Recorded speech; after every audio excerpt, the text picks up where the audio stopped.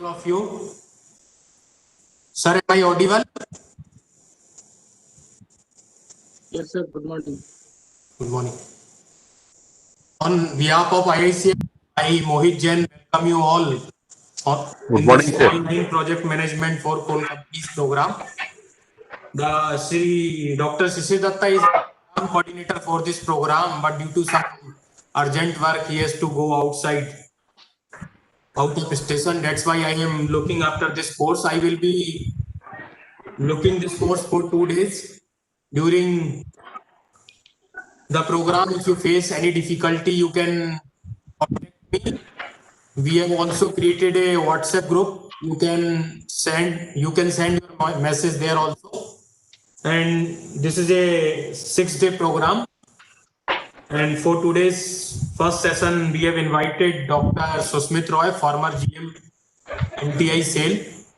He is already here, but all of the participants have not joined yet. So we are waiting for 5 minutes, and after that we will start the session.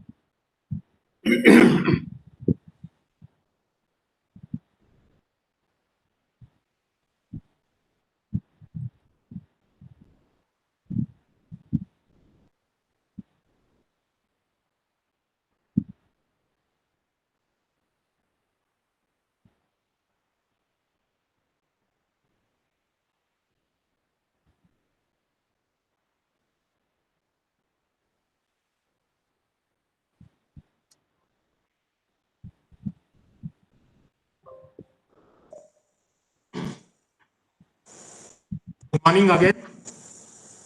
For the first session, our topic is work breakdown structure and network analysis technique. For this session, we have invited Dr. Susmit Roy, former GM, Management Training Institute, SAIL. Dr. Susmit Roy has done his engineering and master's in management from Jadavpur University, Kolkata, and PhD from ICFAI University, Ranchi, Jharkhand.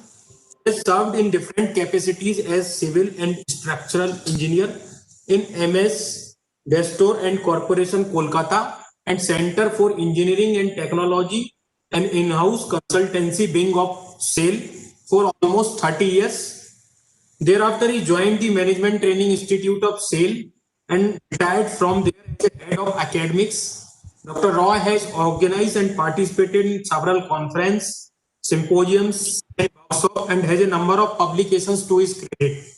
At present, he works as a freelancer engineering and management consultant. With this preamble, I request Sir to take over the session and interact with the participant.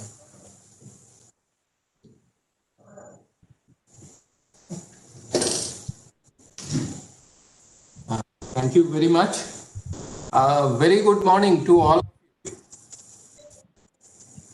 So Morning, sir. I think some are yet to join. Okay, let us start the session, and as people join, we will carry on with.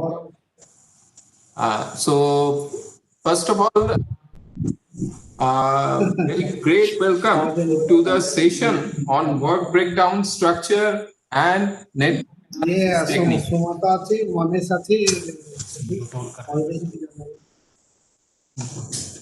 Okay. So welcome once again to the session on work breakdown structure and network analysis. So I'm sharing my presentation, but before we move further into it, let me ask one question. Actually, it has got relevance. In my opinion, it has got a great relevance.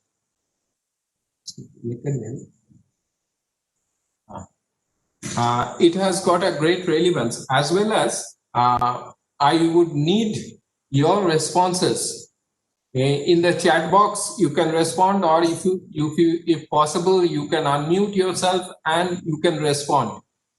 The question is like this, that probably all of you have been involved in different types of projects in your organization, or for that matter, if any other organization you come from, you have experienced projects. Now in projects, you also find that there is a thing called, there is a term called time overrun. So that means basically the project is getting delayed.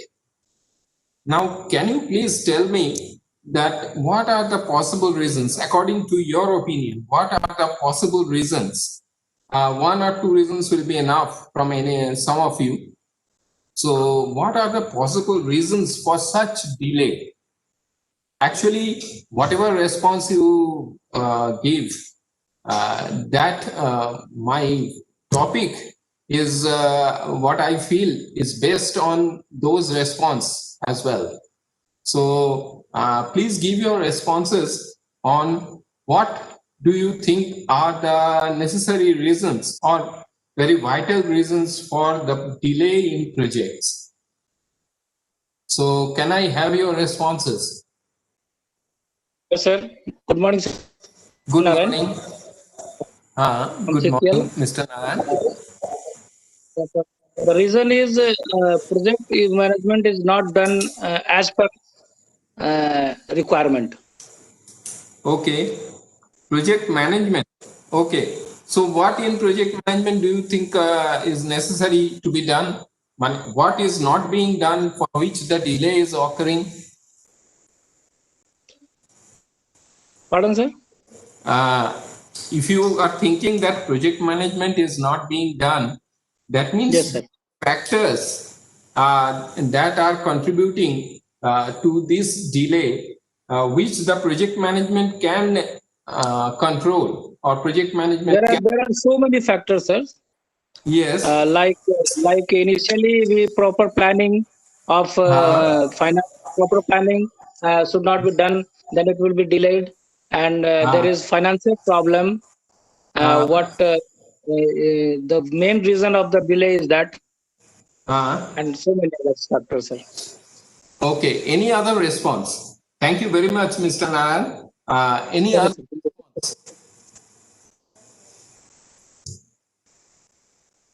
Because the present session is based on such responses, because I want to find out that what you think are the reasons and how they are contributing to this work breakdown structure and network analysis. So don't you think that time estimation or even the getting down to the work level means assessing the work content in a project, if that is not done properly in a planning stage for the project, they can contribute to the project delay?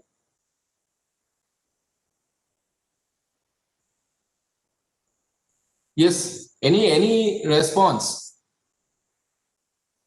Sir, कहीं कुछ response अगर मिले तो we can work on that.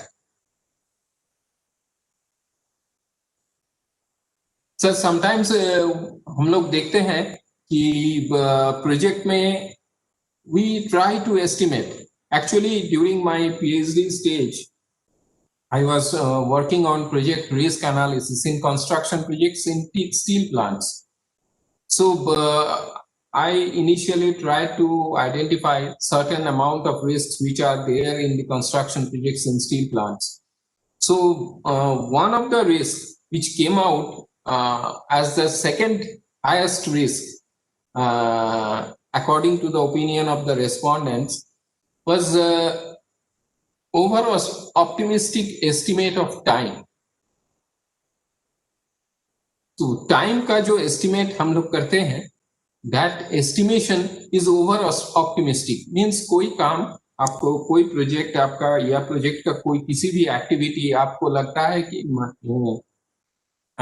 जबकि वो 1 साल या 6 महीना लगेगा, and we are estimating that as maybe because of lack of data, lack of proper assessment.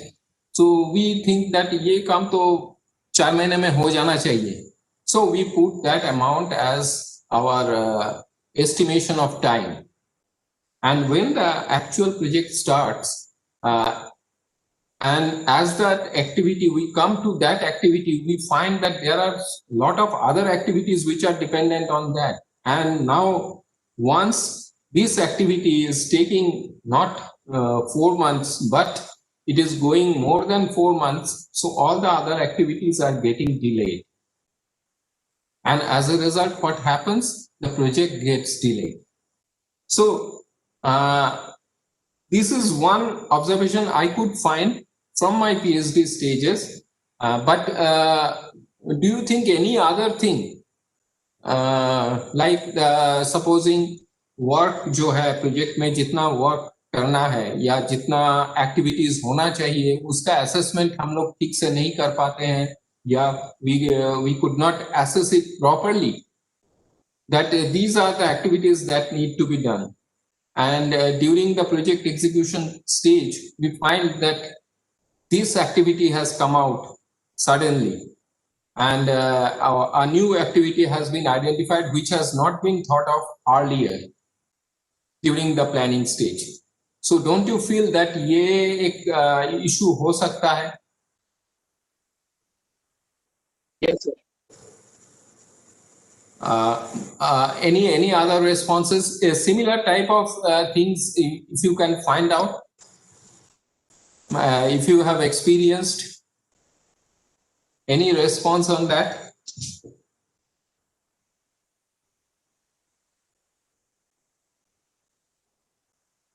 Okay, let us then move on. That what I consider is that you agree that these are the two possible reasons. Maybe there are a number of other reasons. Assessment cost का ठीक नहीं हुआ, या assessment other assessments are not there. Proper planning is not there, as Mr. Narayan has pointed out. Proper planning means time planning for the project is one of the most important, along with cost planning. So and you will find that in most of the projects, the time planning, if it is not proper, then the cost is going to go up. So there is no doubt about that. So both time and cost are very much interrelated. So that is why when we take up this topic, work breakdown structure and network analysis, we emphasize here in this session on the time aspect of the project. Basically, why work breakdown structure? That also we will talk. Then why network analysis and what are the benefits of network analysis and what we do in network analysis, that we will see in this structure. So let us now move on further, that how we will structure this session or how we will go through this session. that is actually the roadmap for the session. So roadmap for the session is like this, that we will discuss about work breakdown structure and its importance, why work breakdown structure is needed. Then, of course, we will discuss about project schedule. And within that, we will be discussing the most important aspect, which is still relevant today, although it was developed way back during the First World War. That is Gantt chart. Have you heard of Gantt charts, sir? Any response? आप लोग Gantt chart सुने हैं ना sir? अच्छा, सबको mute कर दिया गया है ना? Can I? Oh, आ जाएगा. Okay, any response from anyone?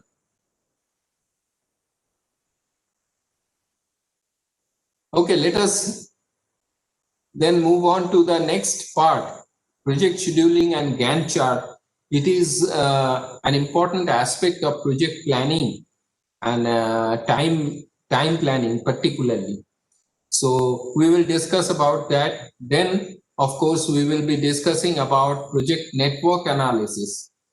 In this introductory part of network analysis, we will be discussing about the elements which are there in the project network analysis. What are the different elements that need to be known and need to be understood before we go for network analysis.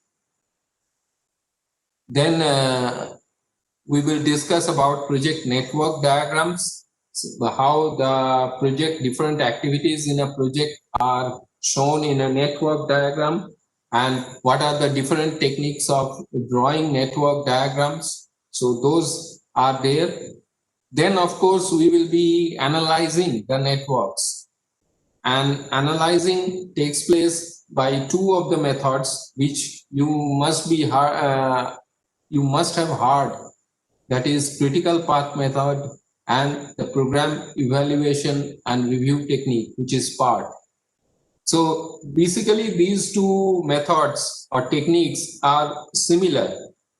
There are only certain differences in estimation of time in these two methods. So that we will be discussing when we come on to these two methods or techniques. So we move on further with the first topic, that is work breakdown structure and its importance. So the very question that comes to mind for this is what is work breakdown structure?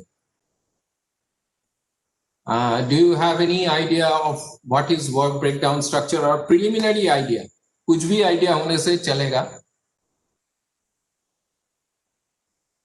Mr. Nayan, Mr. Sahu, Thakur sir, any idea what is work breakdown structure? No, sir. Okay, so thank you very much for the response. At least I can proceed further. It is basically, a project is composed of several activities, and at several levels these activities are carried out. So when we say work breakdown structure, that means a project is a complex combination of different activities. So hierarchically, these activities or these tasks need to be broken down so that a project manager can manage these. So a definition by project management body of knowledge, that is an international forum which has got a Bible for, you can say it is a Bible, known as a guide to project management body of knowledge. It is a US body, but internationally acclaimed body, and they give certification for project management. So how they define WBS or work breakdown structure is that it is a hierarchical decomposition of the total scope of work. That means एक project में जितना काम है yeah, whatever scope of work is there, which the project team has to carry out in order to deliver the ultimate result or carry out the project objectives in order to achieve the project objectives. So that total scope of work is hierarchically decomposed. That means एक level, दूसरा level, उसके नीचे, तीसरा level, उसके नीचे, ऐसे hierarchically decompose करते हैं. So that is called work breakdown structure. Actually, today's software, jitna bhi software hai, and what I see is that on the last day you will be having some idea or some overview about MS Project, and this MS Project is also largely based on this work breakdown structure, entirely based on work breakdown structure. So an idea of work breakdown structure is very important, because a manager, when he manages, he cannot manage without knowing that what are the different activities and at what level these activities are contributing. So one definition is that it is a hierarchical decomposition, and there is another definition, almost same. It is subdividing the overall project into smaller elements. Smaller elements means these elements can be managed by a project manager. जैसे कि we can see this hierarchy. A project is there at the top, and that project is subdivided into project 1 and sub-project 1 and sub-project 2. And this sub-project 1 and sub-project 2 can be further subdivided into task 1.1 and works package, task 2.1 and task 2.2. And at the task level, they can be further subdivided, and they can be divided till they reach this work package level. And this work package is the smallest element of the WBS. That means work breakdown structure. इसके बाद जो है ये activity, each work package has got an activity, and that activity has to be that activity is independent activity for this work package. Supposing in level 5 there are 4 work packages, but activities under first work package is different from activity in the second work package. They are different. I will show you further examples, and where you will find that these work packages are different in the sense that the activities comprising of this work package, they are different.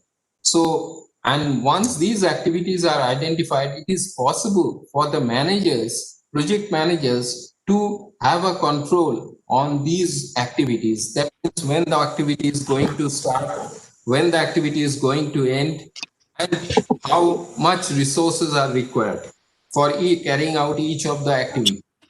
So when we carry out this type of hierarchy, we have shown here 5 levels, but depending on the project, it can be a very large project where maybe all the 5 levels are required. But there can be smaller projects where maybe level 1, level 3 will be sufficient. So at level 3, you will find all of them are work package. So in any case, this decomposition into the work package level, up to the work package level, is called the work breakdown structure. And this pictorial representation is called work breakdown structure. And whenever you go for any software, you will find that this work breakdown structure and their nomenclature or the numbers is becoming important. You are identifying each and every activity, and that activity is related to the work package. So numbering is very much necessary and essential for carrying out the software analysis. So this is what is the WBS hierarchy. Now WBS, yes, any response? Okay. let me move forward. How to create a work breakdown structure. How a work breakdown structure can be created. So the idea is that it can be created in two ways. One is the product or deliverable oriented way, and the other is function or task oriented. Now in product or deliverable oriented way, how is it? So I have taken one example. It is a very simple example. All of you will understand that house construction, or if you want to build a house, it has got several components. A house has got several components. So if you have a land, and you want to construct a house, so first thing that you have to do is you have to find out some artwork. So you have to handle some artwork. So it is this artwork is a product of, and then once the artwork or trenches are cut, then you consider the foundation. That means you are carrying out a construction activity of foundation. So your product is the foundation. And after the foundation, you have the columns, beams, slabs. So they are considered as frames. So this is another product. For a house, columns, beams, slabs, they are one type of frame. So that is another product. Now, once these columns, beams, even slabs are cast, you have the walls, both the exterior walls as well as internal partition walls. So these walls constitute another product for the house. And then from the wall, once the wall is constructed, we go on to the interiors. And interiors can be different elements. And this interior consists of elements like your paint work, your sanitary work, or plumbing work, your electrical work, your other mechanical work. So all these come under interior. So again, what you see is that at house, it is a project house. So it is at level 1. And at level 2, based on the product or deliverable, we find that there are so many subdivisions. And for each of these subdivisions, there are further subdivisions. So that is, house is at level 1. This artwork, foundation, frame, walls, and interiors, they are in level 2. And if you take it further, they will go up to level 3. So this is what is product-oriented WBS creation. That means product-oriented work breakdown structure, and this is how it is created. Similarly, function or task oriented, same for house. Now, if we consider it as a function or a task, it is composed of several tasks. Like house construction is a task. Main task is house construction. So constructing a house, it is a project. And within that, you have, earlier it was earthwork, now it is excavating. So that is the task of excavating is now constituting one work breakdown structure. The second one is concreting. Now this concreting can consist of concreting in foundation, concreting in frames, that means columns, beams, slabs. So all this concreting is coming under this one head. But if you go further down, you can break them into 3 different types. One is foundation, concreting in foundation. The other is concreting in columns. Third is concreting in beams, or beams and columns you can keep same. And for third is concreting in slabs. So level 1, it is house construction, and at level 2, it is concreting. So similarly for machinery work, you always have these external walls, internal walls, and there are so many types of walls. So they can come boundary walls, they can come under machinery work. Again, if machinery work you want to divide, you want to decompose further, you go to level 3 and you can have these three, that is external wall, internal wall, as well as boundary walls. So that is the breakup. Similarly for plumbing and electrical, all these are basically, as you see from the first one, the difference is that here you are identifying the activities or the tasks. So this way also you can create the work breakdown structure. So these are the two different types of work breakdown structure that you have seen. One is product or deliverable oriented, and the other is function or task oriented. And in product oriented work breakdown structure, it helps in assigning performance, means who is going to perform that and what will be his standard of performance. Then you can identify or estimate the cost for each of these products. That also can be done, and what are the time required. And here in the function or task oriented, you are basically integrating all the activities or the tasks for house construction. So it is based on the activity or task. Here also you can carry out the cost and time analysis based on the activities or the tasks. So this is how the work breakdown structure is created. So which method you will adapt? In organization, they have a preference or they have a practice of creating work breakdown structure. So they can follow any of these methods. So it is a matter of preference. For individual, it is a matter of preference, and for organization, it is a policy that they will go for this. So most of the times what we have seen is that ours in steel plants, whatever work is carried out, work breakdown is based on function or task oriented way. So excavating, concreting work in slabs, concreting work in beams and columns, concreting work in foundation. That's how we identify and we create the tenders in that fashion.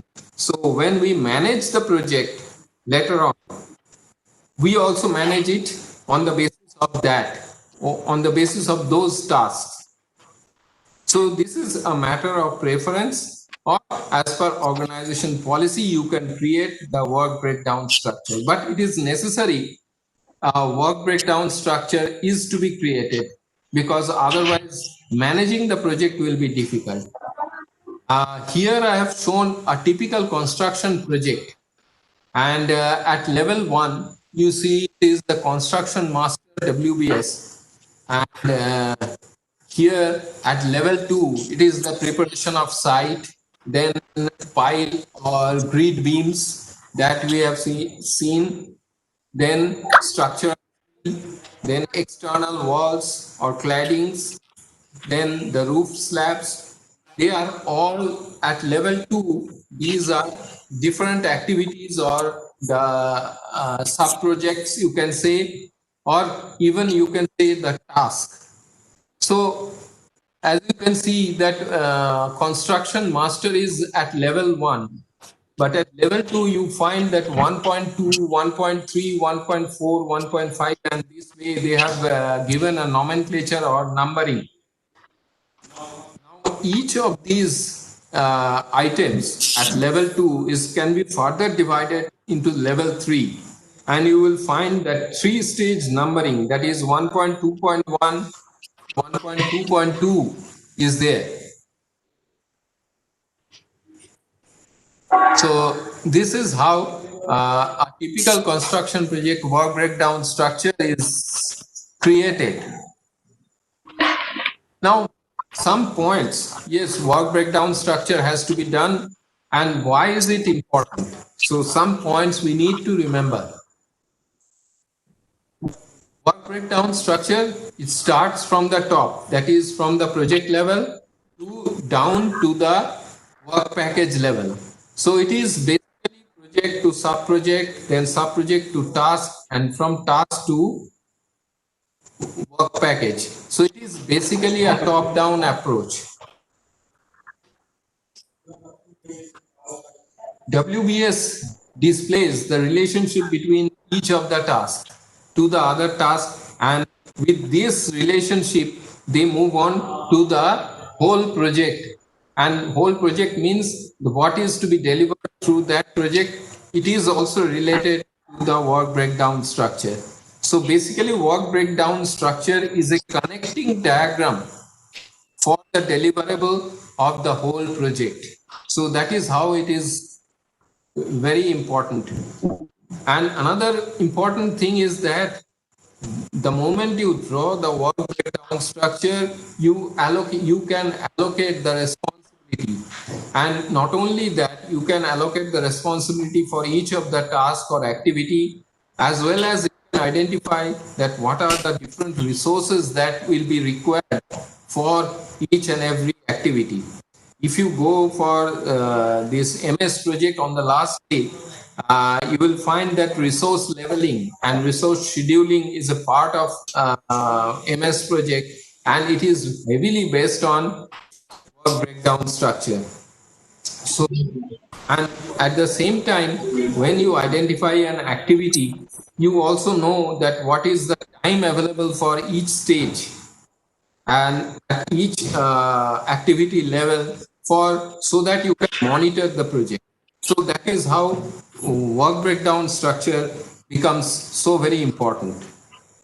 Basically, what it does, it integrates the different project efforts at different levels, at different task levels, at different sub-project levels. It integrates all the efforts, all the human efforts, equipment efforts, and the cost efforts. So all these are integrated through the work breakdown structure, and it also helps in managing the resources. So any question? Anything, any response? So can I move forward? Sir okay sir बीच में response देते रहिए so that I will understand that we are on the same page sure sure thank you sir okay now we are coming to the project schedule part. The work breakdown structure is what we have discussed. Now, how this work breakdown structure as well as the project schedule, they join together. And when we talk of project schedule, why is the need for project schedule? Because simply breaking down the project into some activities or tasks is not enough. You need to integrate those project activities, and you also should know that each of the project activities, when it is starting and when it is ending. So now here comes the important aspect of time, and then only you can manage the project time. And how?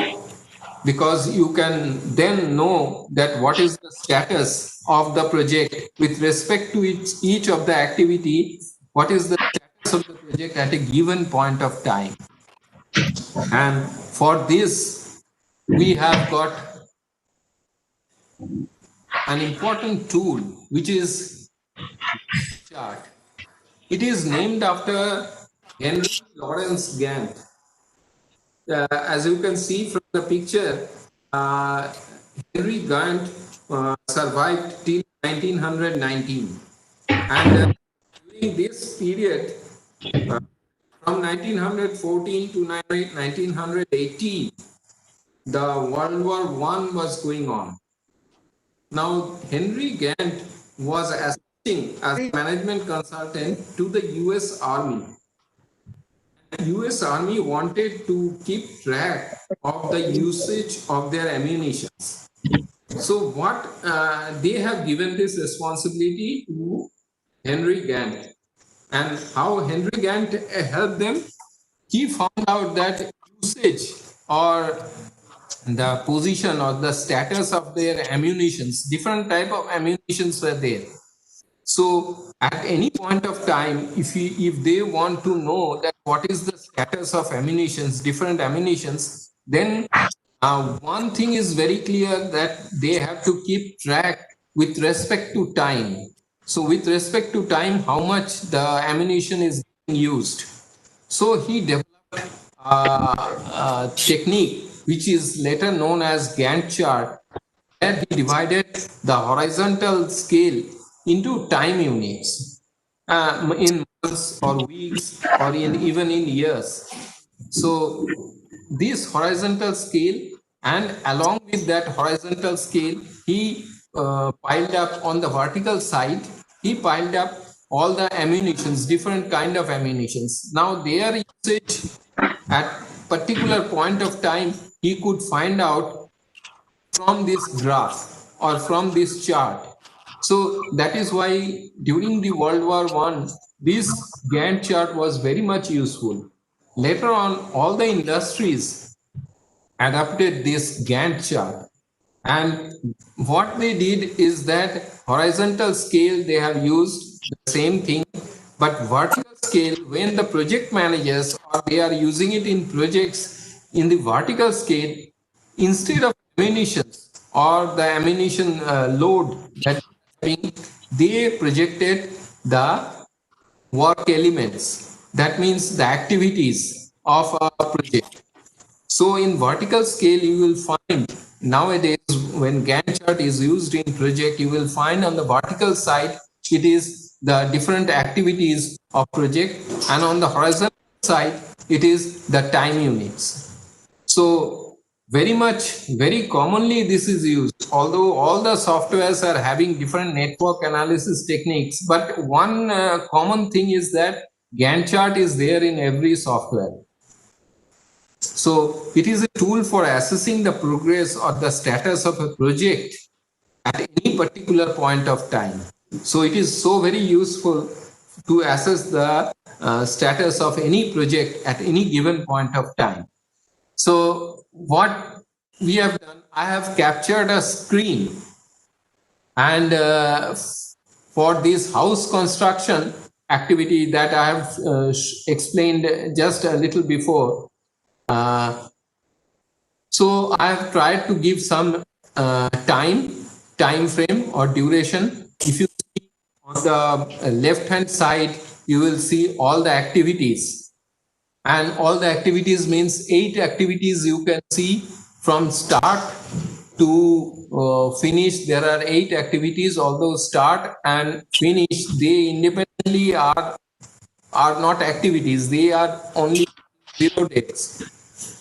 But excavation is the one activity, then foundation, casting of building columns or building frames, wall construction, plastering inside and plastering outside. All these activities I have tried to show. It is just an imaginary thing that I have shown here, just to explain that's how Gantt chart is useful. And whenever on the left hand side, if you give an input, later on I will show that this left part is basically for input or giving inputs, and the right side, it is basically the diagram part. So here you will find that all these activity durations are shown in a bar with the start date and end date indicated. So each activity is shown in a bar with a start and end date. And in earlier stages, when Gantt developed this chart, he didn't have this, or he didn't felt the necessity to show the interdependency of one ammunition with other ammunition. So he didn't think about interdependency. Although he talked about time units and the status of ammunitions, but one ammunition dependent on other, that was not there. So that has been developed when it was used in project activities. So where project activities, some of the activities will be dependent on some other activities, and that interdependency has to be shown. And that is how in today's Gantt chart you will find that there are arrows showing the interdependency. So in this diagram also you will find different types of arrows showing the interdependency of each of the activities. Now, as we move on, we find that one disadvantage of which I talked about is that at the during Henry Gantt's stage, or when he developed, dependence of activities upon each other with respect to their start was not there. But later on, it was embedded, or it was developed, and it was put into this Gantt chart. So that is a development in Gantt chart. But earlier, it was a big limitation for Gantt chart. And another limitation was that for project, which are the activities which are critical and which are not, that distinction was not there in Gantt chart. So that was again another limitation of the Gantt chart when it was earlier developed. Later on, when softwares came into being and all these project management softwares are there, so what they did was that they have incorporated interdependency, as well as they have incorporated the identification of critical activities. So that was possible with the development of computer softwares. So these were basically the disadvantages of Gantt chart, but later on all these disadvantages were overcome with the advent of the different softwares. So let us move further. So how this development came? Because there are certain limitations, and for which the Gantt chart needed further refinement. And this refinement came in the form of project network analysis. So we move on to project network analysis, and this project network analysis is the main topic here in this session, because once we know what are the different elements of project network analysis, then we can carry out the network analysis techniques. Then we can carry out the software analysis of project network. So before we carry out network analysis, we need to know that on the basis of network, how a project is defined. A project can be defined in many ways. So one of the definition, when we consider network analysis or project network analysis, definition of project is, it is a set of interrelated activities, and that are organized, those activities, those interrelated activities are organized for achieving a project objective or a common goal for the project. Supposing a house construction, it is the goal of the project to construct a house by this time. So there are so many activities like excavation, like foundation casting, like concreting in walls and all those things. So all these activities are interrelated. One has to start after a certain time, the previous activity is completed. So this way, all these activities are interrelated. And once activities are organized in interrelated fashion, they give us the project goal, that's the house. So with respect to network analysis, project is defined as a set of interrelated activities that are organized for a common goal or objective. Now, the question comes that what is project schedule? Project is there, then project schedule, what does it? Project schedule is nothing but giving you some information, some additional information with respect to those activities. A project is comprised of several activities. So each activity has got a start time as well as a finish time. So specifying those start and finish time comes under project schedule. And it also contains information about the resources required for each activity. How many casting machines is required, how many excavators are required, how many people are required, at what level these people are required, how many engineers are required. So all these information with respect to each activity is given in the project schedule. So then once we get project, we define project, and then we know that what is project schedule, then we come on to the network. That means it is a network showing the sequence and interdependence of activity in a diagrammatic form using standard symbols. There are certain standard symbols for indicating activities and even indicating the start point or end point of the project. So all these are shown in the project network. Now project network, when we have a project network, determining critical path becomes necessary, and determining the end time or the finish time of the project is necessary, for which we have two techniques. One is critical path method, which is CPM, and the other is program evaluation and review technique, which is PART. And of course, these two techniques we will be discussing subsequently. And the softwares that we are using are nowadays, there are several softwares for analysis, but very widely used, and in organizations they generally use either Primavera or Microsoft Office project or Microsoft project, MS project that they say. So these are the two very well-known softwares in project management or project time management, as well as resource management.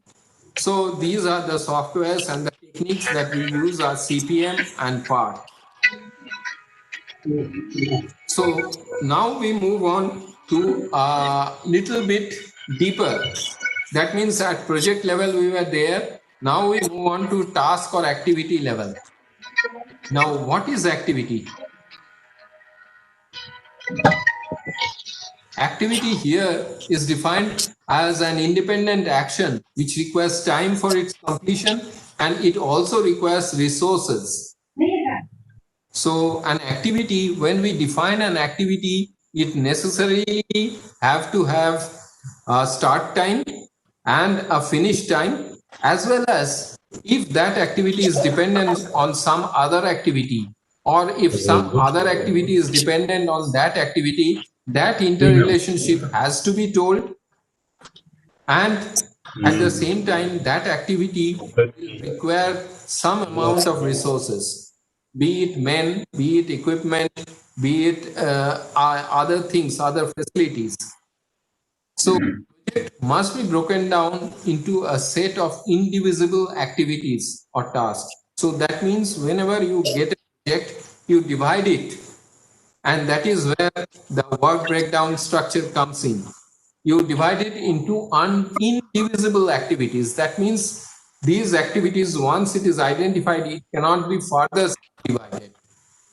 So a project must be broken down to a set of indivisible activities, and a project planner must specify the work content of each activity and the estimate of the activity times. If you recall, जब हम लोग first बात कर रहे थे कि project delay का कारण क्या है, एंड उसमें हम लोग एक चीज जो नारायण साहब बताए हैं कि प्लानिंग स्टेज में ये work content of each activity, that means ये एक वर्क में एक्टिविटी में how much work is to be done and what is the estimation of carrying out those work has to be estimated. And estimation में अगर कहीं कुछ गड़बड़ हुआ, it is gone. Now I can narrate one incident. It happened in one of the steel plants. So इसमें at some point of time it was that ये steel plant जो है इसमें हम लोग एक बड़ा सा modern steel making unit लगाएंगे. Blast furnace रहेगा, steel melting shop रहेगा. So it was huge. The plant till that time इसमें उसका प्रोडक्शन ऑलमोस्ट 1 मिलियन टन था, वो भी था 0.1 मिलियन टन करीब प्रोडक्शन हो रहा था. तो दे थॉट ऑफ दैट नहीं, इसको 2.5 million tonne modern steel plant हम लोग बनाएंगे. So they started work and what happened, they have estimated that this is the time that will be required and these are the activities that will be.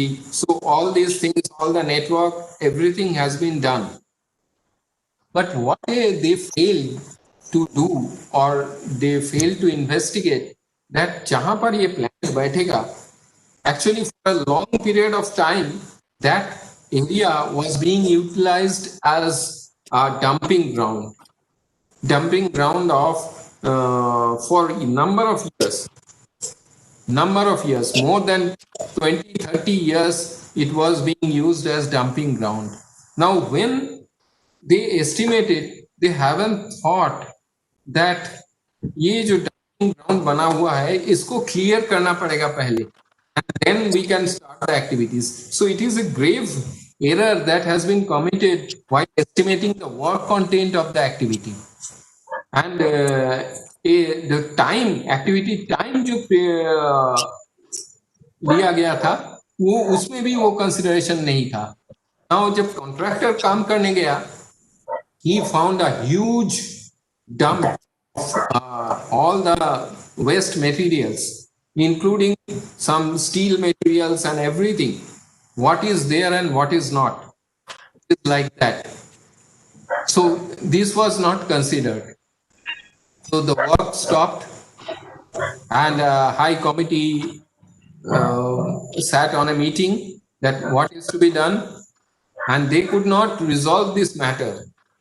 And contractor told that ये तो हम consider नहीं किए थे, because आपके इसमें कहीं पर इसका कोई जिक्र नहीं है कि इसमें इतना बड़ा एक dump, and dump is at some places that dump was almost 80 meter high. Almost 80 meter high. So that huge dump, clearing that huge dump itself is an activity, is a separate activity which has not been considered. And that activity, since it was not considered, and when the construction started, that has to be taken care of, the project got delayed. Got delayed because वो activity लिया हुआ नहीं था, उसके लिए almost 8 months they had to spend 8 months to clear the site. So these activity times, work content of each activity has to be very properly estimated, and for that estimation, if site investigation, site visit is necessary, that has to be done. And that is why it is the most difficult part of the project planning, because sometimes we don't know till what level we have to break down and what are different work contains. And that is where we fail most of the times. लोग assess नहीं कर पाते हैं. And that is why when the work begins, we find that there are a lot of activities. Extra payment करना पड़ रहा है, and extra काम हो रहा है, and all these things. ये वाला हटेगा तो इसको कट के तो मीटिंग से लिखा कि लेफ्ट. अब Is there any response, sir? Photo है ना. हाँ, तो अभी कहाँ है मीटिंग? नहीं, हम काट दिए, इसको काट दिए थे कैसे थे. अभी हम Okay. Let us move on. So once we know the activity, assessment of start time and end time, or the finish time of an activity, an important part of the project planning methodology is specifying the interrelationship among the activities. That means activity A, activity B, activity C hai project. So how is activity A related to activity B? Or how is activity B related to activity C is to be known, has to be specified.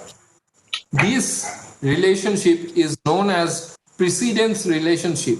Sometimes one activity, supposing activity B, it is preceded by activity A.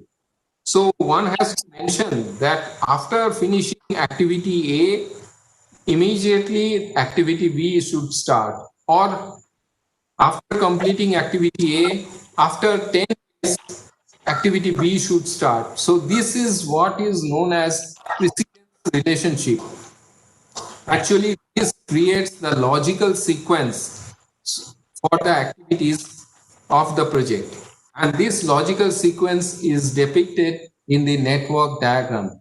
So when we go for network analysis, we should know it is not only the activity time, activity start time, activity finish time, as well as activities precedence relationship. That has to be. So here I have taken up one MS project. From MS project, I have taken up a blank input sheet, how you have to type in the inputs.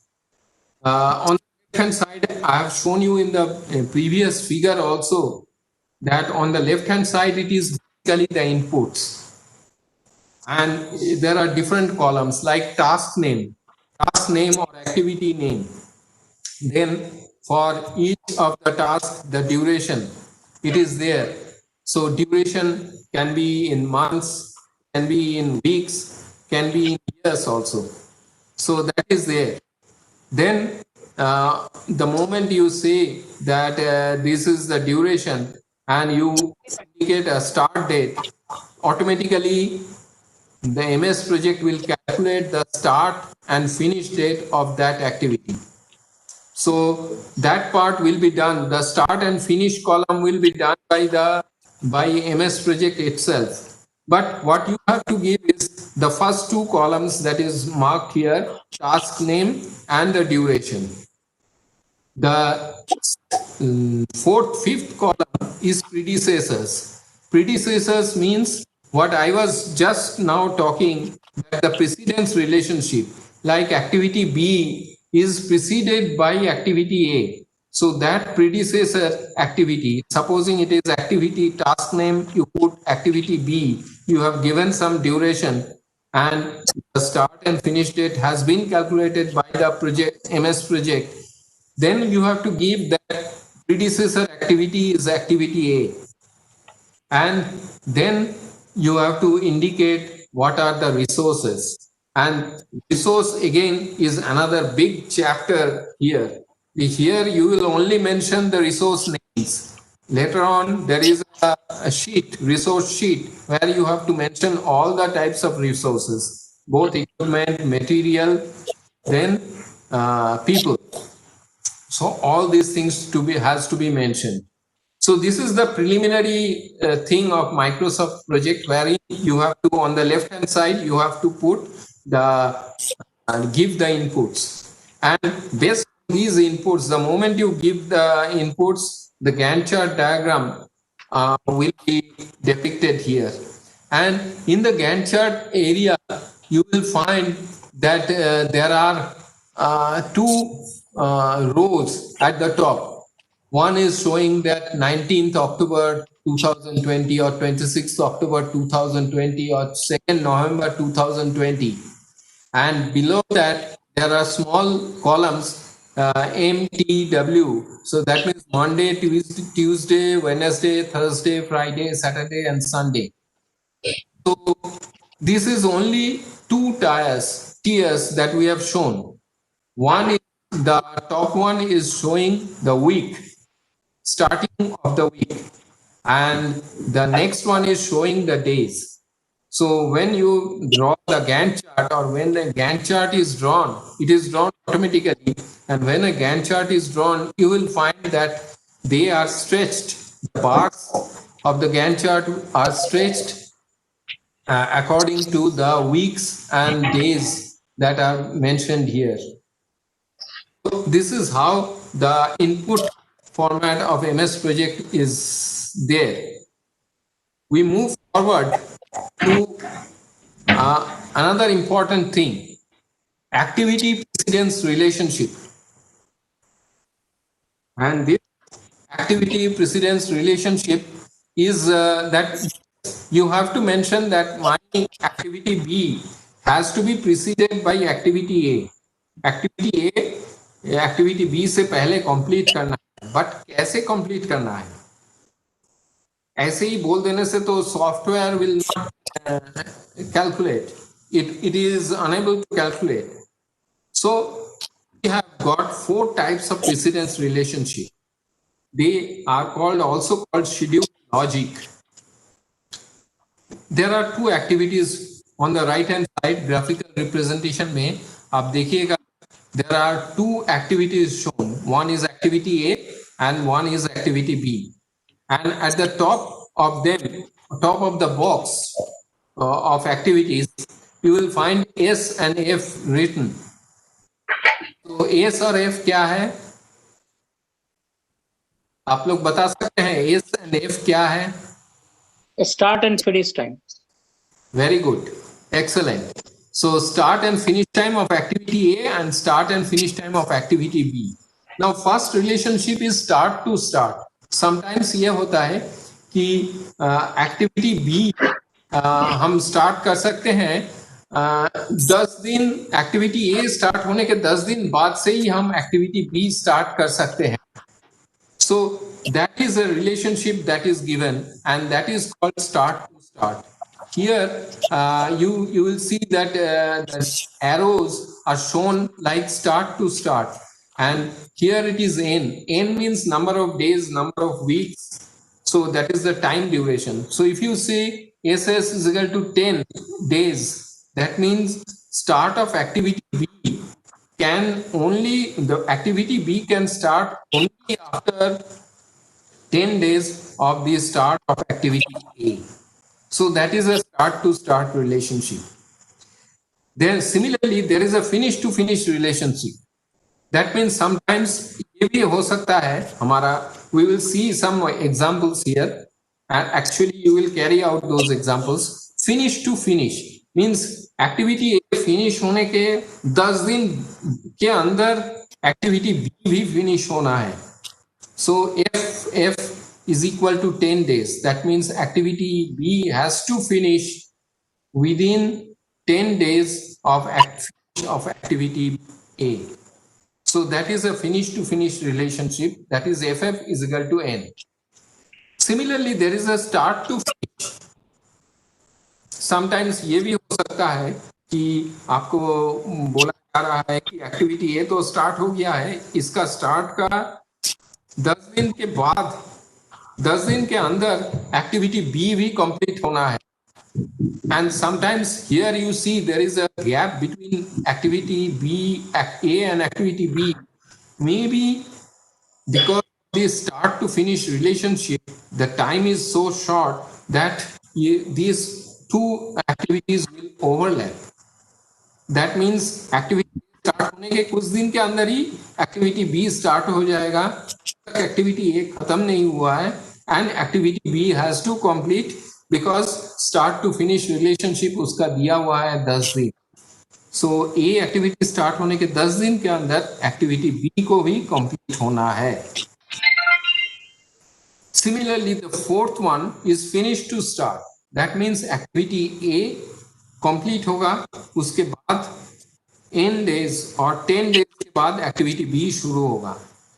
Sometimes it can be such that activity A खत्म हुआ, immediately activity B शुरू हो जाएगा. In that case, Fs is equal to n जो बोल रहे हैं वो n का वैल्यू हो जाएगा 0.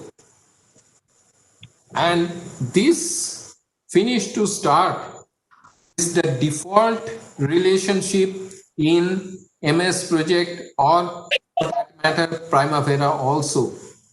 Finish to start, that, and the default thing is that finish to start, अगर खाली बोला हुआ रहेगा, that means finish to start means A activity complete हुआ, immediately B activity start हो जाएगा, means Fs is equal to 0, and that is the default relationship. So whenever you draw a network diagram in MS Project, unless anything else is mentioned, it is finish to start relationship.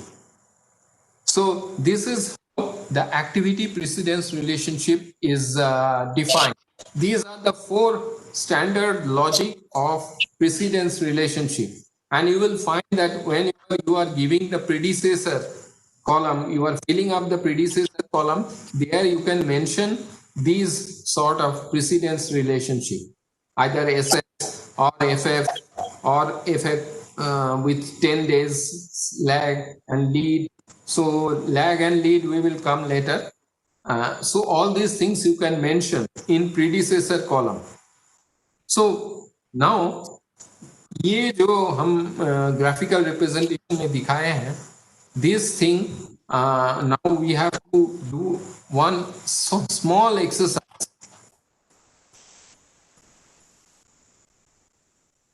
This small exercise is showing 4 conditions जो आप लोग पढ़े हैं अभी अभी हम लोग जो डिस्कस किए हैं.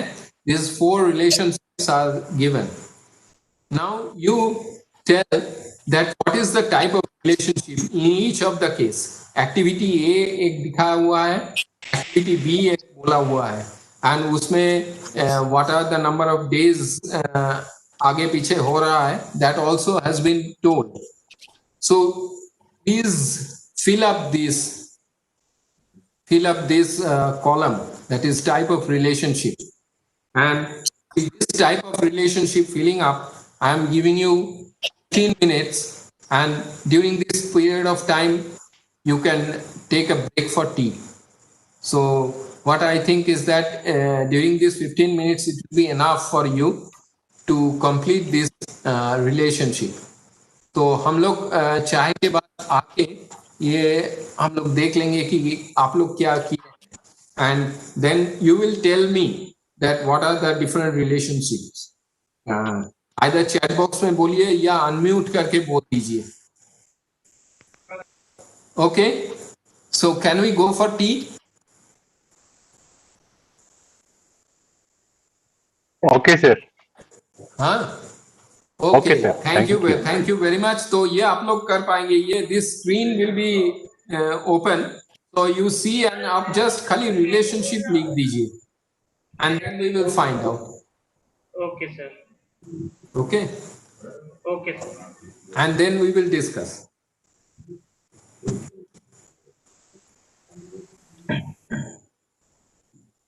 Okay. So we are breaking for tea right now. We will come back at 20 हो रहा है 11:20. So 11:35 में हम लोग आएंगे. Okay.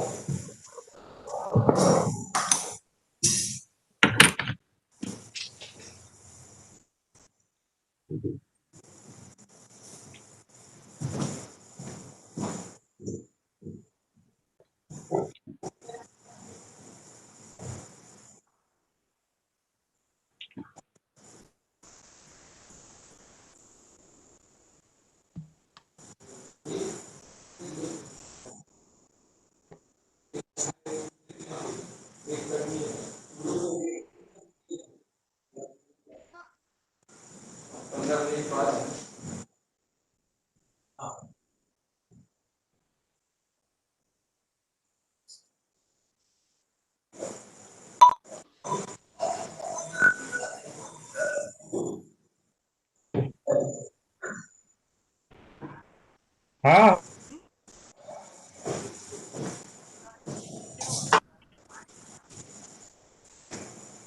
आवाज नहीं आ रही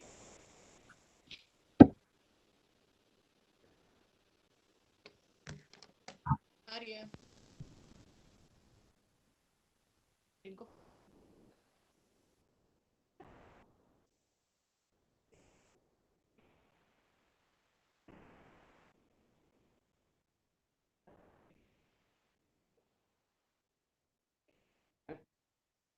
क्या हुआ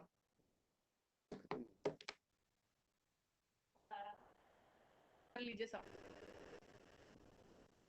कॉल आ रहे हैं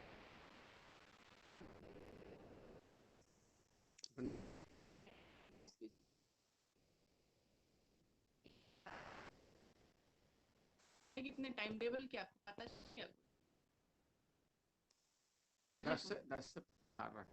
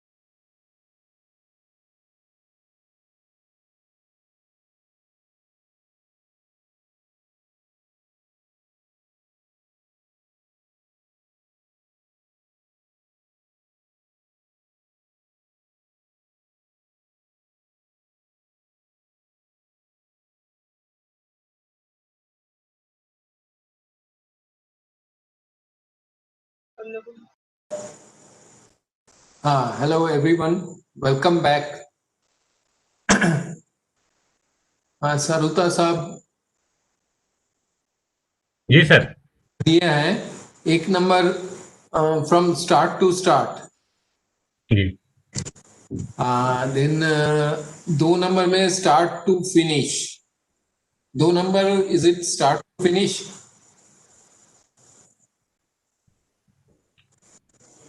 दो number will be laying of asphalt on the parking surface, yes, parking space, and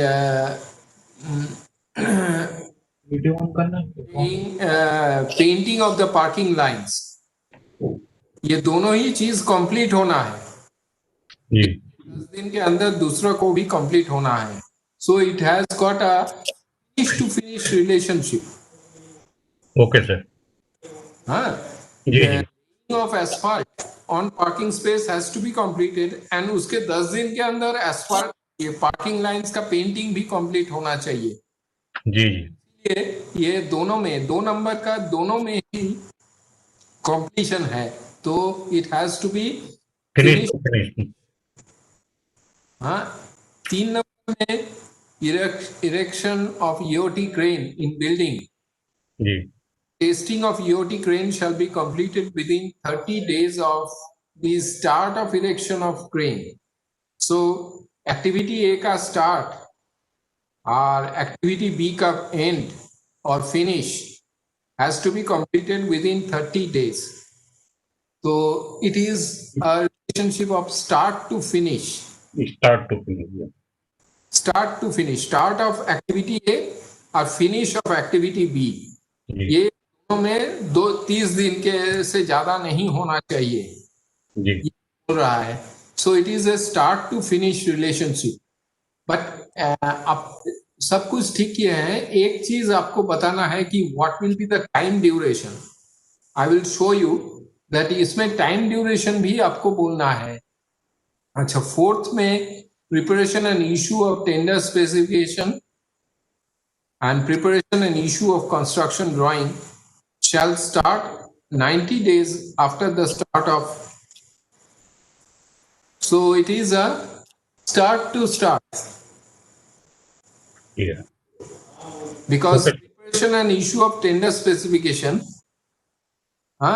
shall start preparation and issue of construction drawing, which is activity B, shall start after the 90 days of the start of preparation and issue of TS. So that means start of activity A, उसका 90 दिन के अंदर start of preparation and issue of construction drawing वो होना चाहिए. That means it is a start to start relationship. It okay is sir. finish. हाँ, आपको start बोला हुआ है. जी जी So this is the relationship. Anybody else? Another answer I am getting is from Malay Sarkar. आपने 2 number के लिए लिखे हैं finish to finish. Yes, it's okay, fine. 3 number के लिए लिखे हैं start to finish, it's fine. And 4th के लिए लिखे हैं start to start. Yes, absolutely correct. And एक के लिए लिखे हैं finish to start. Okay, fine. Absolutely. Only thing is that you have to mention the duration as well. This project you have to give predecessors. You have to mention the number of days or number of weeks or months. ये duration भी देना है. कितना दिन बाद start होगा? Otherwise, MS Project cannot draw the network diagram.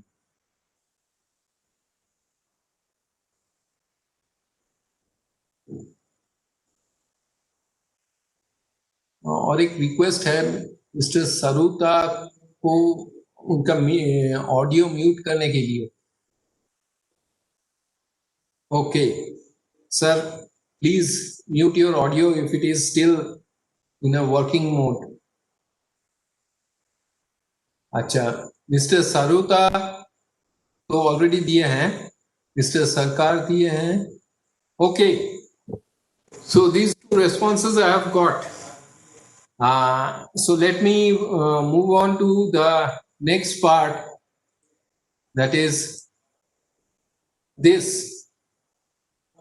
Now you see that first one is finish to start relationship.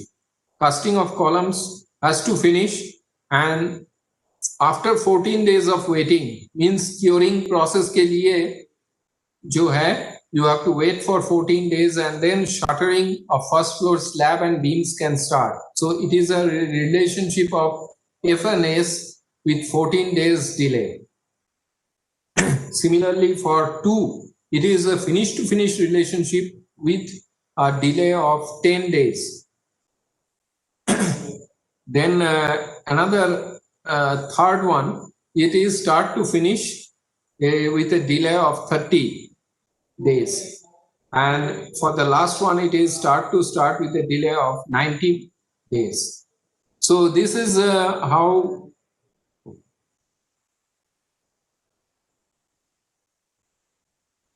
we have seen that how the precedence relationship can be defined in MS project. So this is one example that we have seen. We will move on to further that we have seen activity. Activity, what is activity? What is the activity start date and finish date and all those things. Activity precedence relationship, that also we have seen. And the schedule logic, that is the 4 logics, that is finish to start, finish to finish, start to finish, and start to start. So that those logics we have seen. Now we have come to another important aspect, that is event and milestone.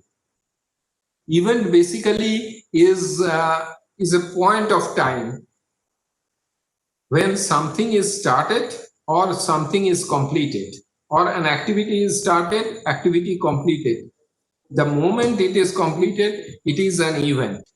So event signifies an instant in the time schedule. It is not an activity. Sometimes in MS project, we define it as activity of 0 duration. Otherwise, MS project cannot take it as a event. So later on, you will see in some of the examples I have given where I have mentioned the start and finish of an activity is represented as event. So while mentioning the start and finish of a project, we have mentioned it as activity with a 0 duration.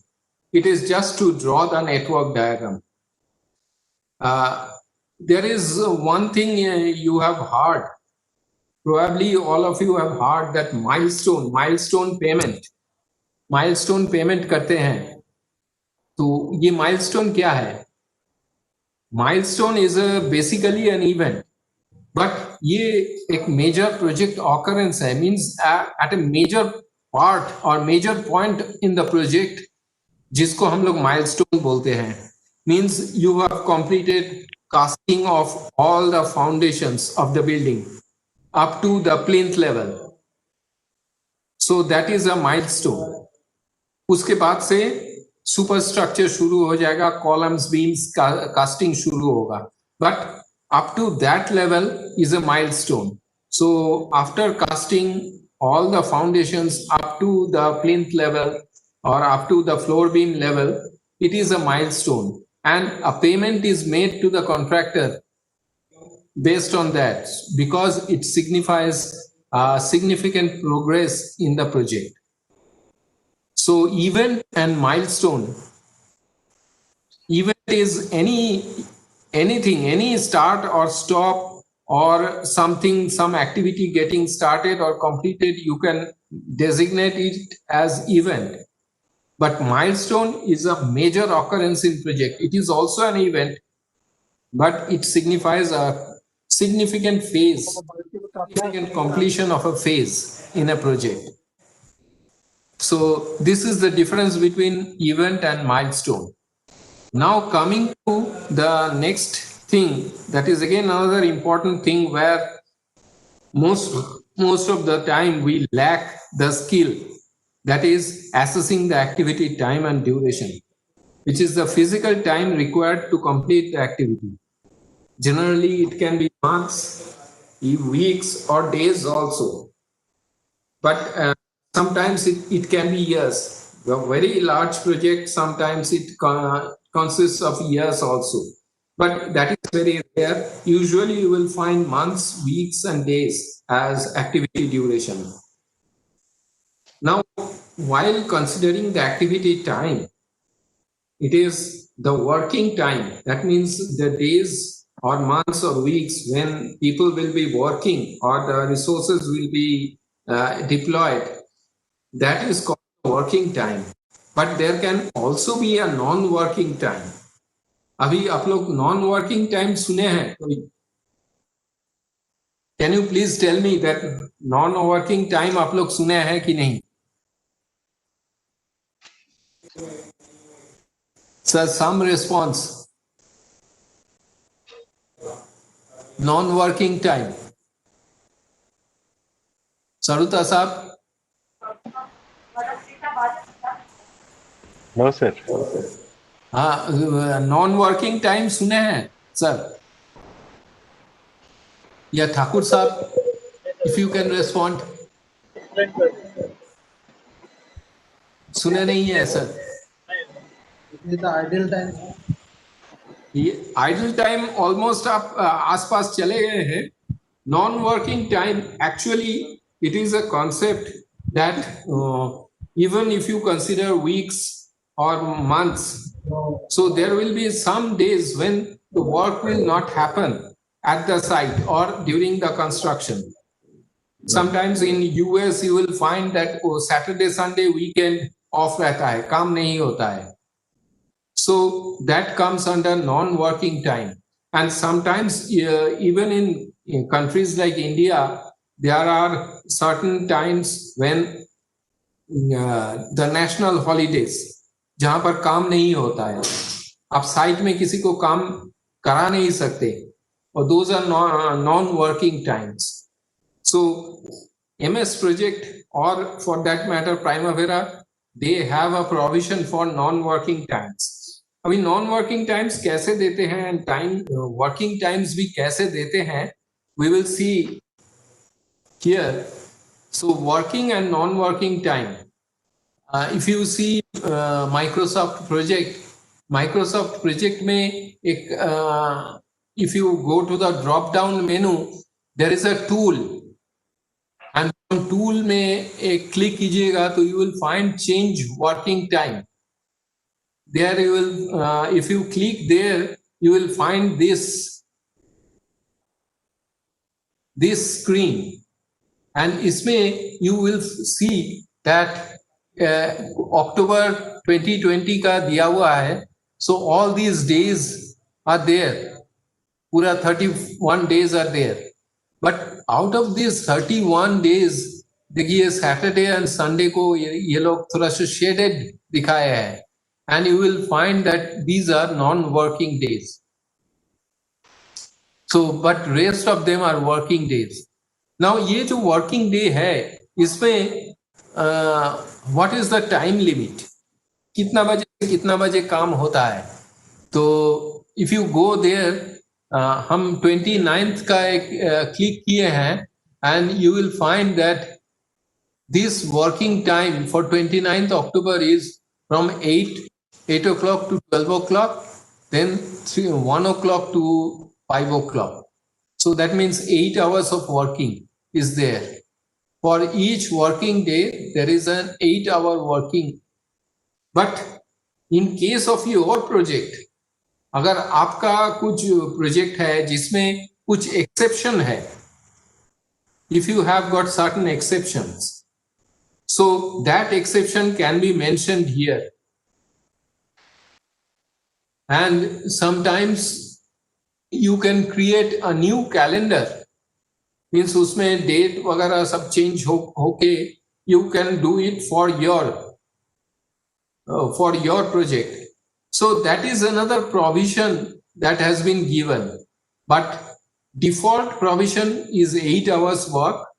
Sometimes 3 shift working hota hai, so it is 24 hours working. So that also can be given. And there is at the bottom of this dialog box, you will find that option is there.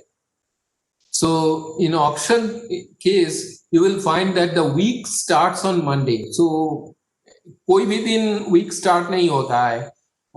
If the MS project has to consider, it will consider any Monday as the start of the week. And the fiscal year starts in January. But you can change it to April.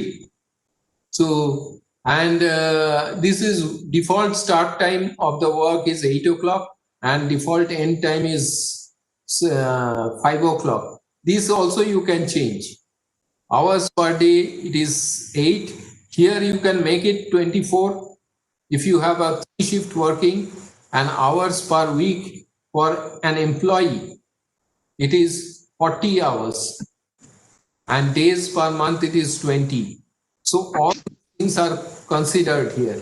So when you are considering the working time, all these things need to be seen and need to be finalized. Then only your project network will be complete and will be proper. So moving ahead, now we will see what is the non-working time. Non-working time is basically another time which is the Saturday and Sunday. Here they are mentioned as non-working here. So that also you can mention. You can make these as non-working, or in case of India, Saturday is also working. So you can make only Sunday as non-working day. And the moment you indicate that these two are non-working, you will find that in your Gantt chart or Gantt chart area, you will find that these Saturdays and Sundays are shaded. So whenever you see, these are non-working times. This is so up to this much, it is clear that you have to assess the working time as well as non-working time. These are all required for carrying out the analysis, network analysis in softwares.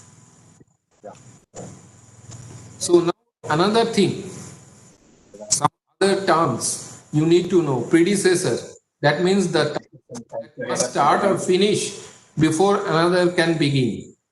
So any task and activity prior to the activity which you are concerned, they can be predecessor.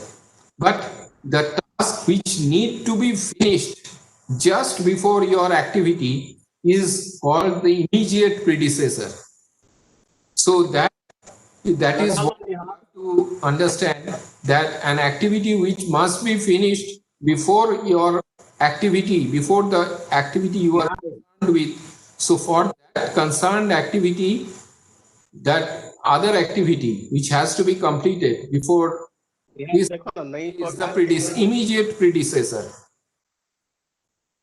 Then comes the successor. Actually, successor comes from the predecessor activity. So for any activity that is following the activity that you are concerned is the successor activity.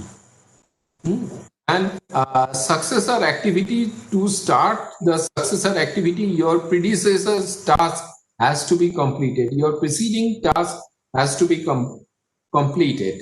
So ये मान के हमें network analysis में आगे बढ़ना है कि एक प्रीडिसेसर रहेगा एंड प्रीडिसेसर रहने से सक्सेसर भी रहेगा. एंड प्रीडिसेसर में जो एक्टिविटी एकदम हमारा कंसर्न एक्टिविटी से पहले ही खत्म हो रहा है, जिसके बाद हमारा कंसर्न एक्टिविटी शुरू हो रहा है, that is called immediate predecessor. Now another thing, another constant, schedule में बहुत सारा लॉजिक देके हम लोग ये देखिए शेड्यूल लॉजिक बोले हैं, तो शेड्यूल में हम लोग लॉजिक दिए हैं कि स्टार्ट टू स्टार्ट और फिनिश टू स्टार्ट और स्टार्ट टू फिनिश और फिनिश टू फिनिश, ये लॉजिक दिए हैं. So these are all schedule logics. That means इसी लॉजिक के साथ आपका network will proceed, will move, will be constructed. But there can be certain constraints in that.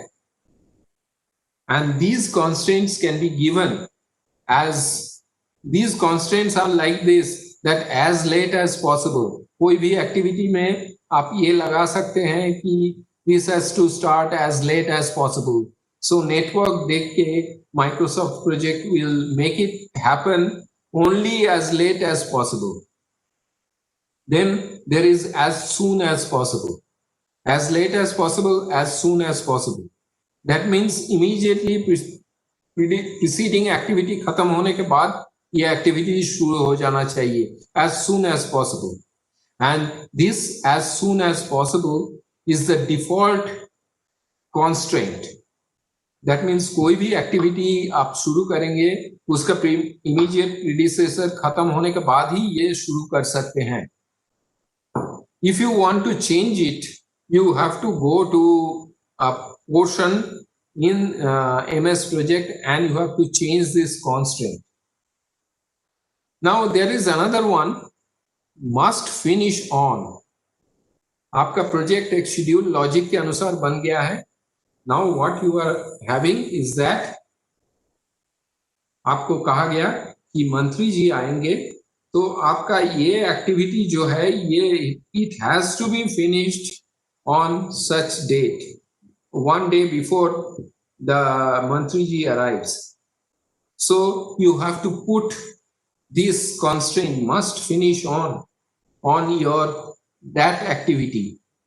And ये होने से क्या है कि it is schedule में, schedule के हिसाब से वो activity बाद में finish होना था, but क्योंकि an important event is happening, some minister is coming, you have to finish it one day before. So that is must finish on, आप डाल देंगे ना, तो your schedule logic को आप override कर रहे हैं, and you will find that your network diagram has changed. Sometimes it may so happen that your critical activities may not remain critical. The activity where you put must finish on becomes critical. That can also happen. So ये constraints के बारे में आपको जानकारी चाहिए. So we move on to the next part here, where and how to put these constraints. So in MS project, you will find that there is a drop-down menu which is called project. And in project, you will find task. If you click, you will find task information. And task information click करेंगे, so you will find this dialog box. And this dialog box contains several items like general, predecessor, resources. Then there is one advanced. अभी ये advanced में आप click कीजिएगा, तो you will find all these things. जहां पर आपको एक ये हो रहा है constraint type, and constraint type में all these constraints are given. So you have to put on the relevant constraint that you are having, और constraint के साथ साथ आपको constraint का date भी put करना है. The moment you put a constraint, click करेंगे constraint में must finish on, तो आपको date मांगेगा वो, and the moment you put that date, it will guide the entire network. आपका नेटवर्क उसी में चेंज होगा, शेड्यूल लॉजिक को छोड़ के वो नेटवर्क तब आपका ये जो कॉन्स्टेंट दिया हुआ है इसी के बेसिस में चेंज हो जाएगा. So this is how you can also give certain constraints with respect to time. एक तो शेड्यूल का जो लॉजिक है वो उसके हिसाब से आप दे सकते हैं, और दूसरा है अगर कांस्टेंट कुछ आ गया है, so that also you can give in MS project.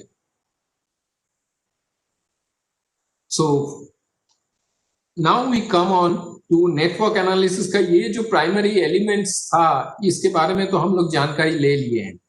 Now अभी network arrow, network diagram draw करने का टाइम आया है. So हमें क्या चाहिए नेटवर्क डायग्राम ड्रॉ करने के लिए? We need the activities their time duration, and their precedence requirements. ये होने से हम लोग नेटवर्क ड्रॉ कर सकते हैं. बट नेटवर्क ड्रॉ करने के लिए भी there are two different ways a network can be drawn. One is activity on arrow network diagram, where the activity is shown like an arrow. I will show you in the next slide that how the activity is shown. And on the activity is shown as an arrow, and the tail end of the activity is showing the start of the activity or the beginning of the activity, and the head end is showing the completion of the activity. Now, how it is represented? Like this. नीचे आप देखिए, there is a diagram where A, B and C तीन activity दिखाया हुआ है. They are represented by arrows. And A के पहले on the tail end side of A there is a circle जिसमें 1 is shown, and head end में 2 is shown. So activity is starting from event 1 and ending at event 2.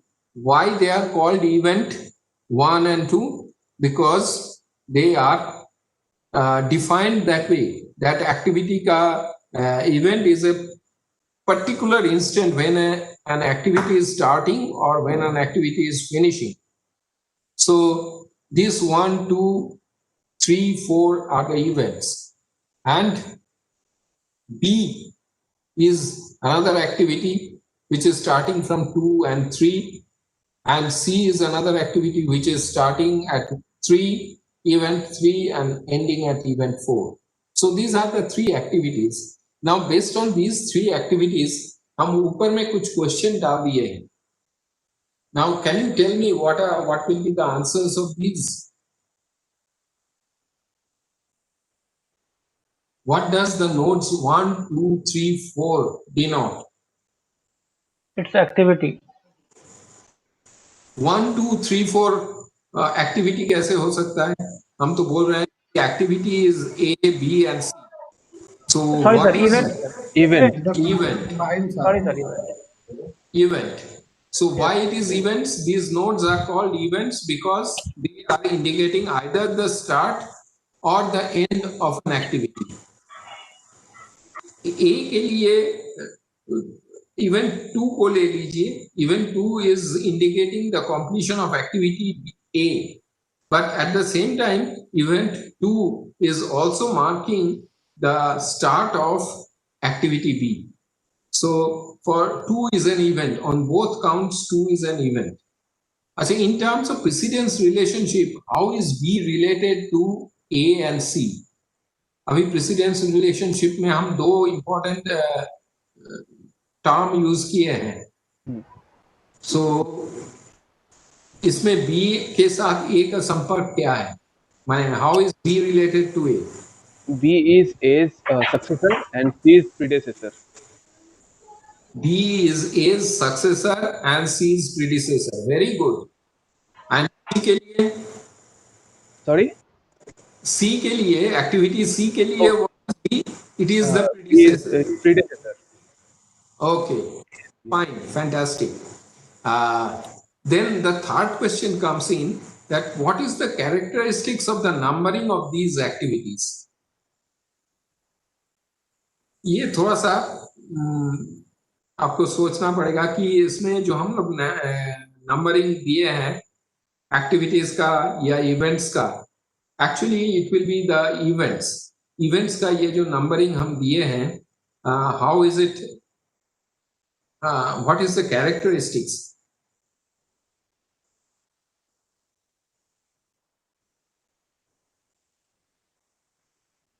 Even for activities also, how is this, how is it special?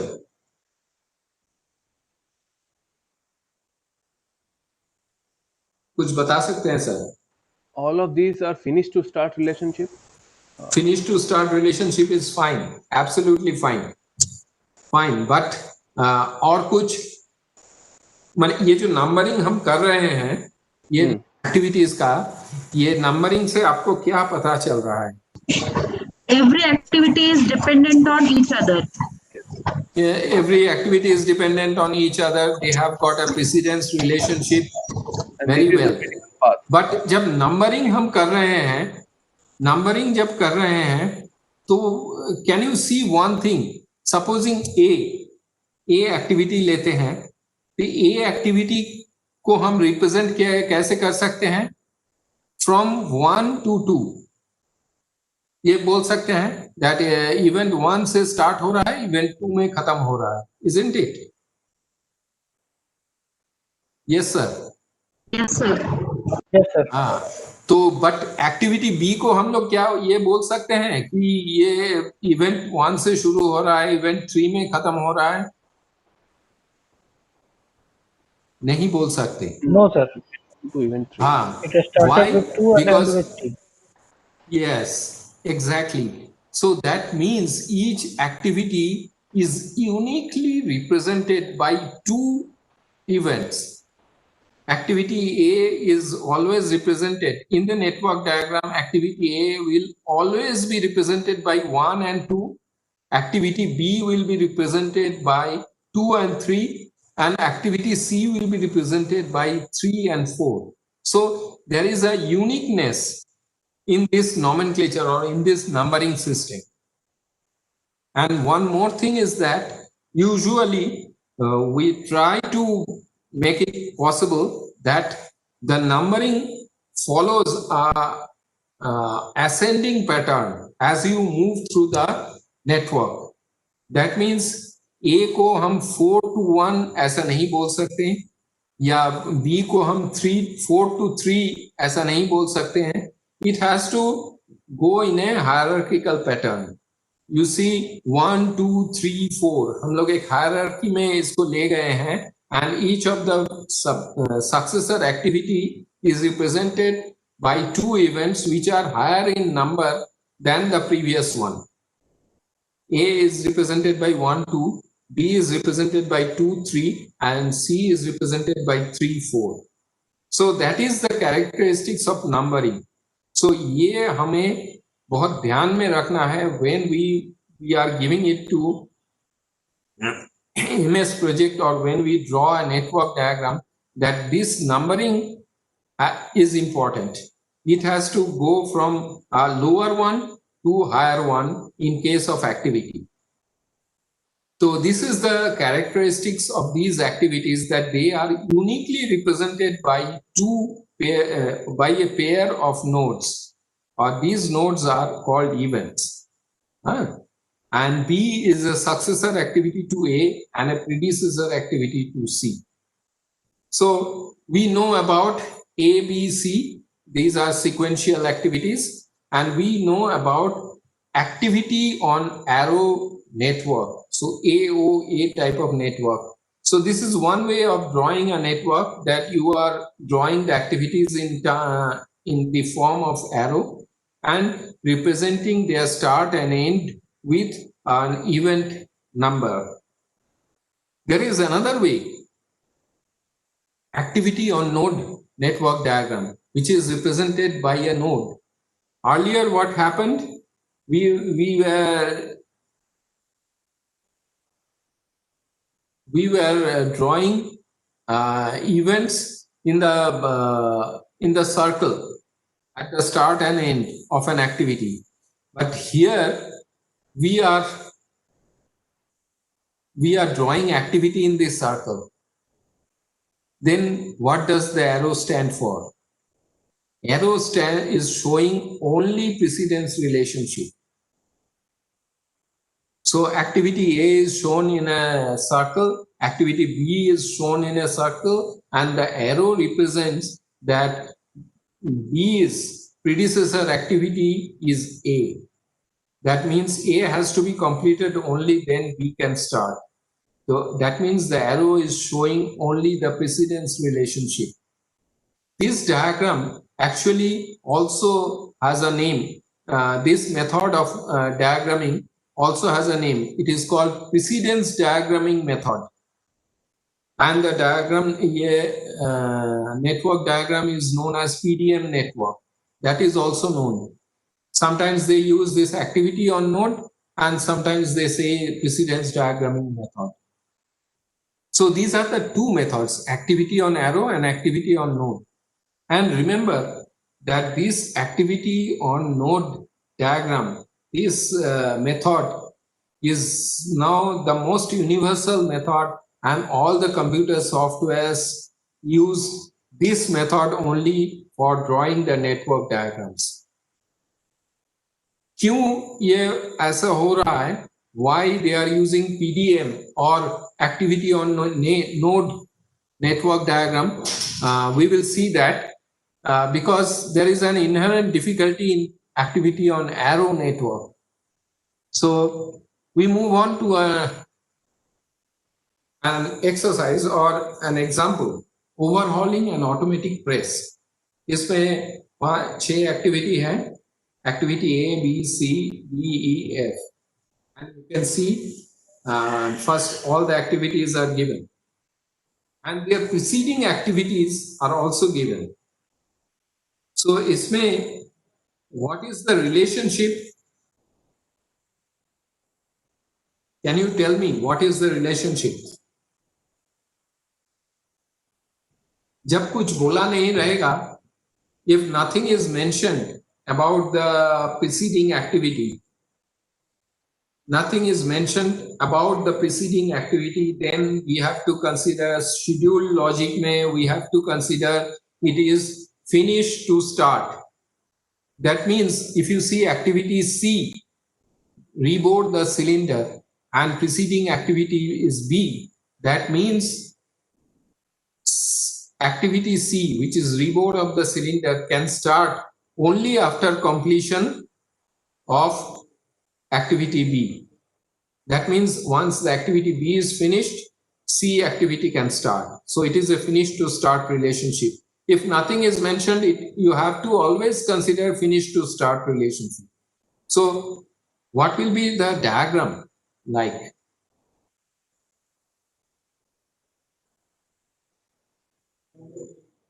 Let me show you the diagram as well. One is A, activity A. It is activity on arrow network that I am drawing. So activity A, which is starting at event 1 and ending at event 4. Why event 4? That I will tell. Because I have marked activity B starting from event 2 to ending at event 3. आपका ये इसी के basis में what we are doing. Now we move on to from A, B हो गया है C. C में there is a precedence relationship that B has to be completed before we take up C. So B activity is preceding C. Now another is D. Activity D has to be preceded by activity A. So preceding activity is activity A. Now for activity E, preceding activity is activity D. Now the last activity F, here it is mentioned that both activity C and E has to be completed before we take up activity F. So this is how the schedule logic is there. So all of them are finished to start relationship. Now moving on to a slightly different position. All these activities are same. Now activity D may, what we have mentioned is that it is not only the previous precedence relationship, but also activity B has to be completed before you take up activity D. Now, can you draw this?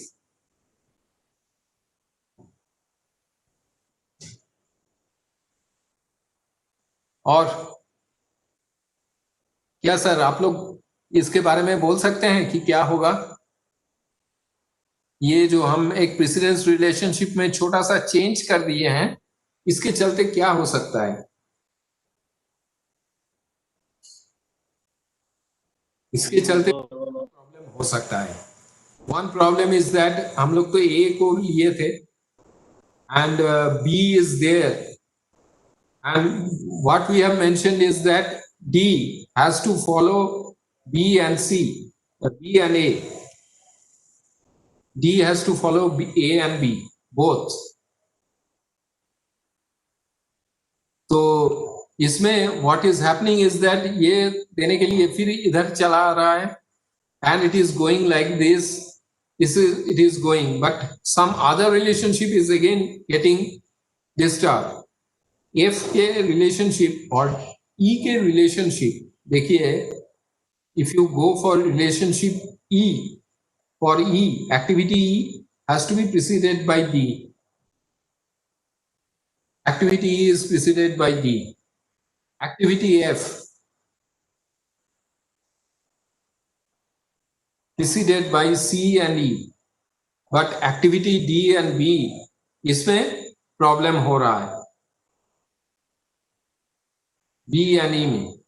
Is this logical? C में देखिए आप बहुत सारा activity A भी है, activity B भी है, but C में हम लोग वो ऐसा नहीं दिए थे. C में it is only activity B, preceding activity, but here as you have drawn, activity A is also getting involved. So you cannot draw this diagram. There is a problem here. If you go for activity on arrow network, and for that, what we have done is that we have drawn activity B like this, we have drawn activity C like this, but in order to fulfill the relationship of D, which says that D has to follow both A and B, we introduce a dotted arrow. Now, what is this dotted arrow? कोई बोल सकते हैं dotted arrow क्या है? Sir,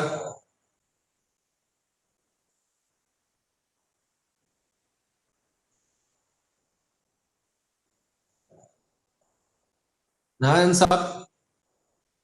Yes, sir. After finishing A and B, D will start. हाँ, D will start. ये तो हम arrow के समझा दिए. जी जी. ये एरो कौन सा एक्टिविटी को डिनोट कर रहा है? ये एक्टिविटी तो हमारा लिस्ट में नहीं है. Not clear. ये एक्टिविटी हमारा लिस्ट में नहीं है. इस टाइप एक्टिविटी ये यूज होता है, and this activity is called dummy activity. अभी डमी एक्टिविटी क्या है कि इस एक्टिविटी में कोई ड्यूरेशन नहीं होता है. ये जीरो ड्यूरेशन एक्टिविटी होता है. It is only given when you have to show a precedence relationship. So that means what is happening is that this arrow additionally is to be drawn for showing the precedence relationship. So that is the use of dummy activity. Dummy activity represents an activity with zero time. This is drawn to facilitate the logic in sequence, and it is shown in broken arrow. The tail of the arrow starts from the event which must be completed before, and the head shows the activity which follows. That means ये activity complete होना है तभी जाके D activity start हो पाएगा. From this to this there is a broken arrow, and this broken arrow is dummy activity. It is only to facilitate the logic in sequence. So this is the use of dummy activity. And this dummy activity is required only in activity on arrow network. Activity on node network में ये dummy arrow का जरूरत ही नहीं होता है. If you draw this activity, this small example in activity on node, you will find that there is no requirement of any dummy activity. So we move on further. With this small example, we move on further to calculate the times. Now that is most important. the earliest start time. What is the earliest start time? The earliest start time of any activity is the time when the when all the preceding activities are completed and the next moment it can start. So it is the preceding activity when they are completed, this activity can start. So that is the earliest time that an activity can start. Because preceding activity खत्म नहीं होने से ये activity start नहीं हो पाएगा. So it is the earliest time that an activity can begin. The next is earliest finish time. Early start time, early finish time. So earliest time by which an activity can be finished. And how? कैसे होगा? Now earliest start time हमें पता है. So earliest start time and उसके साथ हम activity का duration अगर ऐड कर देंगे तो हमें अर्ली फिनिश टाइम मिल जाएगा. दैट इज द अर्लीस्ट ये एक्टिविटी खत्म हो सकता है. So that is the early start and early finish time. Now to calculate the early start and early finish time one should move forward through the network. Now हम थोड़ा सा पीछे जाते हैं. ये नेटवर्क से when we are moving from A, D, E, F or B, C, F, these are moving from left to right. That is, we are moving forward. So when we have to calculate the early start time or early finish time, we have to move from left to right of the network. That means A, D, E, F or B, C, F. ऐसे ही follow करना पड़ेगा. So we have to do that. This you have to remember that this is moving forward through the network. This is also known as forward pass technique. Now a small exercise है, that is calculate the early start and early finish times of activities C, E and F. अभी C, E, F कौन सा है? हम इधर दिखाए हैं. This we have drawn, we have shown. Now इसमें what is happening is I have calculated that early start of activity A is 0.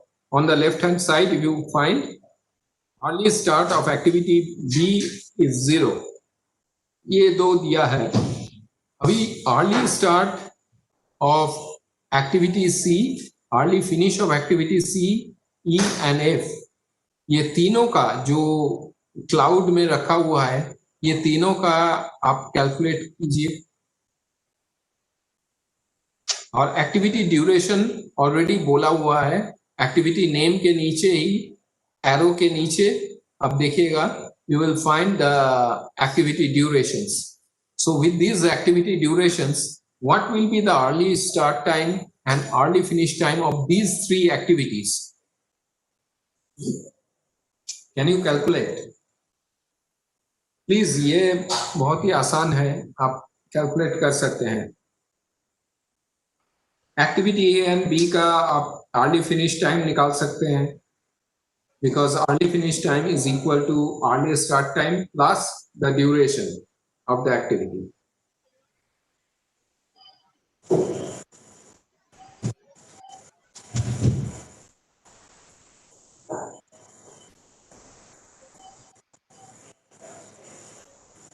Sir, I need some response. Yes. sir, earliest start time of activity E is 6 hours Very good. and early finish time of E activities is 8 hours. Early finish is 8 hours. Okay. Yes, sir. बाद C का? C का sir, just a minute.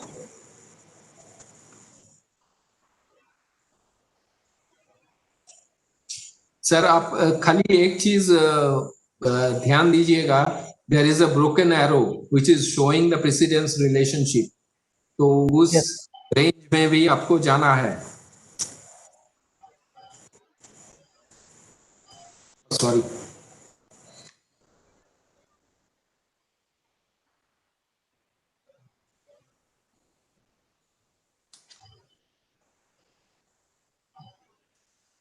For C, it is ES is 4 hour and EF is 9 hour.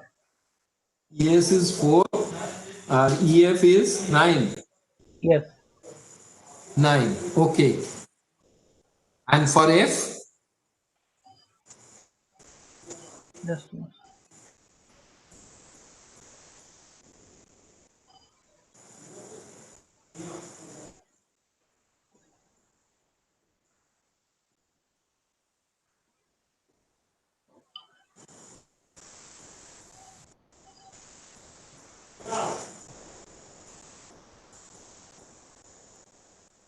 और F कितना हो रहा है? Sir, for F, ES is I think 17. It may be doubt, sir. I have a doubt. Okay, F का ES कितना हो रहा है? Early start? आपको C एंड E आपको मिल गया है, तो C एंड E जब तक कंप्लीट होगा उसके बाद ही अर्ली Yes. स्टार्ट F का हो सकता Then है. 17, sir. ES is 17 and EF हाँ? is 20. ES is 17, 17. 17 and EF is 20. Okay. So, yes, 9 and 11. Madam Kalpana, 9 and 11 आप बोल रही हैं. Yes, sir. 9 and 11 किसका बोल रहे हैं? F का. F का sir. F का. Okay. हाँ, Okay. Okay. So let us see then क्या हम लोग निकाल सकते हैं. आप लोग ये वाला जो रेड डॉटेड एरो है उसको कंसीडर किए हैं ना? बिकॉज उसको कंसीडर करने से आपका टाइमिंग जो है ई का टाइमिंग थोड़ा सा चेंज होगा एंड ई का टाइमिंग चेंज होने से सी एंड ई को कंबाइन करके अगर देखेंगे तो एफ का टाइमिंग में कुछ चेंज आएगा. Let us see this. So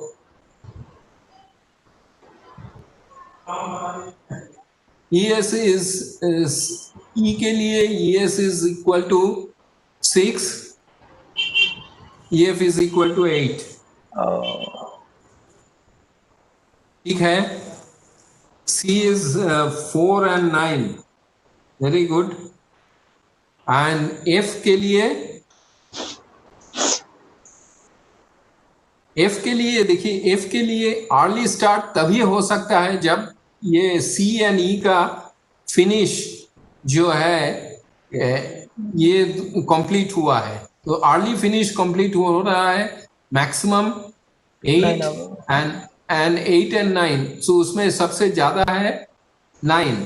so 9 days से पहले हम F को स्टार्ट नहीं कर पाएंगे. So for F early start is 9 and early finish is 12. ES plus duration. So this is how the schedule logic is carried out, and schedule logic is followed. That हम लोग जब particularly when two activities are meeting at a point, there you have to find out, if you find out the successor activities early start time, you have to find out the preceding activities which are meeting at that point, what are their finishing times, earliest finishing times. The maximum time that is there will be considered, has to be considered for early start time of this successor activity. So that is how we calculate this. Now हम लोग थोड़ा और आगे बढ़ते हैं. Early start के बाद हम लोग late start and let finish. It is the latest time by which an activity can be started without delaying the project completion time. And latest finish time by which the latest time by which an activity can be completed without delay of project. Now this is very important.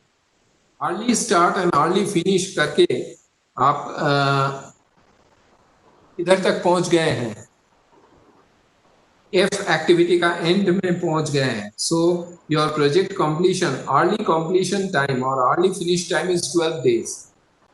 So if your project has to be completed within 12 days, यही मान के हम लोग चलते हैं, and with this logic we go calculate the finishing time.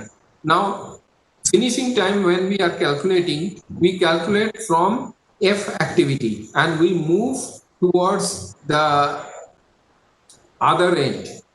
That means F से E calculate करते हैं, E से D कैलकुलेट करते हैं, D से A कैलकुलेट करते हैं, या F से C कैलकुलेट करते हैं, C से B कैलकुलेट करते हैं. It is just the opposite of finish time जो कैलकुलेट किए हैं, उसका just opposite. And that is how it is we calculate. And उसमें हम लोग जो कैलकुलेट करते हैं, latest finish time पहले कैलकुलेट करते हैं, and from latest finish time we deduct or we subtract activity duration to get latest start time. So similar to early start and early finish, it is only on the reverse way. To calculate LS and LF, red में लिखा हुआ है, one should move backward through the network. So earlier it was forward pass, now it is backward pass. To calculate the latest finish time and latest start time. Sir, ये अगर समझ में आ गया है, तो we can calculate for the same example, we can calculate the latest start and latest finish time as well. And वो calculate करने के बाद, what we can do, we have to find out that what is the slack time. कोई activity ऐसा तो नहीं है कि जिसमें हमें जब खत्म हो रहा है उसका सक्सेसर एक्टिविटी को तुरंत स्टार्ट करना है, उसके बाद उसको खत्म भी करना है, ऐसा तो नहीं है. या कुछ एक्टिविटी में ऐसा भी हो रहा है, उसका स्टार्ट थोड़ा सा हम डिले कर सकते हैं, और वो डिले करने से हमारा प्रोजेक्ट में कोई असर नहीं होगा. So if that is so, if ऐसा कोई स्लैकनेस है, उसको हम बोलते हैं टोटल स्लैक और total float. The length of time up to which an activity can be delayed without affecting the project's finish date. That means हम जो EF को 12 में खत्म किए हैं, तो इसमें ऐसा कोई एक्टिविटी है जिसको थोड़ा सा हम डिले करा सकते हैं, करने से भी हमारा ये 12 डेट में कोई असर नहीं होगा, या there will be no effect on the early finish date. So such activity has got a slack. जहां पर ये हम कर सकते हैं, और जहां पर नहीं कर सकते हैं, जहां पर एकदम टाइट है, that is critical activity. We will see what is critical activity. जहां पर total float और total slack is 0. Free slack और एक होता है, जो total slack में हम लोग देखते हैं कि प्रोजेक्ट का फिनिश डेट में कोई असर ना हो. Sometimes you will find project का completion date is okay, but there are some activity जिसको थोड़ा सा डिले करने से उसका बाद वाला एक्टिविटी या उसका सक्सेसर एक्टिविटी में कोई असर नहीं होगा. You will find it is only activity specific. उसी एक्टिविटी को खाली हम थोड़ा इधर उधर कर सकते हैं, वो करने से उसका बाद वाला एक्टिविटी में कोई असर नहीं होगा. If that is so, in some case, that case is called free slack or free float. Sometimes some of the activities have got free slack, free float. अब देखिएगा, आपका ये जो एग्जाम्पल हम किए हैं, इसमें भी you will find that there is a free slack in one of the activities, or maybe more than one.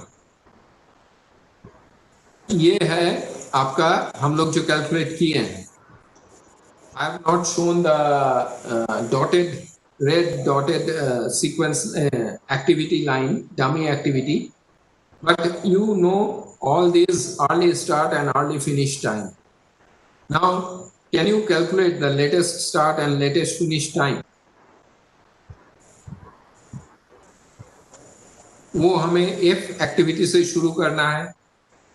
If activity का early finish time is 12 days or 12 weeks, जो भी है. So latest finish time will also be 12 weeks or 12 days. So from there, latest start time of activity F is 9 days or 9 weeks. So similarly, now we have to calculate for E, D, A or B, C and B. So ये हम calculate किए हैं. ये दिख रहा है this.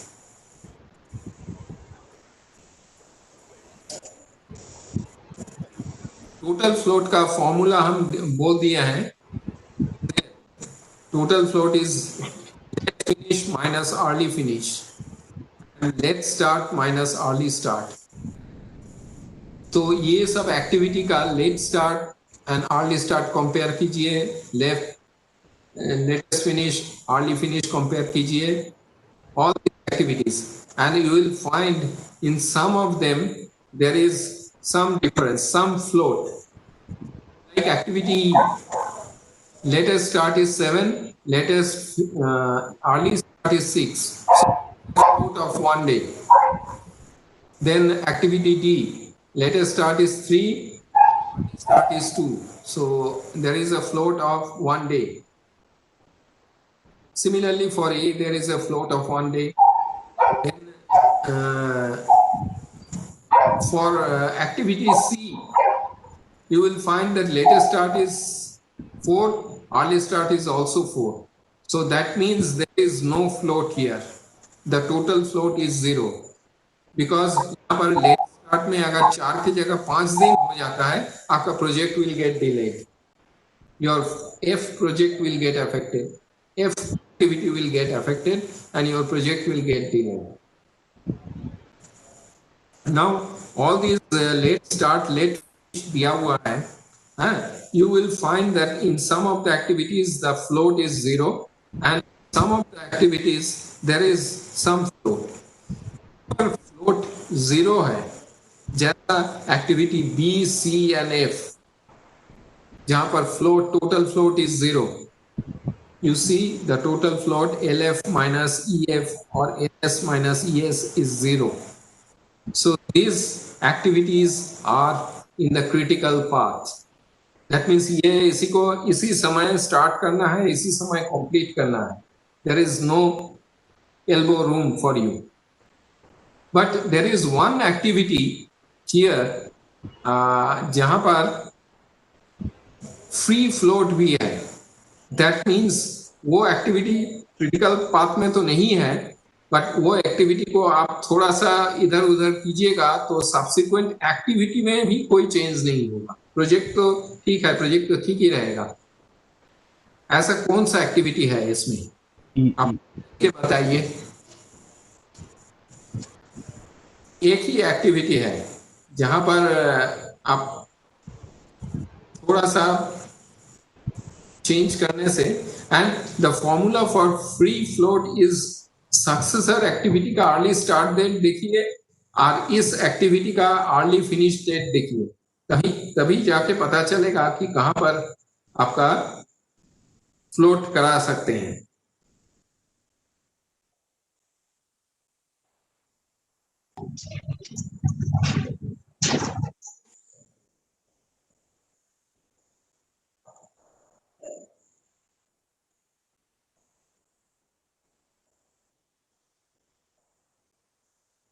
Activity E, sir.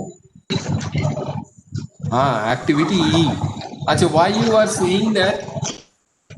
ये कौन बोल रहे हैं सर?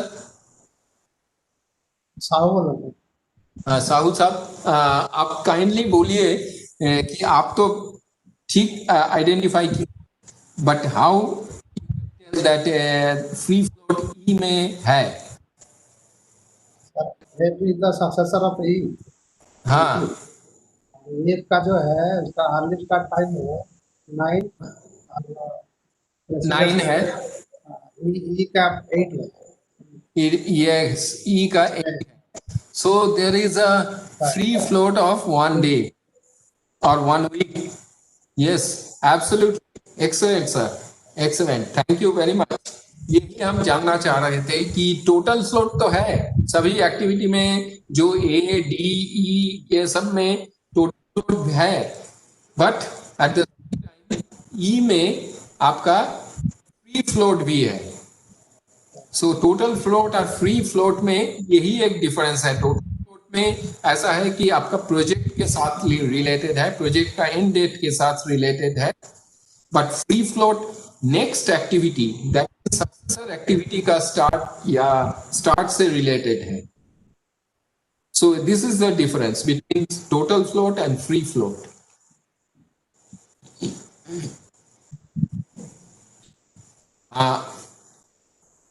ये टोटल फ्लोट, फ्री फ्लोट करके हम लोग तो डायग्राम ड्रॉ कर लिए हैं। So when in a project we draw a diagram for the first time, initial approved plan के हिसाब से प्रोजेक्ट का जब ड्रॉ कर लेते हैं, that is called baseline schedule. And you will find number of times this term baseline schedule is mentioned in project. That baseline schedule क्या है, उसके बेसिस में you mark the progress. The baseline में ये था, इसके बेसिस में ये प्रोजेक्ट में ये हुआ है। And sometimes for a very large project this baseline schedule भी change होता है। baseline at the start of the project एक baseline था, उसके बाद इतना सारा change हो गया कि they have to change the baseline. So baseline again was created at some point of time during the execution of the project. And again from that point onwards, they mark the progress on that baseline. So there is a baseline schedule with the initial information. Then there is a lag. Sometimes क्या होता है, activity B आपका, आप बोल रहे हैं कि finish to start. That means finish to start means उसमें constant है, as soon as possible A is completed, B can start. But if there is a 5 days gap between activity B and activity A, that means activity B cannot start 5 days before 5 days of activity A. It is called a lag. Lag is shown always, whether it is in days or weeks, it is shown in with plus sign. And similarly, sometimes you will find that activity B finish to start है, लेकिन वो finish to start से 5 दिन पहले, माने activity A खत्म होने से 5 दिन पहले activity B start हो सकता है. So it is shown as a -5 days. Finish to start relationship is there, but it is -5 days. That means 5 days of lead. Lag का almost opposite है lead. So it is B to A, it is FS -5 days. So this is the relationship.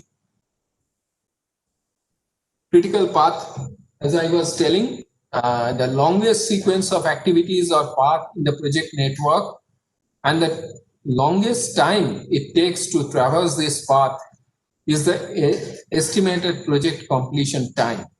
That means critical path का अगर time को आप add कीजिएगा, this will give you the duration of the project.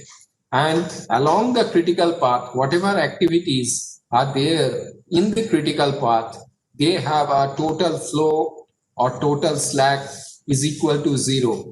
So these are activities which are having total float is equal to 0. They are called critical activities. And as I have already told, they are calculated in the methods like forward pass and backward pass technique. So here you will find that हम जो example लिए थे उसमें critical path is from B, activity B, C and F. So here you will find that there is a total float for all the activities in this red, marked in red, they are 0.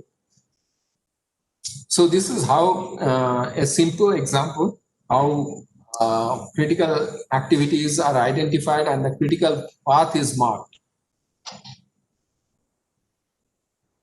This is where earlier what we were doing, we were calculating the time or the duration. जो activity ए के लिए 2 दिन, activity D के लिए 4 दिन, activity ई के लिए 2 दिन, all these things we are calculating that this is the time that will be required. That means it is very certain that within this time it will be completed. But most of the times in actual cases also you will find that nahi bhi ho sakta hai. There is a doubt. And then comes the project management technique, which is called PART, Program Evaluation and Review Technique.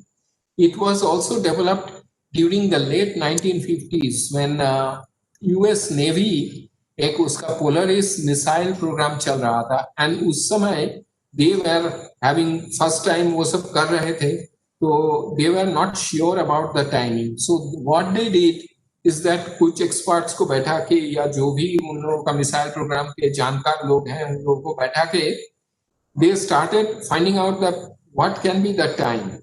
So they have found out 3 type of time estimates. One is the most optimistic time, that ये किसी की जानकारी के अनुसार ये project ये activity जो है ये 7 दिन में कंप्लीट होगा ही. बट कुछ लोग ऐसे होते हैं जो लोग थोड़ा सा पेसिमिस्टिक होते हैं एंड दे टोल्ड नहीं ये एक्टिविटी जो है इसमें बहुत सारे अप्रूवल्स का चक्कर है, सो इसमें टाइम थोड़ा सा आपका 12 दिन लगेगा. It is not 7 days.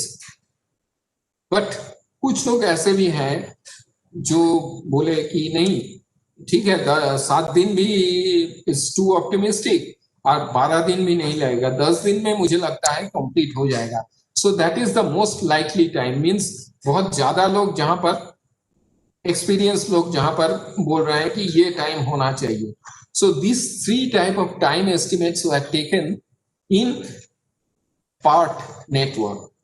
In CPM they were having a deterministic estimate. Mane with certainty they know that this is the they assumed that this is the time that will be required. But in PART there is 3 time estimates, and these 3 time estimates they have taken like this, that expected time. From these 3 time estimates they calculated that the expected activity time, which is mentioned as TE, the average time activity time computed is as follows, like this, that TE is equal to TO, means optimistic time, 4 times the most likely time plus 1 unit of the pessimistic time. इसको add करके 6 से divide करने से the time that you will get is an average time, average expected activity time.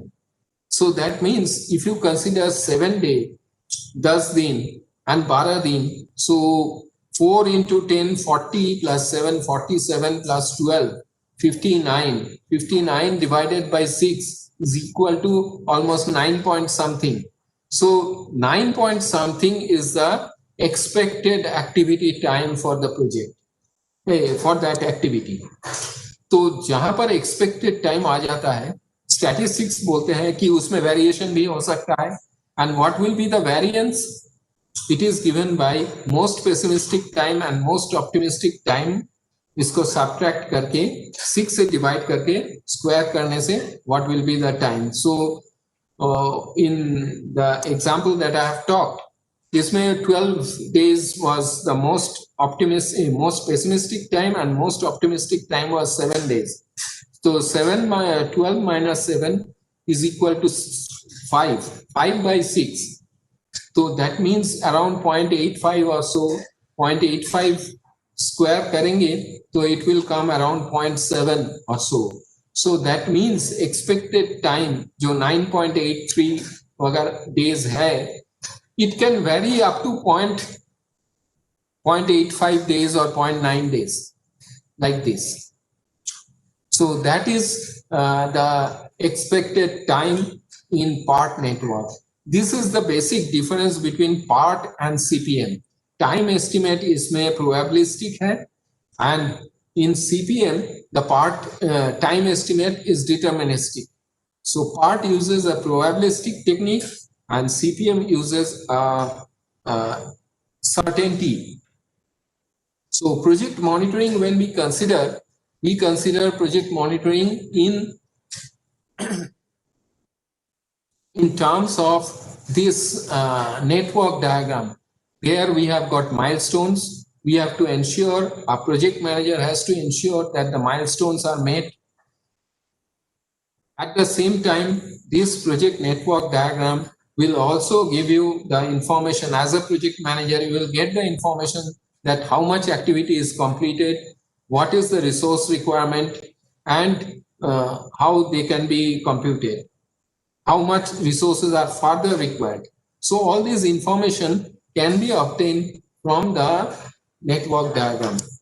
And as a project manager, the leveling of resources, that means the proper utilization of resources when a project is time constrained, means उसमें time का एक constraint है, लेकिन आप resources बहुत सारे use कर सकते हैं, उसको कैसे चलाना है, या when the resources are constrained in such an area, you are constructing a project where time is not a matter, but resource आपको मिलेगा नहीं.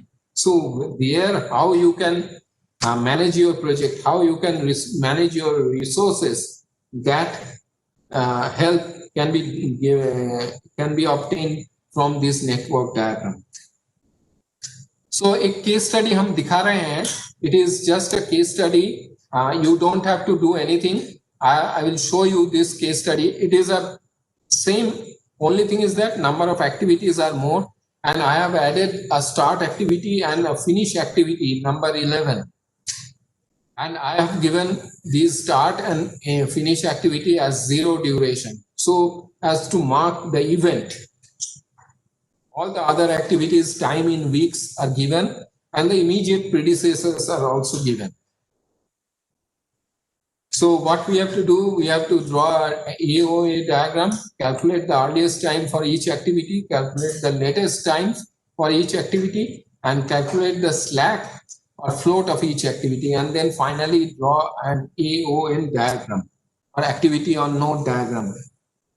तो इसको हम लोग कैसे करते हैं, इसमें ये सारे चीज जो बोला हुआ है, I have already told you ES, EF, LF, LS, and EF is equal to ES plus the duration, LS is equal to LF minus the duration of the activity.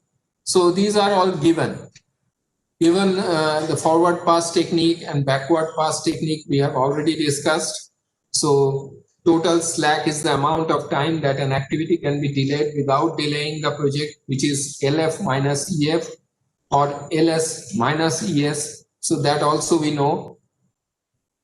So the diagram, what I have done is that start I have not shown. अलग से हम कोई activity में show नहीं किए हैं. I have started with activity 2. Activity 2 is basically market survey, and then design of graphic icons. It is a software project. Develop flowchart, design input and output screens, module 1, module 2, module 3, module 4 coding, and merge modules and test and finish. So start with activity 2, then activity 3, 2 to 3. Activity 4 is from 2 to 4. Activity 5 is from 3 to 7. And now there is a precedence relationship for activity 5, that it has to be preceded by activity 4 as well as activity 3. So once that is there, so I have to put this, I have to put a dummy arrow. Then again activity 6 having a duration of 5 days, and we move on to activity 7, which is a duration of 9 days. Then activity 8, which has a duration of 3 days, and we calculate activity 9, which has a duration of 5 days. And again, activity 9 has to be preceded by activity 7 as well as activity 6. So activity 6 and 7 has to be completed before we take up activity 9.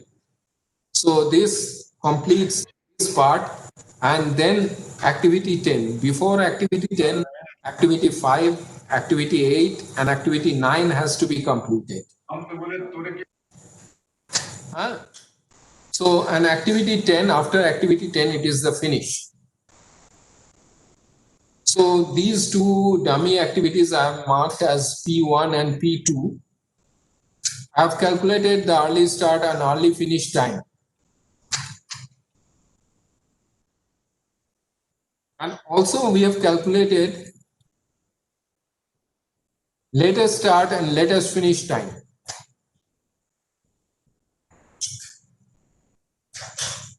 So with this we can get that which are the activities which are on the critical path.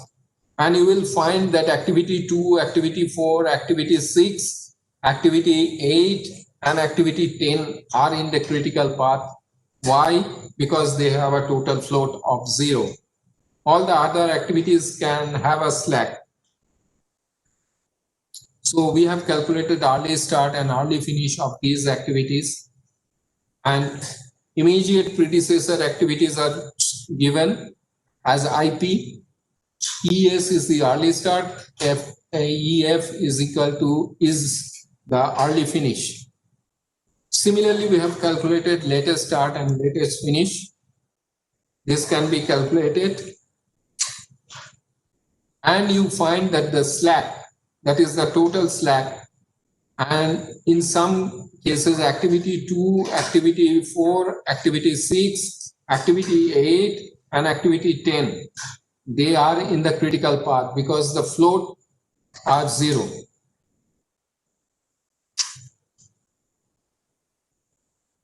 So this is that.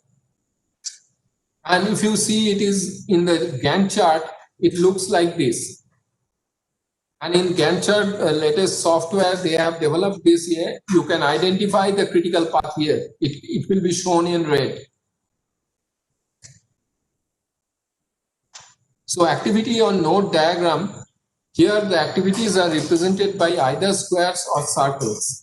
Arrows represent the logical interdependence of activities, and it simplifies the drawing of parallel activities. Modification can be done quickly, and it is because of these benefits and this simplicity that computer softwares have taken up this activity on node diagram method as their method of drawing network through computer system.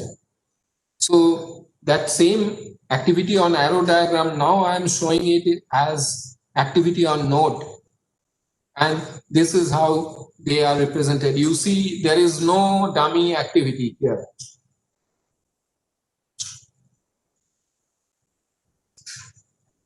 And if you see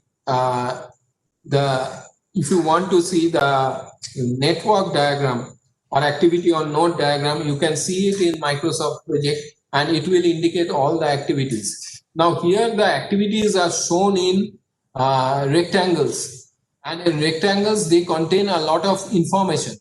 Isme hai the top one, that is giving you the activity name, then the start time or start date, then activity ID, that means activity number, what activity, all these things are given. And then it is the next is activity finish time, then it is activity duration. So all these things are given, and which are critical and which are non-critical, that you can see. So all these activities in red are critical activities. But here in this diagram, whatever we have drawn here manually, the difference will be that here they are taking care of non-working times as well. So duration wise, calendar date wise, they will be different. Your start and end date and their software start and end date will be different. And software start and end date are considering the non-working times as well. So with this, I complete the session today. And if there is any question or any clarification that you require, you may ask. We have not much time, but even then we can have something. कुछ भी question, कुछ भी clarification आपको चाहिए तो आप पूछ सकते हैं सर. मैडम, अगर कुछ पूछना है.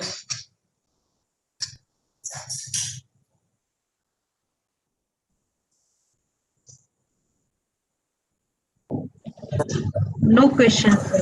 Thank you. Thank you very much, madam. Mr. Sahu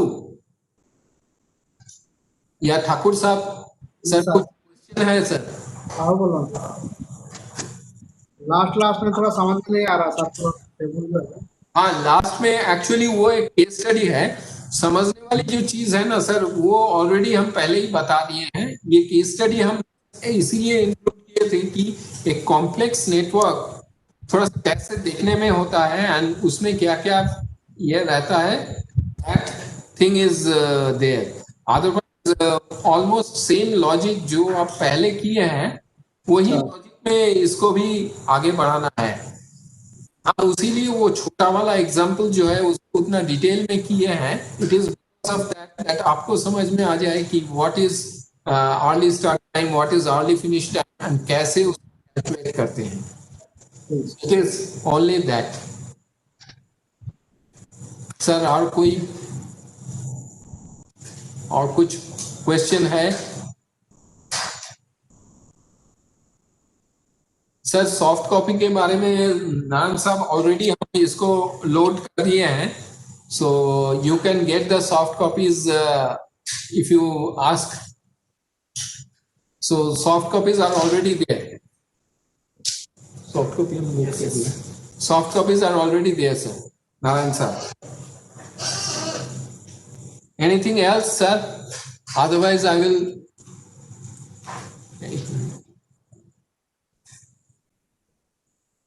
sir और कोई, if there is any question or any clarification?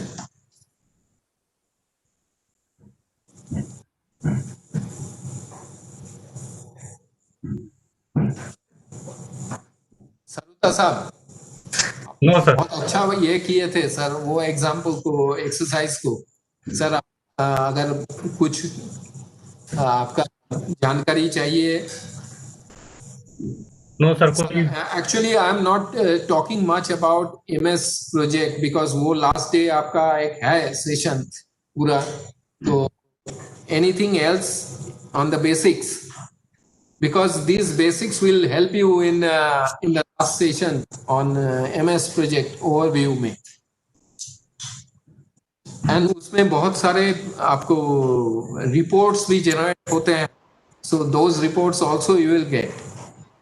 Okay sir. So that is all, and thank you very much, and it is a pleasure interacting with you, at least with the limited resources, whatever interaction that you have done. I'm grateful for that, and it is really commendable that आप कुछ exercise किए हैं, कुछ calculate किए हैं. Thank you very much, and thank you again. Thank you. Thank you, sir. Some next program, Thank you, sir. other programs we can meet. Thank you very much, sir. Thank you very much. And this, we will meet again at 2:15 for the second half session. 2:15. So please take your lunch and be ready for post lunch session. We will start by 2:15. So please join at least 5 or 10 minutes before 2:15. Okay.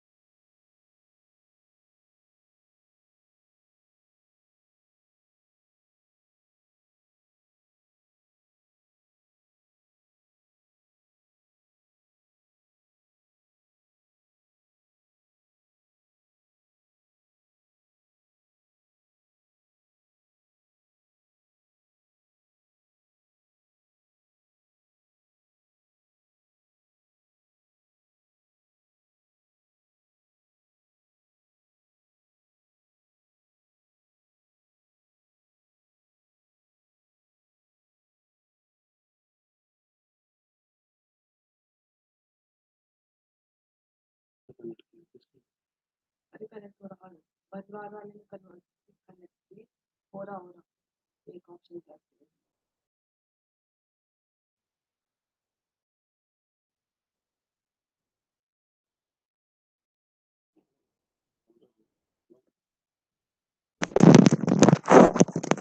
और charge उस पे पूरा full charge दिखा रहा full charge है तो चलेगा 2 घंटा उससे ज्यादा चलता है।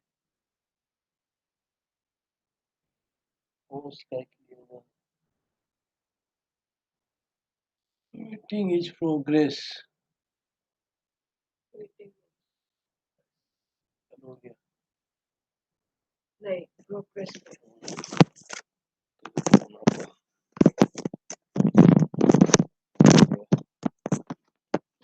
सो मैं लोग तो आ गए आज सो गए होंगे ये भी तो पोस्ट भी तो म्यूट पे ही है।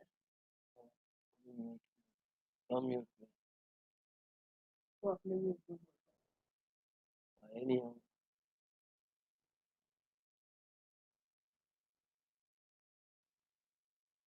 Introduce.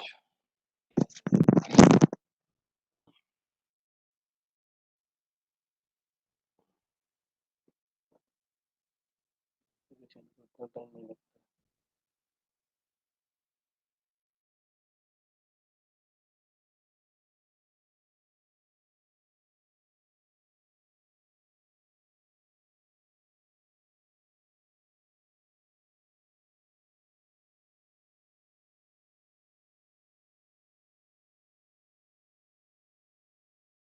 नायक शंकर आ गया चंद्रशेखर नारायण कल्पना आ गया है जैन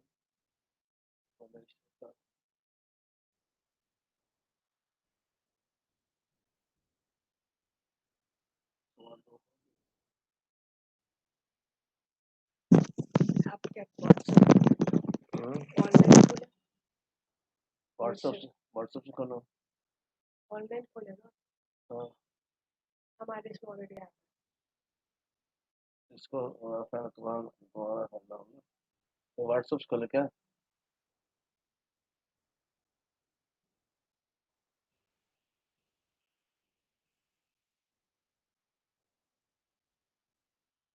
मेरा उसमें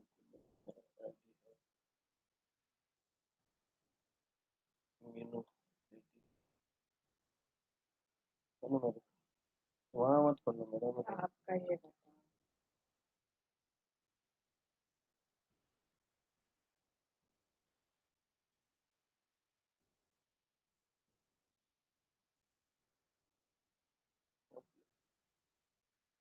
आपको उसमें से आवाज आ रही है देखिए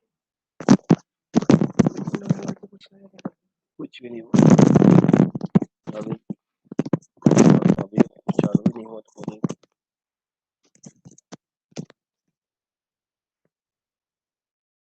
इसमें आता है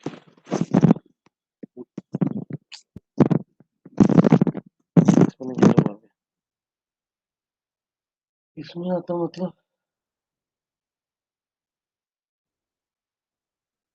ये सब कैंडिडेट है उसको निकालिए ऑडियो वाला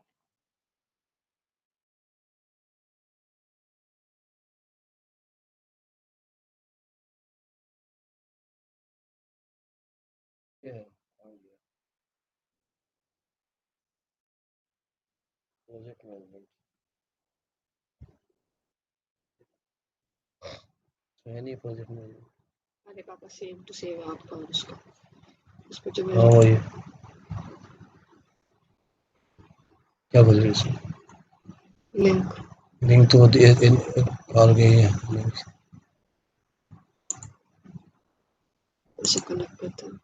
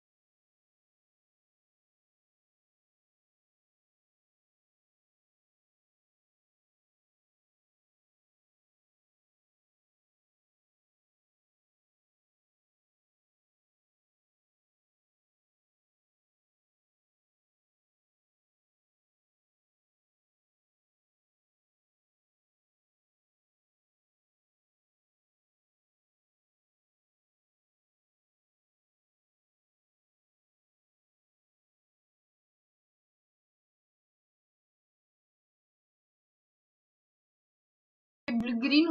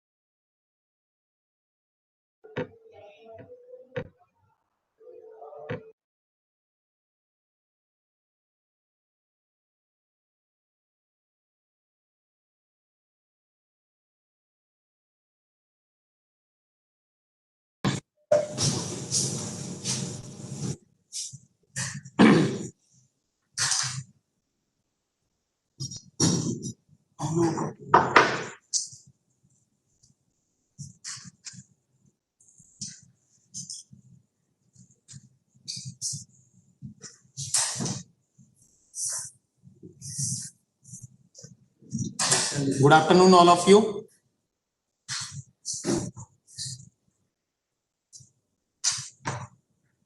I know post-lunch sessions are very difficult to attend. Good afternoon. Good afternoon.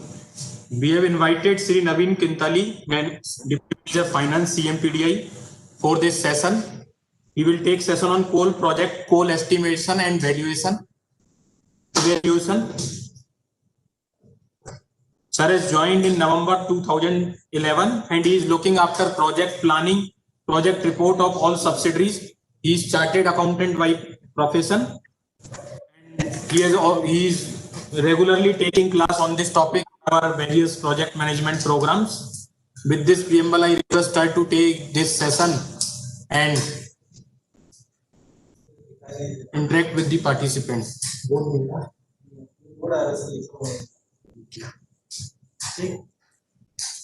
Next time ठीक है अगला ऐसे एंड ये इसको स्क्रीन पर भी कौन सी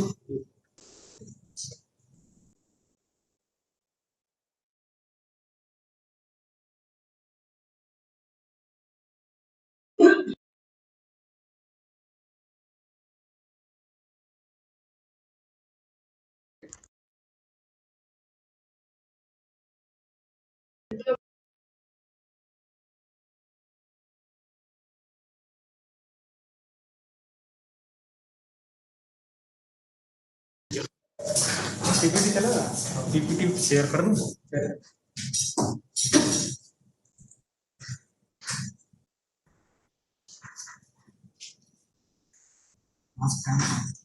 उतार सकते हैं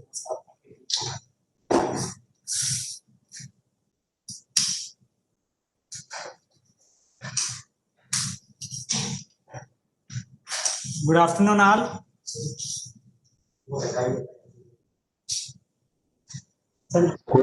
Good afternoon, sir. Good afternoon. Good afternoon, sir. Good afternoon, sir. Good afternoon. Good afternoon, sir. Good afternoon. Good afternoon, sir. So,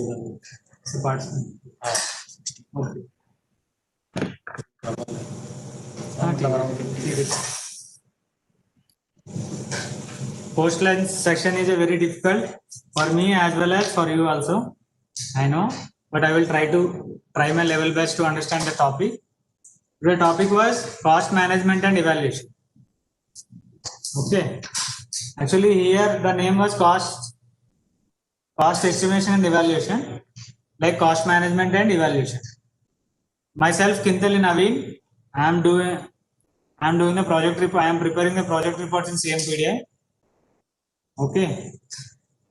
And what are the topics today covered by me was contents are this. 1 minute.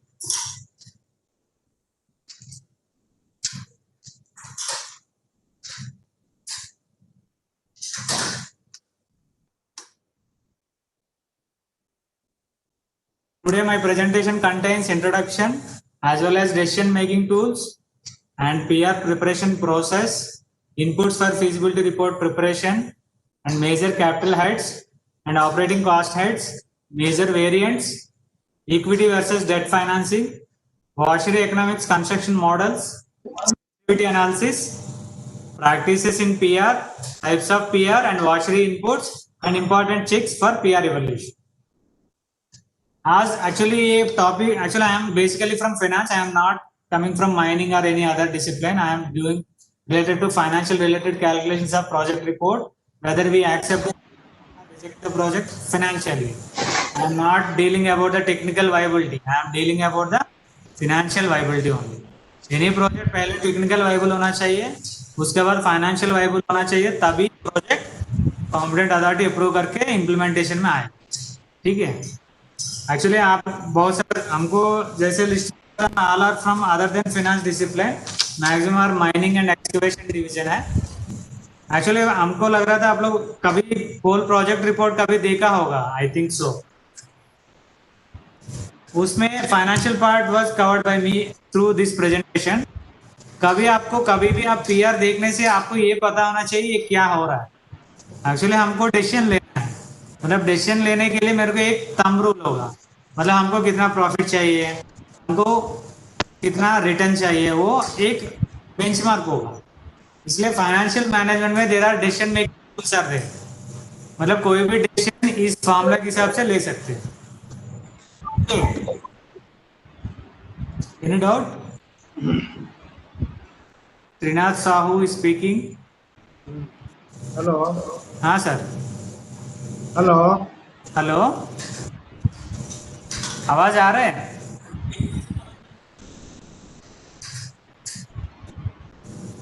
आवाज आ रहा है ना? Yes, sir, you are audible. Audible, okay.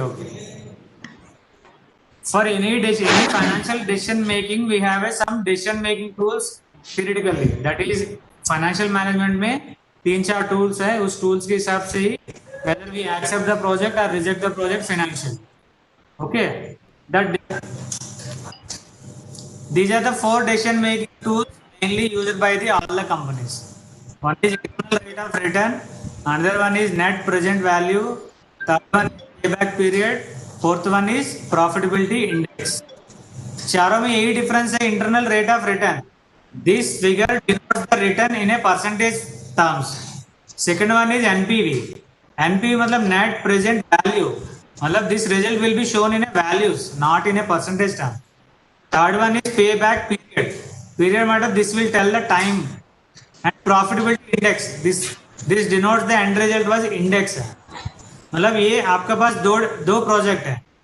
अभी India में ये issue है, जितना भी प्रोजेक्ट है टोटल कोई भी प्रोजेक्ट फिजिबल होगा, सब प्रोजेक्ट को हमको चलाना है. बट आप एक प्राइवेट कंपनी है, प्राइवेट कंपनी. हेलो,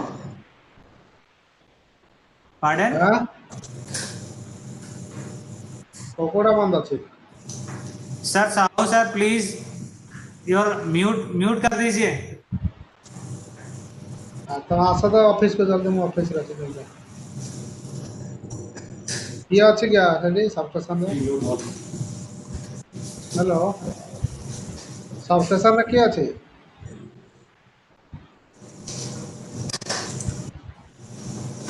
समझ ना.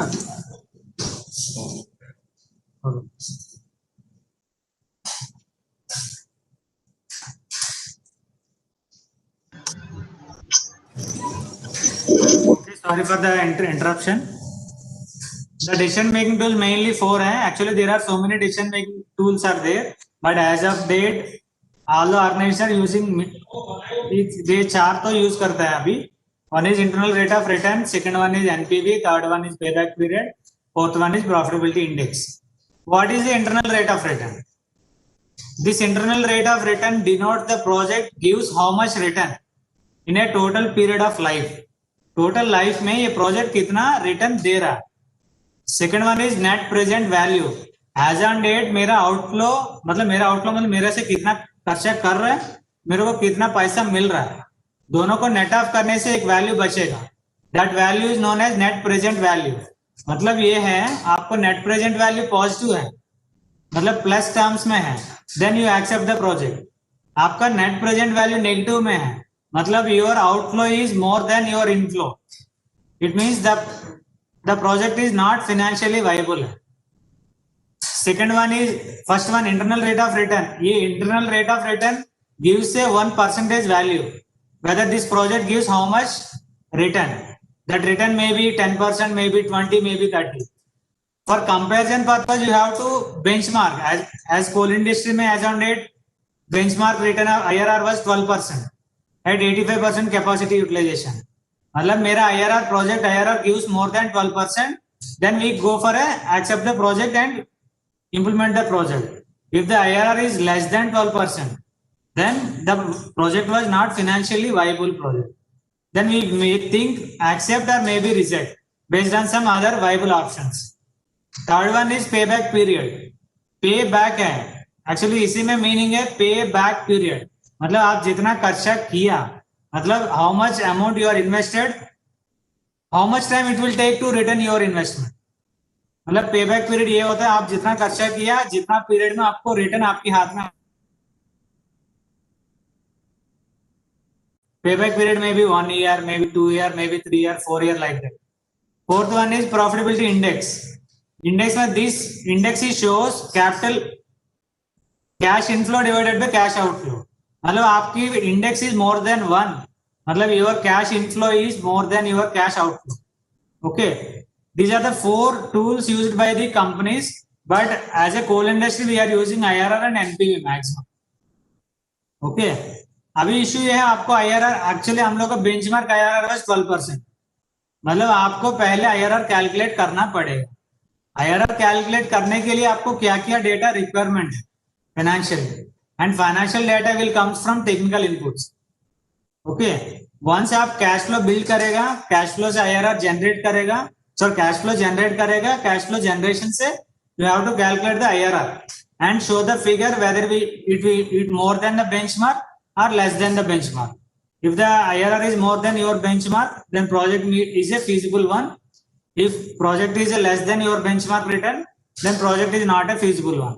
मतलब आपको पहले क्या कैलकुलेट करना, actually I am going from reverse side, actually हम स्टार्टिंग साइड से एंडिंग में इनपुट टू आउटपुट में जाने से आपको समझ में आने में दिक्कत होगा, because I think more are from non finance background.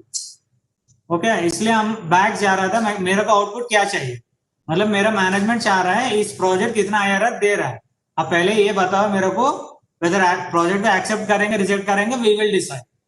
मतलब आपको एंड रिजल्ट चाहिए IRR, मतलब आपको आउटपुट चाहिए IRR, बट वो IRR कैलकुलेट करने के लिए what are the inputs required, ये आपको पहले जानना चाहिए। These are all related to financial and cost elements only. This was a cash flow है, मतलब आपको IRR कैलकुलेट करने के लिए you have to derive the net cash flow. Net cash flow का मीनिंग ये है cash inflow minus cash outflow. मतलब कैश इनफ्लो मतलब आप जितना पैसा इस प्रोजेक्ट में आ रहा है, एक्चुअली हम लोग को कैश इनफ्लो किससे आएगा, मतलब we are talking about the coal projects, मतलब हमको कैश इनफ्लो जनरेट होगा from a sale of coal, sale of coal से मेरे को कैश इनफ्लो जनरेट होगा। ठीक है, second one is cash outflow.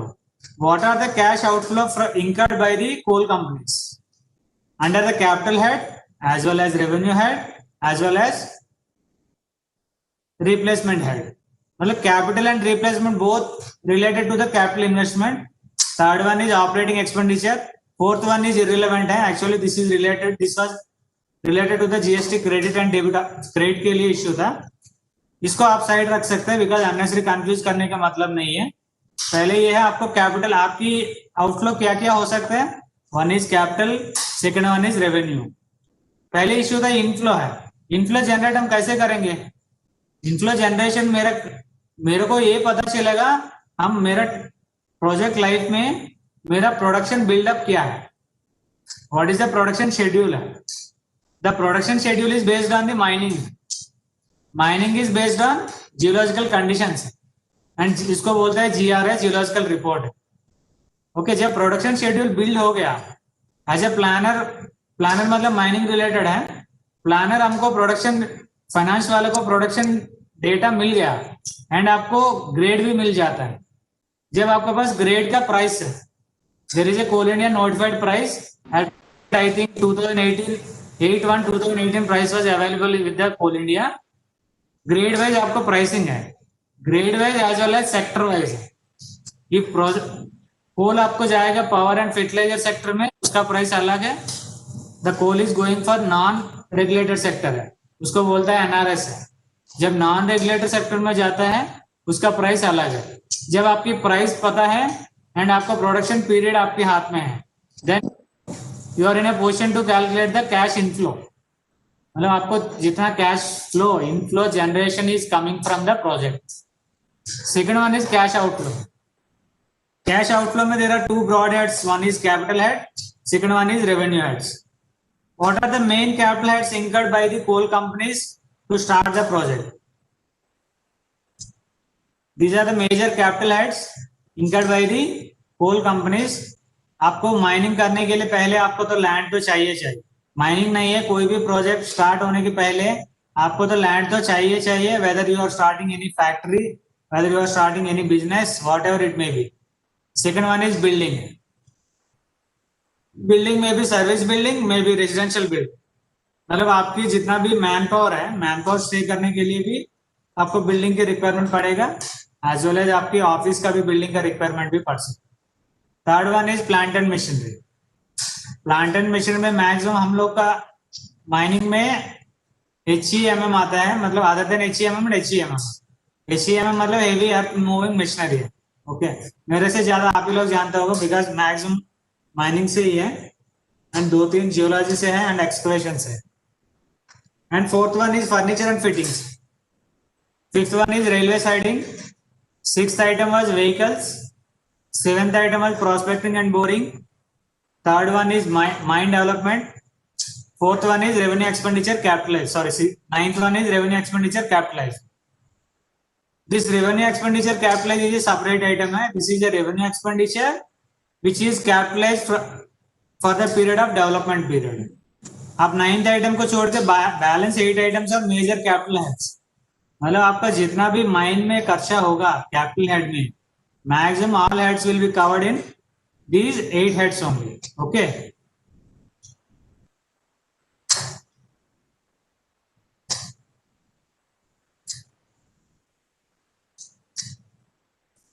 These are the capital heads, these are the revenue heads.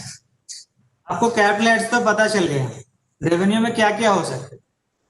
Revenue में ये है, आपको पहले मैन पावर आपका है, मैन पावर का खर्चा है, मैन पावर का खर्चा मतलब सैलरी एंड वेजेस है। And second one is store cost. Store cost में क्या क्या आता है? One is diesel consumption of machinery, lubricant consumption of the machinery and repair and maintenance of the machinery.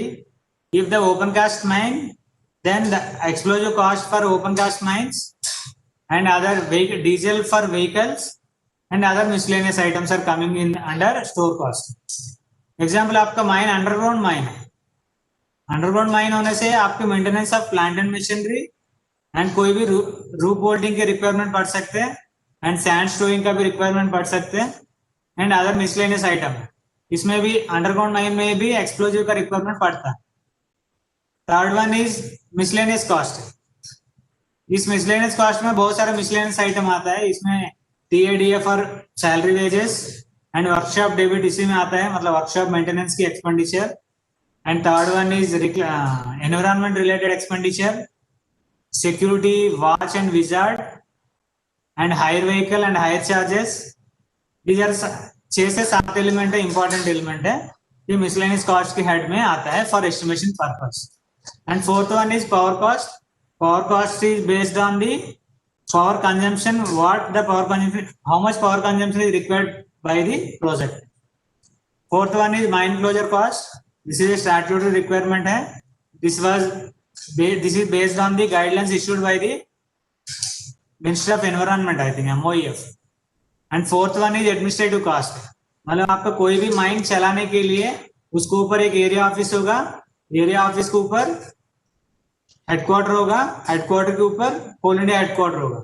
जितना भी ऑफिस का मतलब मेन ऑफिस का expenditure will be allocated as a overhead in the all the projects. उस cost को बोल रहा है एडमिनिस्ट्रेटिव कॉस्ट है। Fourth one is seventh one was outsourcing cost है, मतलब आप टोटल जितना भी स्कोप ऑफ द वर्क है उसमें पूरा एक्टिविटीज आप नहीं कर सकते, कुछ एक्टिविटी नहीं करता है, कुछ एक्टिविटी आप आउटसोर्स भी कर सकते हैं। उस लाइक कभी कभी कुछ माइंस में साइजिंग मतलब साइजिंग वाज आउटसोर्स एंड कभी पंपिंग वाज आउटसोर्स, कहीं पर वाटर स्प्रिंकलर्स वर आउटसोर्स, कहीं पर कोल ही आउटसोर्स है, वो भी आउटसोर्स है एंड कोई मिसलेनियस एक्टिविटी आउटसोर्स है, उसकी कॉस्ट है year wise, that year wise cost comes under the outsourcing cost head. And एथ one is interest on working capital. Working capital का मीनिंग क्या है? वर्किंग कैपिटल का मतलब ये है आपको आज आप खर्चा करेगा, आज खर्चा करने से आपको आप खर्चा किस लिए कर रहे हैं? कोल प्रोड्यूस करने के लिए कर रहे हैं। आज खर्चा करेगा, कोल प्रोड्यूस होगा, कोल सेल होगा, सेल होने के बाद हम इनवॉइस जनरेट करेंगे, इनवॉइस जनरेट करने का कुछ दिन का अंदर में मेरे को पैसा मिलेगा। मतलब हम आज 1 रुपये खर्चा कर रहे हैं, दिस 1 रुपये रिटर्न मेरे को रिटर्न तब हो रहा है, 4 months 3 months 2 months time it will take. मतलब आपको जितना टाइम ले रहा है उस टाइम में भी आपको कैपिटल की इंफ्यूजन प्रोजेक्ट में चाहिए, उसी को बोलते हैं वर्किंग कैपिटल। मतलब आपको डेली रूटीन बिजनेस रन करने के लिए कुछ कैपिटल आपको रेवेन्यू हेड में चाहिए, बिकॉज आपको आज प्रोड्यूस करेगा तो पैसा सेल का रियलाइजेशन आज नहीं मिलेगा, इसलिए आज नहीं मिलेगा मतलब आपको कुछ पैसा आपके हाथ में चाहिए, उसको ही बोले। उसके लिए आप वर्किंग कैपिटल बैंक से लोन ले सकते। नॉर्मली बैंक से लोन लेगा तो banks are charging interest from you for the amount given as a working capital.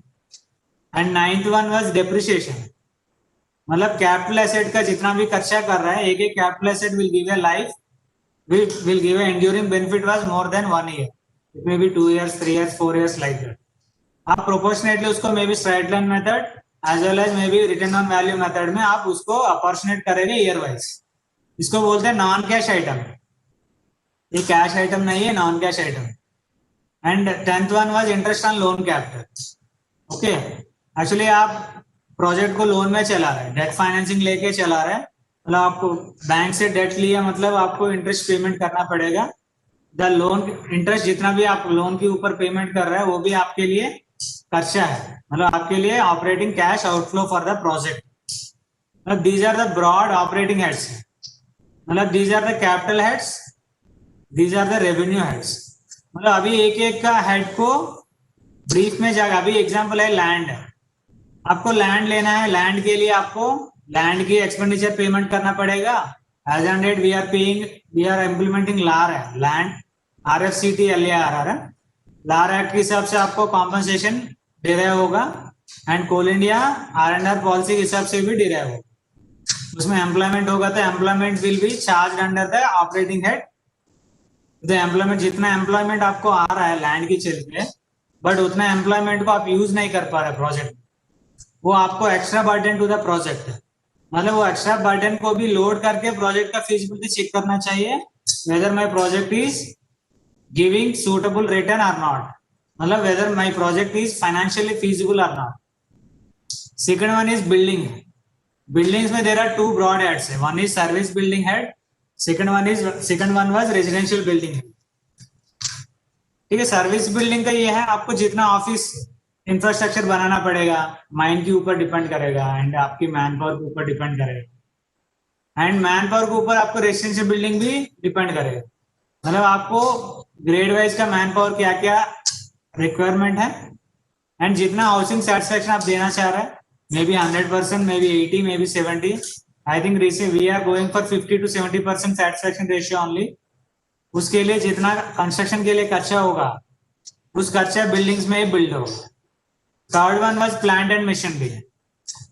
Example, अभी plant and machinery based on the mining है, आप माइनिंग किस मोड में करना चाह रहे हैं, whether you go for open cast mining, whether you go for underground mining, ये किसके ऊपर डिपेंड करेगा, ये geological conditions and mining strategy के ऊपर डिपेंड करेगा।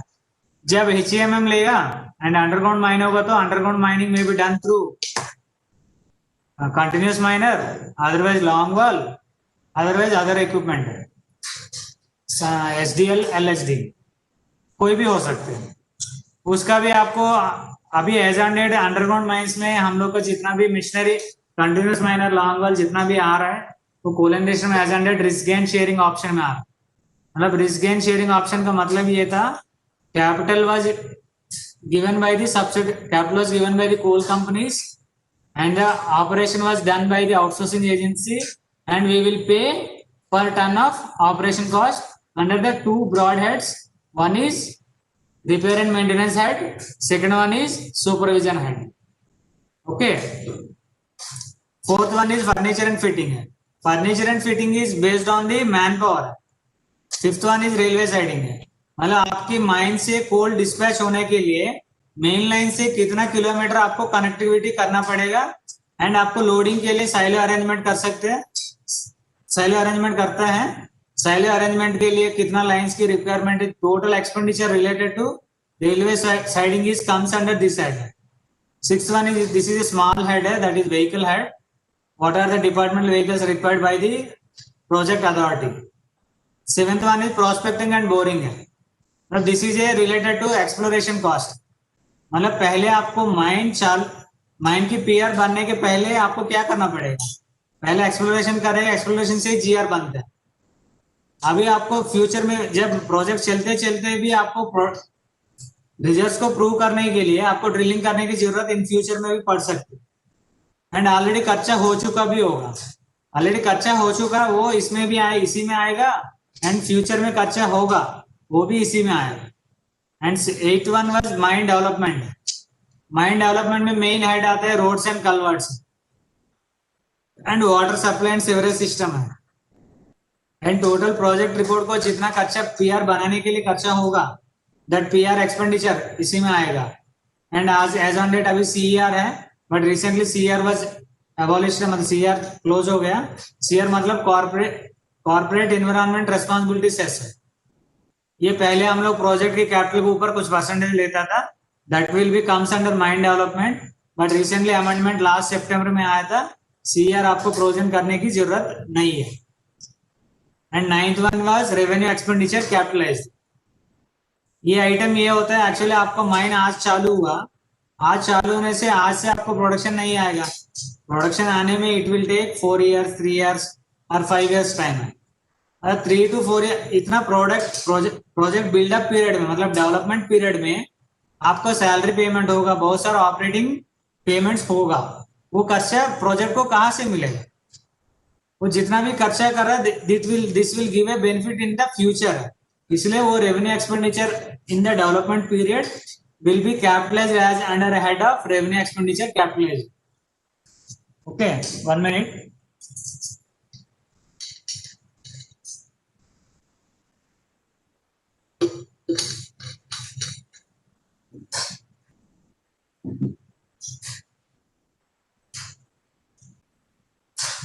ऑपरेटिंग हेड में first one is salary and wages.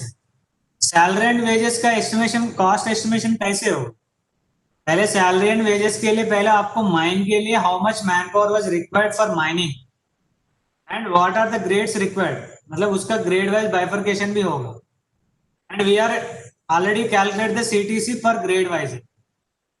मतलब एक एक एम्प्लॉय का एग्जाम्पल E1 की ग्रेड है, E2 का ग्रेड है, E1 का CTC कितना होता है एंड E2 का कितना हो सकता है, E3 का कितना होगा. ये तीनों का एक एक मैन पावर का ग्रेड वाइज का CTC बनता है. एंड CTC आपके पास होगा एंड मैन पावर भी, नंबर ऑफ मैन पावर है हमको पता है, दोनों को मल्टीप्लाई करने से मेरा सैलरी एंड वेजेस का कॉस्ट एस्टिमेशन हो जाएगा. Second one was store cost है. ये main element for the any project report.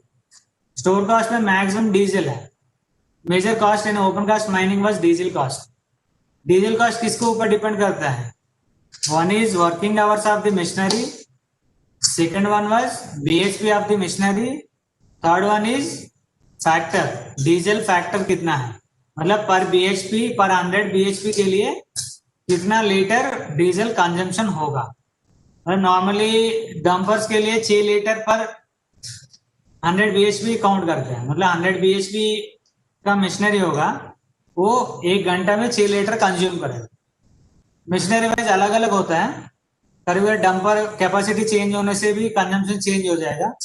पहले you have to derive the consumption based on the, actually कोई भी मशीनरी का एक ब्रोशर मिलता है, ब्रोशर में लिखा रहता है इसका BHP कितना है.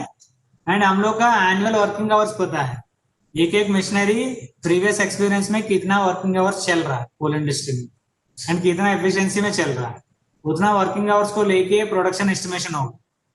मतलब आपको जितना प्रोडक्शन चाहिए एंड आपकी वर्किंग आवर्स के हिसाब से आपका नंबर ऑफ HEMM और other number of plant and machinery deploy जितना होना चाहिए उतना डिप्लॉयमेंट होगा. पहले जब डीजल कंजम्पशन आपको पता चल गया, जब diesel consumption multiplied with the available diesel rate per litre, then you derive the diesel cost. Second one is lubricant. Machinery में जितना जितना लुब्रिकेंट खर्चा लगेगा maximum ये lubricant expenditure we are estimated based on the some percentage of diesel cost है, मतलब 30% of diesel cost है considered as a lubricant cost for the HEML, 30-20 ये missionary wise different हो सकता है. Third one is repair and maintenance of other P&M. Other P&M में क्या क्या आ सकते हैं, पंपिंग आ सकते हैं, एंड कोल हैंडलिंग प्लांट भी इसी में आता है, and electric P&M electrical item है, एंड कम्युनिकेशन आइटम है, एंड ये पूरा अदर देन P&M एलिमेंट में आएगा. जब इसको भी मेंटेनेंस करने के लिए ईयरली कुछ एक्सपेंडिचर खर्चा हो सकते हैं. And fourth one was explosive cost. अभी आप ओपन कास्ट माइन प्लान कर रहा है, जब ओपन कास्ट माइन प्लान कर रहा है तो आपको कोल एंड ओबी में पाउडर फैक्टर के हिसाब से एंड स्पेसिफिक ग्रेविटी के हिसाब से आपको जितना एक्सप्लोजिव कंजम्पशन होगा पहले उतना एक्सप्लोजिव कंजम्पशन को डिराइव करना पड़ेगा. That consumption will be multiplied with the explosive rate, then you derive the explosive cost of the project. And fourth one was diesel cost for departmental vehicles. Sorry, fifth one was department vehicles. आपका जितना department vehicle होगा एक एक vehicle में per day कितना diesel consume हो सकते हैं. These all are estimations. Actuals may be highly varied from these estimations, but estimations are based on the past experience as well as past cost results from the subsidiaries and Coal India. And third one was miscellaneous cost. Okay, miscellaneous cost में major heads है, आपको TADA expenditure है, and workshop debit इसी में आता है. And underground mine में continuous minor को सुपरविजन के लिए हम चार्जेस पर टन पेमेंट करते हैं. कंटिन्यूस माइनर और लॉन्ग वाल हम आरजीएस मोड में लेके आया, उस समय हमको पेमेंट करना पड़ेगा as a operation charges as under head supervision charges. ये मिसलेनियस कॉस्ट हेड में आता है. एंड कॉन्टिजेंसी इसी में आता है. एंड हॉल रोड मेंटेनेंस है, आपको हॉल रोड जितना भी होगा उसको मेंटेन करने के लिए ईयरली सम एक्सपेंडिचर रिक्वायरमेंट होगा. That will be comes under miscellaneous head. And fourth one is environment related expenditure. मतलब आपको environment friendly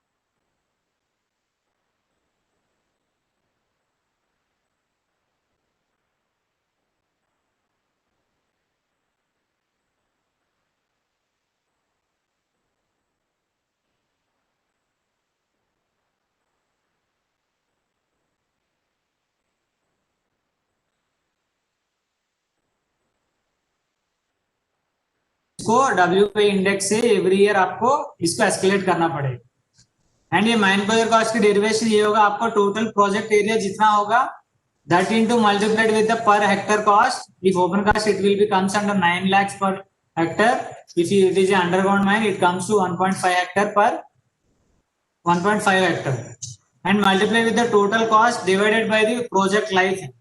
अगर आपका प्रोजेक्ट लाइफ 50 years है, मतलब quantity of land into rate per hectare divided by the life of the mine. You derive per year deposit into the escrow account.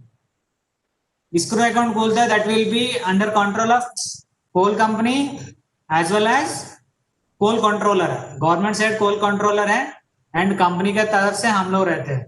इसमें escrow account दोनों को power रहता है कि कोई भी विथड्रॉ कर सकते हैं. विथड्रॉ करने के लिए अदर पार्टी का परमिशन की जरूरत पड़ती है. ये एक मैकेनिज्म है.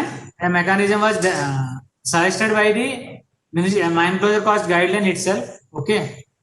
And sixth one was administrative cost. Okay. Administrative cost इस प्रोजेक्ट को एडमिनिस्ट्रेट करने के लिए how much expenditure incurred by the headquarter. Okay. Normally हम लोग as on date IRR में मतलब कैश फ्लो जनरेशन में we are considered 10% of last year का cost of administration cost per ton is considered as a cash outflow in the administrative cost head. मतलब आपका last year कोई भी coal company में last year पर ton administrative head में 100 rupees खर्चा हो रहा है. मतलब हम कैश फ्लो जनरेशन में I will take only 10% of 100. मतलब 10 rupees is considered as a cash flow and 90% as treated as a notional cash flow. मतलब इसके इम्पैक्ट IRR में नहीं आएगा, but 90% will be show under a non cash item under cost of production head. Okay. And 7th one was outsourcing cost. अभी हम लोग को there are so many modes है. वन इज डिपार्टमेंटल मोड, मतलब हमको ऑपरेट माइन को operate करने के लिए there are so many variants. एक है डिपार्टमेंटल वेरिएंट. डिपार्टमेंटल वेरिएंट मतलब all operation will be done departmentally. Outsourcing में ये होता है ऑल ऑपरेशन में be done outsourcing mode.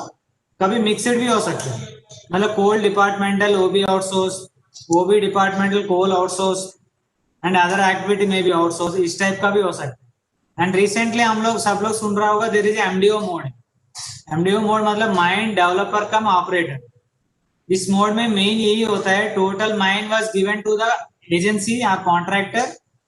Contractor will develop the mine from the scratch and they will produce per ton, they will produce the coal and we will pay the amount per ton basis. Okay, मतलब actually land का इस अभी MDO mode में land की जितना भी capital है, land की related capital was incurred by the coal companies. Other than land related expenditure, total expenditure will be done by the MDO. MDO मतलब माइन डेवलपर कम ऑपरेटर, कोई outsourcing agency है. वो खर्चा करके प्रोड्यूस करेगा, produce करके पर टन आपसे पहले ही कोट करके टेंडर में L1 पार्टी हो सकते हैं. जब L1 पार्टी होने के बाद टेंडर अवार्ड हो गया, पर टन वो चार्ज करेगा जब प्रोडक्शन शुरू होगा. एंड अदर कंडीशंस डॉक्यूमेंट में जितना कंडीशन होगा उस कंडीशन के हिसाब से वो चलेगा. मतलब जितना भी आउटसोर्स कॉस्ट है, एग्जाम्पल हम आउटसोर्सिंग मोड में चल रहा है, मतलब कोल एंड ओबी आउटसोर्स किया, balance infrastructure was developed by department.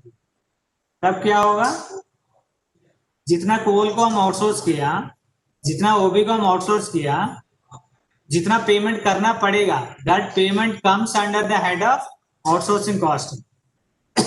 8th one is interest on working capital. मतलब as on date we are considered interest on working capital rate was 14.5%. It will vary from company to company and bank to bank.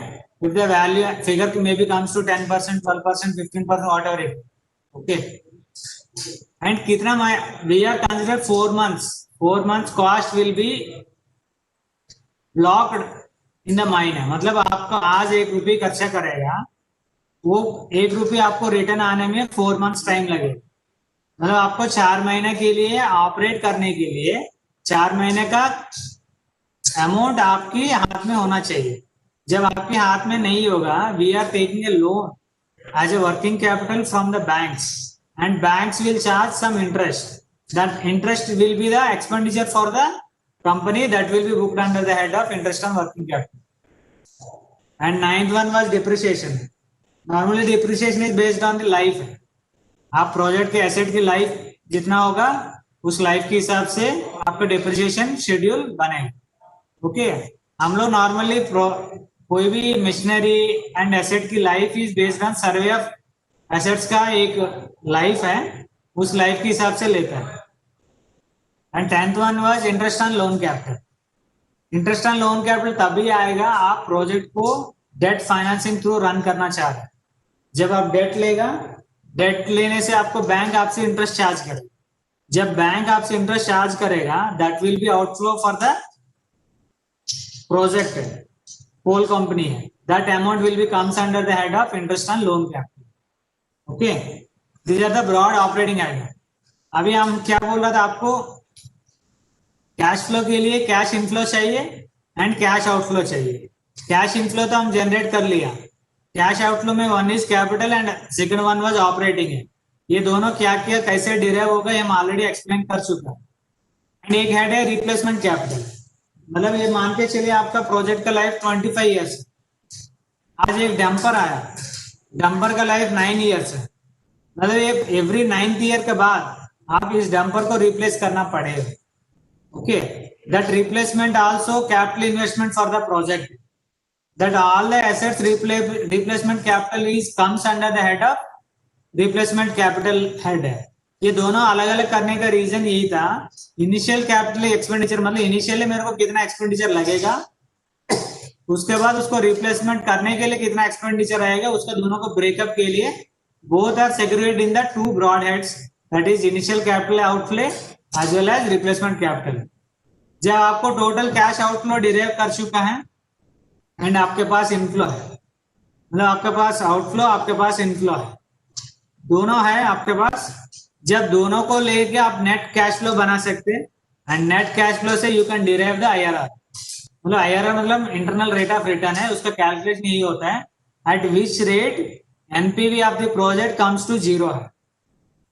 मतलब net present value as on date cash outflow sorry cash inflow minus cash outflow comes to zero at that rate is known as IRR. मतलब आपको जिस rate में आपका NPV zero होगा that rate denotes as a internal rate of return by the project. Okay, जब आप net cash flow से internal rate of project generate कर चुका है then this will go for a decision making.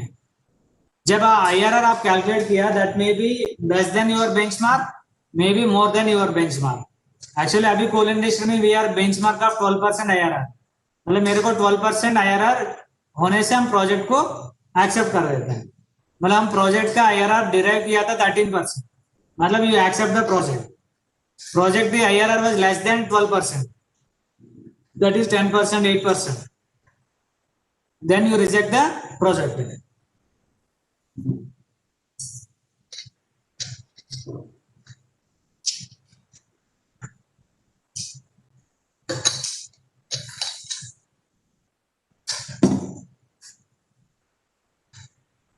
कोई भी project report में decision लेने के लिए IRR की रिक्वायरमेंट है. इस IRR का कैश फ्लो जनरेशन के लिए क्या क्या इनपुट्स रिक्वायर्ड है, अभी तक ये पॉइंट डिस्कस किया है.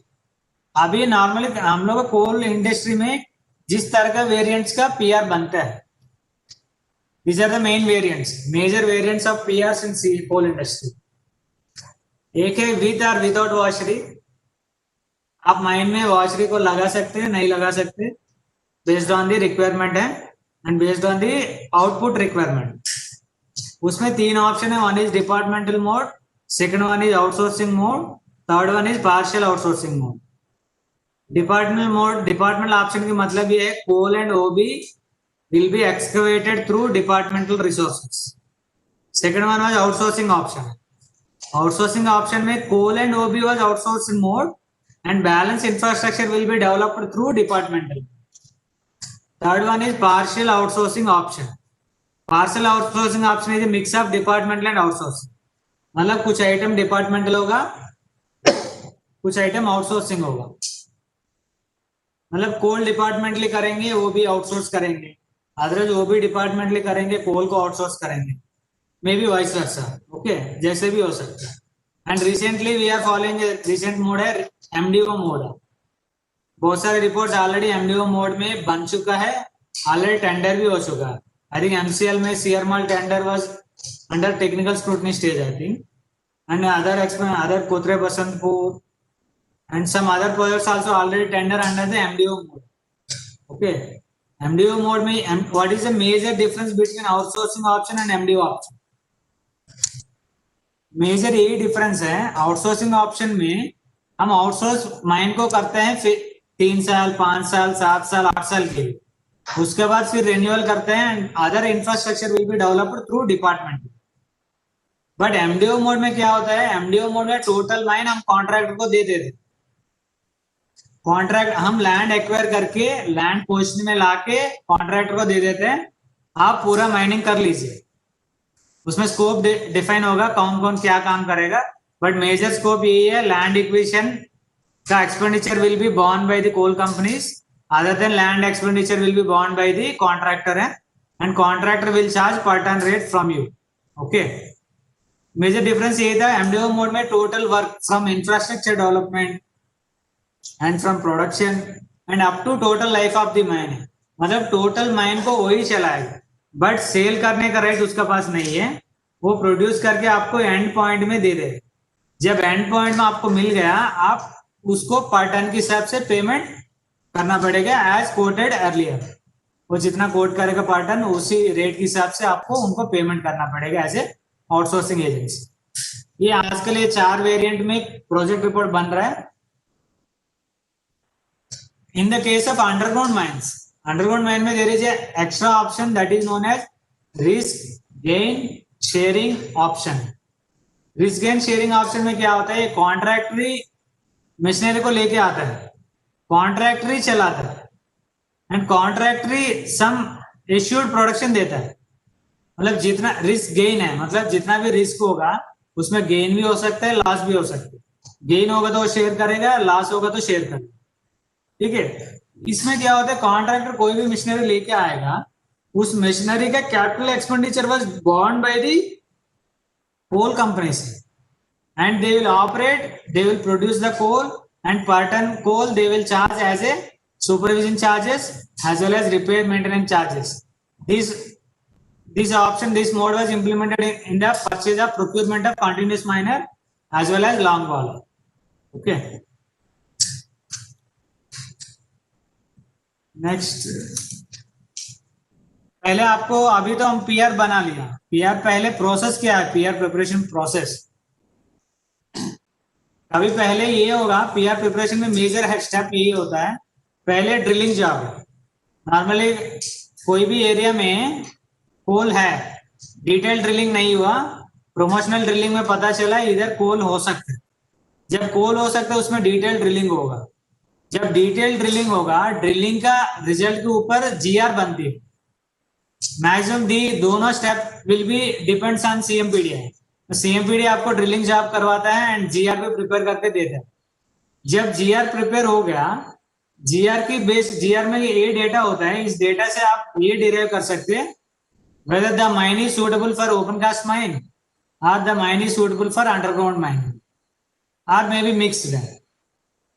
जब आप डिसाइड कर चुका है, एग्जाम्पल फॉर एग्जाम्पल आपका रिजर्व मिल रहा था 400 मीटर के अंदर, मतलब 400-500 मीटर का अंदर है, तब may not be open cast mining feasible है, तब अंडरग्राउंड आपको जाना पड़ेगा। बिकॉज आपको ओपन कास्ट में जाएगा तो सो मच ऑफ ओबी को आपको एक्सकवेट करना पड़ेगा, उसके चलते आपका स्ट्रिपिंग रेशियो बढ़ सकता है। ओके, इसलिए आपको पहले suitable method of mining in consideration of economics of the project. मतलब आप ओपन कास्ट माइन कर सकते हैं technically, but open cast mine करने से टेक्निकली तो कर सकते, but financially may not be feasible due to the high stripping ratio of the project. जब आपका स्ट्रिपिंग रेशियो बहुत ज्यादा हो गया, देन आप तो मेंटेन फिजिबल नहीं हो सकता, आपका कॉस्ट ऑफ प्रोडक्शन बढ़ जाएगा। जब आप तो सूटेबल माइनिंग मेथड डिसाइड कर लिया, then you go for estimation of required HEMM, P&M for the mining. Example is that this is an open cast mine, then how much dumpers required, how many shovels, how many surface miners and how many other common equipment is required to run the project. And underground mine होगा तो जितना long wall set चाहिए, जितना continuous miner set चाहिए, जितना SDL, LSD चाहिए, ये आपको derive करेगा based on the yearly production schedule as envisaged in the project report. जब P&M डिसाइड हुआ, P&M के ऊपर आपको जितना वर्कशॉप की रिक्वायरमेंट है and other electrical and mechanical parts के requirement will be derived based on the HEMM population of the project. जब आप P&M and HEMM and E&M derivation हो गया, उसके बाद सिविल इंफ्रास्ट्रक्चर फैसिलिटीज है, आपको कितना सर्विस बिल्डिंग बनना पड़ेगा, आपको कितना रेजिडेंशियल बिल्डिंग बनाना पड़ेगा, जितना CHP बनाना पड़ेगा, वर्कशॉप बनाना पड़ेगा। There are so many other items you have to build. And उसके बाद जब इतना इनपुट्स आपको मिल गया, उससे आप एक कैश फ्लो जनरेट करेंगे। उस कैश फ्लो से we are using capital budgeting decision making tools है, उस टूल्स में डिराइव करेंगे रिजल्ट। तो इस कैश फ्लो से ये चारों टूल का डिराइव करेंगे। एक्चुअली हम लोग मेजरली डिपेंड्स ऑन IRR है। जब IRR प्रोजेक्ट हम डिराइव करेंगे, उस डेरिवेशन के बाद आप एक रिजल्ट आ गया, उस रिजल्ट वेदर, उसके बाद हम ये देखेंगे whether this project is technically viable and financially viable. Technically viable and financially viable, then you go for accept the project है, otherwise you may reject the project. उसके बाद इवैल्यूएशन एंड अप्रूवल, जब report project report prepared by the CMPDI and submitted to the coal companies for evaluation purpose, once evaluation होने के बाद ही approval हो। मतलब हमको PR प्रोसेस को जानने की इसलिए जरूरी है, कभी भी आपको प्रोजेक्ट रिपोर्ट इवैल्यूएशन करने के लिए background of project report preparation का भी मिनिमम बेसिक आइडिया होना चाहिए, तभी आप उसको एवेल्युएट कर सकते हैं। Otherwise without knowing the background of the project preparation and cost estimation, then evaluation में भी इररिलेवेंट है। मतलब आप इवैल्यूएशन करके कुछ कमेंट फाइनेंशियली नहीं कर सकते, मे बी टेक्निकली कर सकते हैं बट फाइनेंशियली नहीं कर सकते। इसलिए आपको फाइनेंशियली जिस प्रोसेस में रिपोर्ट बनता है उस रिपोर्ट की मिनिमम आइडिया होने से इवैल्यूएशन में आपको इनपुट्स मिलेगा। जब इवैल्यूएशन होने के बाद this project will go for competent approval है, उसके बाद ये project may be approved, may not be approved based on the benchmark और based on the higher management criteria. ये तो प्रोसेस है। अभी तक हम ये कवर किया, हमको टोटल प्रोजेक्ट रिपोर्ट की प्रोसेस फ्लो क्या है एंड प्रोजेक्ट रिपोर्ट में फिजिबिलिटी रिपोर्ट का रिजल्ट देने के लिए, कैश फ्लो जनरेट करने के लिए what are the basic inputs required to generate the cash flow. Cash flow generate होने से आपको एक डिसीजन मेकिंग टूल के हिसाब से एक रिजल्ट आया, एक रिजल्ट के लिए कैश फ्लो जनरेट करना पड़ेगा। कैश फ्लो के लिए आपको आउटफ्लो इनफ्लो चाहिए। Inflow is derived from the sales realisation, outflow will be derived through capital head, revenue head. जब इतना डेरिवेशन होने के बाद आप IRR ऑफ द प्रोजेक्ट आप अराइव कर लिया, उसको बेंचमार्क के साथ कंपेयर कर लीजिए, you can decide whether you accept whether you are reject. ये अभी तक हम ये कवर किया है। इसके बाद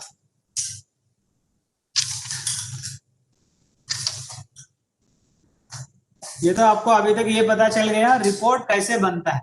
जब रिपोर्ट आपके पास इवैल्यूएशन के लिए आया, जब इवैल्यूएशन में हमको क्या क्या पॉइंट देखना पड़ेगा एज ए whole company.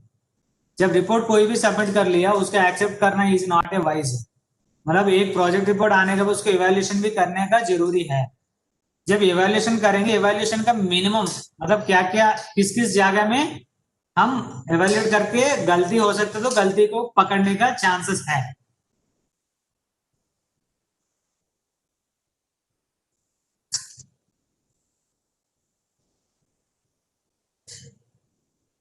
Wait, slide stuck हुआ है, 1 मिनट प्लीज वेट।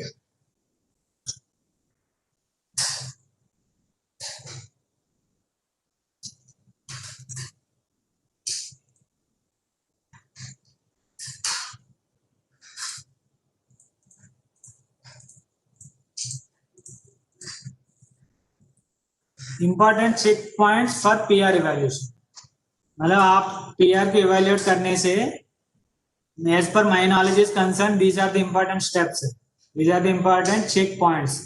इसको बोल सकते हैं आप चेकलिस्ट है। जब ये चेकलिस्ट में आप जाएगा, इस चेकलिस्ट के हिसाब से आपको PR प्रिपरेशन में कहीं पर कोई भी मिस्टेक्स है, अदरवाइज कहीं कहीं कुछ गलती है, वो आप पकड़ने की चांसेस मिल सकते हैं। First one is grade of coal and sale price and average grade और ईयर वाइज ग्रेड। मतलब ये है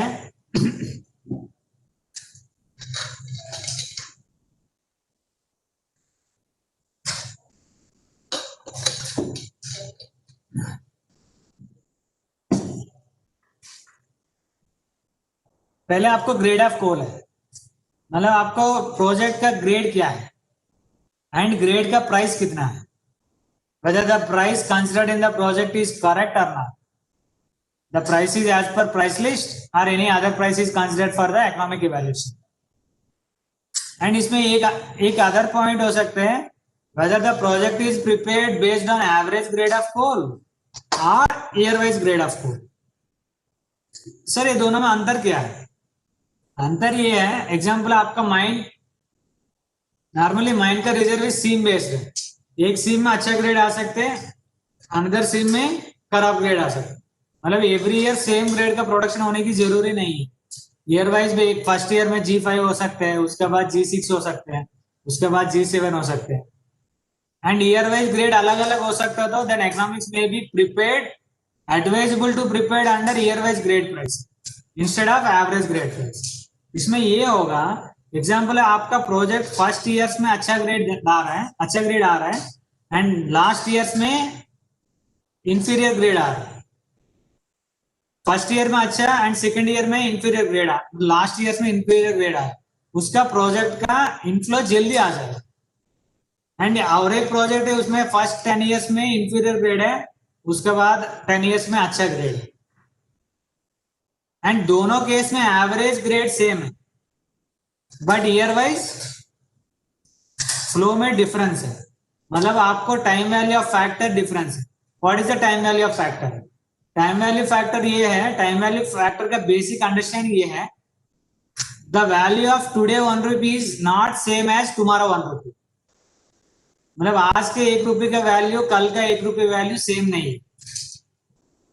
सेम इसलिए नहीं है, एग्जाम्पल मान लीजिए आज आपको 1 रुपया चाहिए, मतलब आपको 1 रुपया चाहिए, आपको 1 साल के बाद 1 रुपया चाहिए, मतलब आज के लिए 1 रुपया नहीं है, बिकॉज आपको नेक्स्ट ईयर 1 रुपया चाहिए। मतलब आज आप 0.9 रुपीज आप बैंक में डिपॉजिट कर लीजिए and 0.9 rupee will generate the return of 10% और 11%, देन इट कम्स टू 1 रुपी।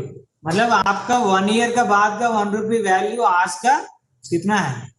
0.9 है। मतलब आपकी आज की 1 रुपी वैल्यू नेक्स्ट ईयर का 1 रुपी वैल्यू वाज नॉट सेम। इसलिए आपको एवरेज ग्रेड लेने के अलावा ईयर वाइज ग्रेड लेने से project will show exact cash flow instead of average grade. Second one was other charges like sizing, RLS, evacuation charges. At present coal industry में basic price के अलावा there are other charges collected from the consumer. One is sizing, आपका coal का -100 mm sizing है, then we will charge 89 rupees per ton as a extra charge from the consumer. And RLS है, RLS का मतलब rapid loading system. जब rapid loading system से क्या होगा? रैपिड लोडिंग की सिस्टम से आपका कोल जल्दी वैगन में लोड हो जाए, उसके चलते demurrage charges of wagon will be reduced.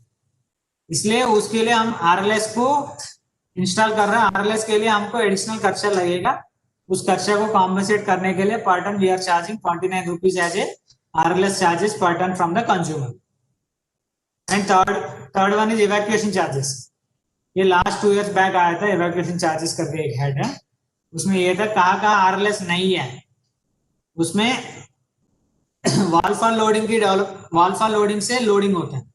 जब वाल फॉल लोडिंग से लोड करने के लिए आपको एक्सपेंडिचर इंकर करेगा, additional expenditure, that additional expenditure will B compensated through evacuation charges. इसमें एक मेंशन नहीं किया सरफेस ट्रांसपोर्टेशन चार्जेस। मतलब आपका माइन का पिट हेड से आपका लोडिंग पॉइंट तक कितना दूर है, उस दूर आप कोल को कैसे भी ट्रांसपोर्ट कर रहे हैं, मे बी बेल्ट है, मे बी पाइप कन्वेयर है, मे बी रोड ट्रांसपोर्टेशन, जैसे भी हो आपके लिए पर टन ऑफ कोल एक एडिशनल अमाउंट कंज्यूमर से मिलेगा, that is comes under surface transportation charges. मतलब whether this project report considers this additional charges are not, before finalization of inflow please check the whether additional elements was considered correctly और नॉट। Third one was cash flow trend. Sir cash flow trend से क्या पता चला? Example मान लीजिए आपका 1 to 10th year में प्रोडक्शन बिल्डअप पीरियड, मतलब फर्स्ट ईयर में 2, 3, 4, 5, 6, 7, 8, 9, 10 लाइक दैट, उसके बाद 10 कंटिन्यू कर। मतलब आपका कैश फ्लो क्या होना चाहिए? 1 to 10th year in increasing trend, 10 से 20 में स्टेबल होना चाहिए। समझ गया? मतलब आप प्रोडक्शन बिल्डअप पीरियड में आपका कैश फ्लो बढ़ते जाएगा, जब प्रोडक्शन एक लेवल में स्टैंडर्ड हो गया उसके बाद आपका कैश फ्लो में ज्यादा वेरिएशन नहीं होना चाहिए। जब ज्यादा वेरिएशन हो रहा है उसका रीजन भी पता करना पड़ेगा, ये क्यों हो रहा है। This may be happen due to additional lead, this may be happen due to additional OB quantity excluded from the mine, some other reasons. उसको एक बार देखना पड़ेगा, इस कैश फ्लो ट्रेंड से आपको ये पता चले। And coal and OB excavation trend, हम ये बोल रहे हैं ना, coal and OB excavation trend के हिसाब से आपका कैश फ्लो ट्रेंड भी डिपेंड हो। उसके बाद एक्सक्यूज मी,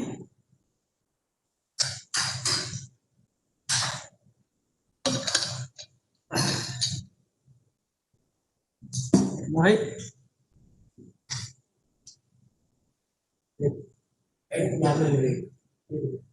कितना 15 मिनट्स और फिर ये खत्म कर दो। ये ब्रेक हो गया है?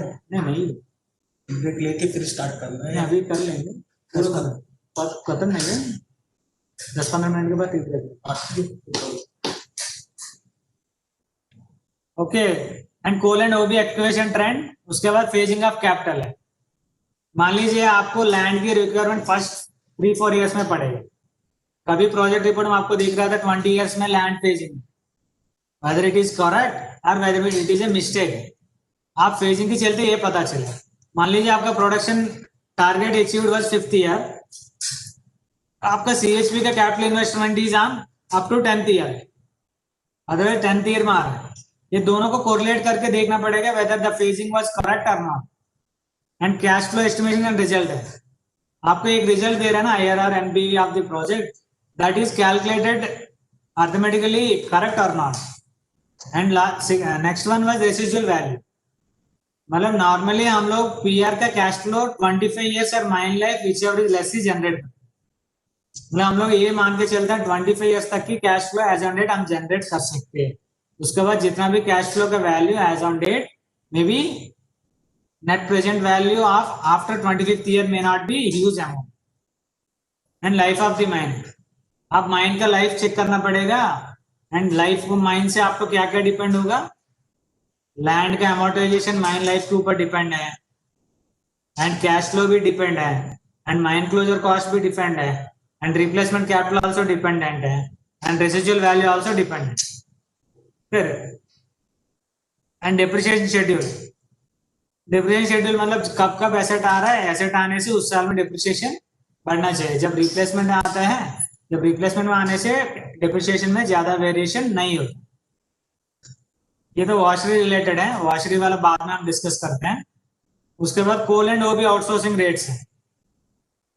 हम आउटसोर्सिंग मोड में प्रोजेक्ट रिपोर्ट को प्रिपेयर किया। जब प्रिपेयर किया आउटसोर्सिंग कॉस्ट की हेड में आउटसोर्सिंग चार्जेस आए। Whether these outsourcing charges considered based on the coal and OB outsourcing rates, recently last awarded rate, otherwise estimated rates of the coal companies. ये in line with the estimations or not, you have to check it. And next one is equity versus debt financing. ये दोनों का differentiation हम बाद में discuss करेंगे इस point के लिए। And interest on loan capital and working capital, estimation of working capital. ये वर्किंग कैपिटल का एस्टिमेशन 4 months लिया है, 3 months लिया है, 2 months लिया है। Why they are taking 4 months? Why they are taking 2 months? You have to analyze the same. It will be required only 1 month or 2 months. You can decide.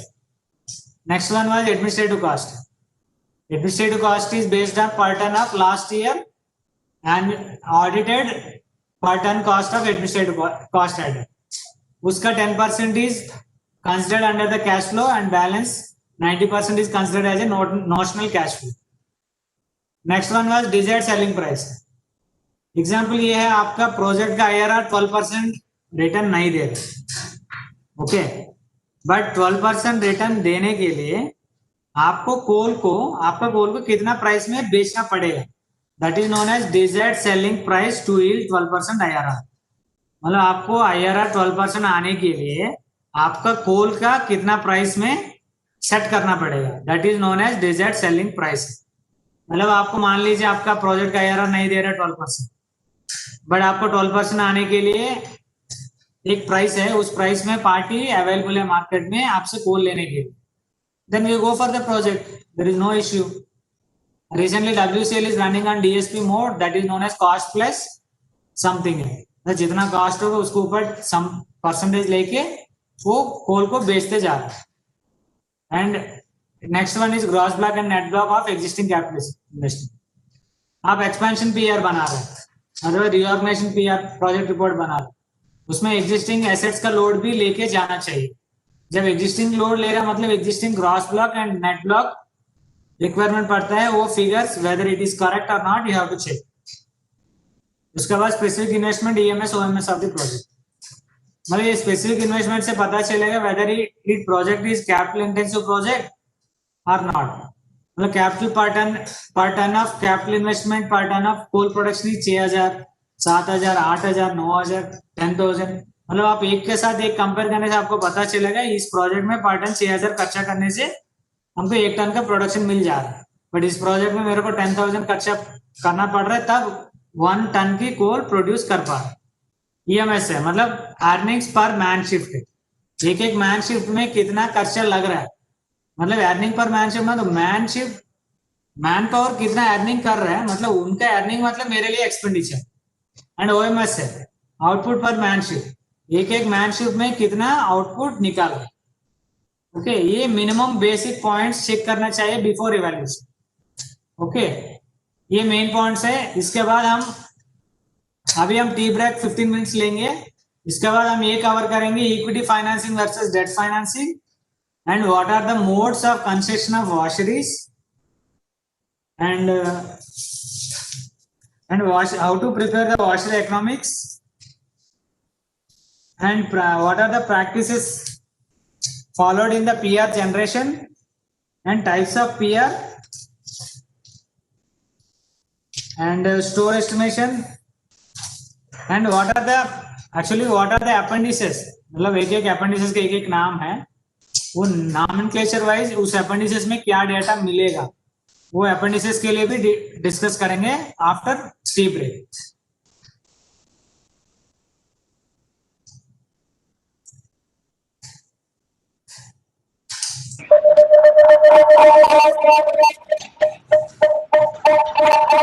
Minute आप tea break ले सकते हैं, tea break के बाद फिर बैठेंगे, कोई भी डाउट होगा तो एक के बाद मेरे से पूछ सकते हैं after tea break. Okay,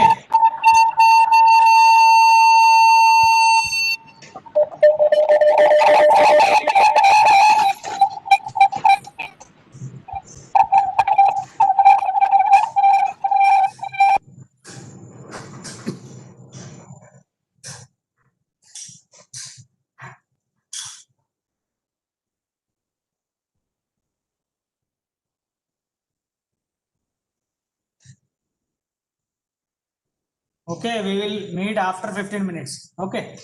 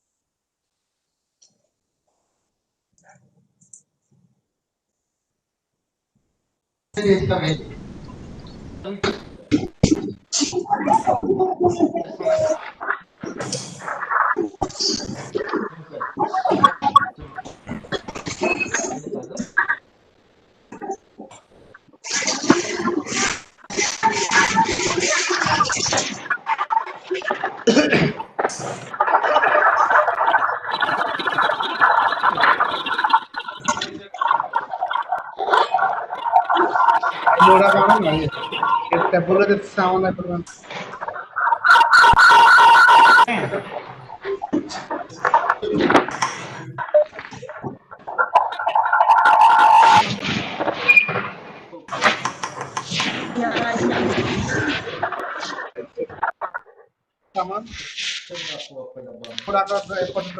Anoop Kumar Pandey sir mike off कर लीजिए सर।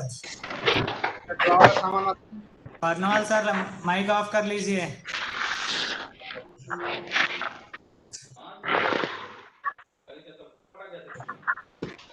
चंद्रवीर नारायण सब माइक ऑफ कर लीजिए प्लीज।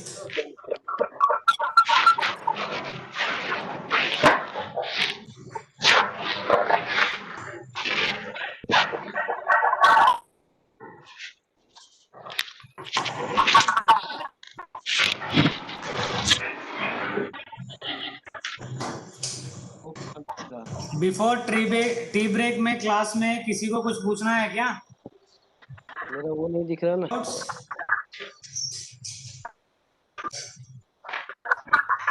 वो लगा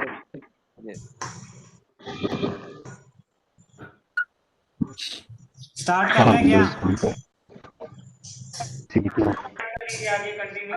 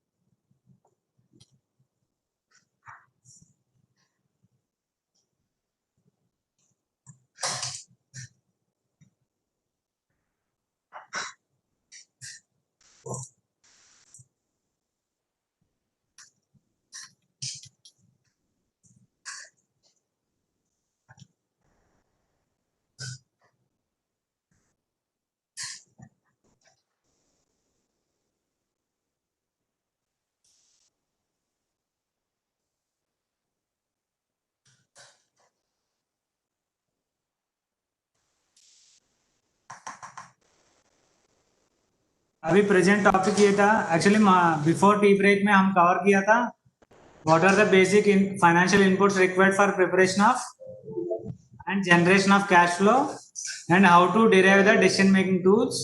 Based on the decision making tools, higher management will be compared with the benchmark return or benchmark NPV.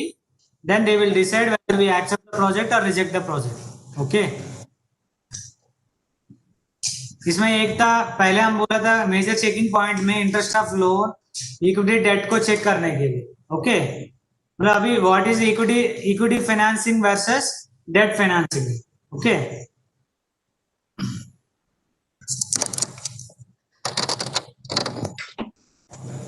जब इक्विटी फाइनेंसिंग डेट फाइनेंसिंग में अभी दो आता है, इसमें equity IR and project IR. Project IR का मतलब ये है to the return generated by the total project, whether the funding is coming from equity or whether the funding is coming from debt है, उसका रेलेवेंस नहीं है. उसका relevance नहीं है, वो प्रोजेक्ट कितना जनरेट कर रहा है, that is known as project IRR. उसमें डेट कैश फ्लो से कोई रिलेवेंस नहीं है.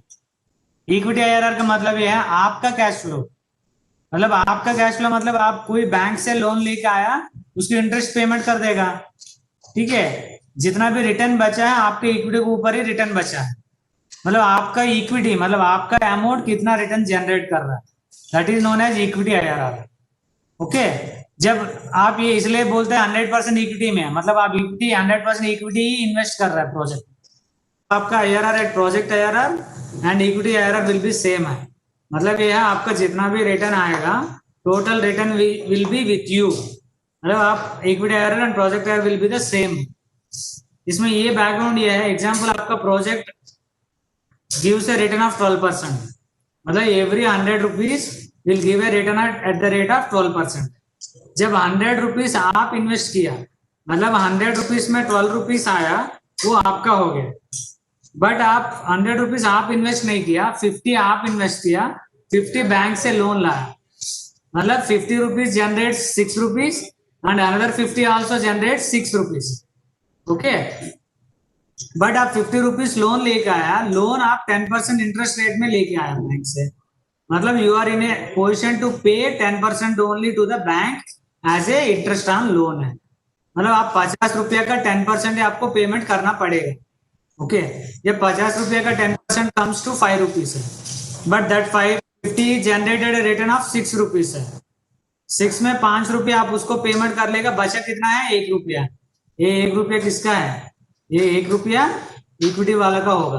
मतलब इक्विटी का 50 रुपया ऑलरेडी 6 रुपया जनरेट किया, प्लस जितना 50 डेट वाला जनरेट किया, डेट का इंटरेस्ट पेमेंट करने के बाद नेट बचा है 1 रुपया. मतलब total generation is come to 5 + 1 है, टोटल कम्स टू 6 रुपीज है. मतलब your 50 rupees is generating a return of 6 rupees है. मतलब वो 10% कितना हो रहा है, सॉरी 6 + 1 है 7 रुपीज. 7 रुपीज का मतलब ये है आपका equity IRR is more than 12%, but project IRR was only 12%. Okay, this is the major difference. The IRR can be defined as a return at which NPV comes to 0 है. Okay, calculation of IRR considering only project cash flow, मतलब financing कहाँ से हो रहा है उसको भूल जाइए. जब टोटल कैश फ्लो जितना प्रोजेक्ट में आ रहा है, कितना प्रोजेक्ट बाहर जा रहा है, नेट इंपैक्ट कितना है, that is known as equity sorry project IRR. Internal IRR considering the cash flow net of financing, मतलब फाइनेंसिंग इंपैक्ट को नेट करने के बाद आईआरआर आएगा, that IRR is known as equity IRR. इस दोनों का डिफरेंस यही है, जब लोन आएगा, लोन आने से whether your decision is based on project IRR और whether your decision is based on equity IRR, but आपका डिसीजन इक्विटी आईआरआर के ऊपर होना चाहिए. ओके, वॉशरीज कंस्ट्रक्शन मॉडल ये है. वॉशरी इकोनॉमिक्स में क्या हुआ, washery is a separate cost centre है. आप माइनिंग किया, माइनिंग से कोल निकला, कोल वॉशरी में जाएगा, मतलब अप टू माइनिंग तक प्रोडक्शन तक एक कॉस्ट सेंटर है, and washery will be treated as a separate cost centre. मतलब कोल वॉशरी का अंदर आएगा तो that is input cost to the washery, and washery से आउटपुट निकलेगा. वॉशरी में एक्चुअली कोल में कुकिंग है, नॉन कुकिंग. कुकिंग कोल को भी वॉश कर सकते हैं, नॉन कुकिंग कोल को भी वॉश कर सकते हैं। कुकिंग कोल में मैक्सिमम जाते हैं वो सेल मतलब स्टील इंडस्ट्री में यूज होता है, बिकॉज उसका हीट वैल्यू ज्यादा रहता है compare to non cooking coal. जब कुकिंग कोल वॉशरी में जाएगा, दैट वॉशरी में भी 3 प्रोडक्ट वॉशरी में भी 2 प्रोडक्ट वॉशरी। 3 प्रोडक्ट का मतलब ये है the washery gives A output of 3 different products. 2 product का मतलब 2 डिफरेंट प्रोडक्ट्स। 3 प्रोडक्ट में 1 is clean coal, second one is known as middling or power grade coal, third one is rejects. Okay, and 2 product washery में 1 is clean coal, second one is rejects. And as on date coal industry में washery construction का there are 4 types of models as on date running. उसमें क्या क्या है? BOM, BOO मतलब build, operate and maintain, build, operate and own, turnkey and departmental. ये these are the 4 modes. One is BOM concept, build, operate and maintain. इसमें ये है build, operate and maintain. मतलब इसमें capital invested by the company है. Operation will be done by the contracting agency and construction also done by the contracting agency. BOO में क्या होता है? build, operate and own है. मतलब total capital operating सब वही करेगा, पार्टन मेरे से चार्ज कर लेगा. Third one is turnkey है. टर्नकी का मतलब ये है construction by turnkey mode and maintenance में भी सेपरेट। टर्नकी में क्या होता है? कंस्ट्रक्शन हम सेपरेटली किसी से कॉन्ट्रैक्ट कर लेते हैं, उसके बाद operation will be separately done, whether it may be done departmental mode, whether it may be done on outsourcing mode.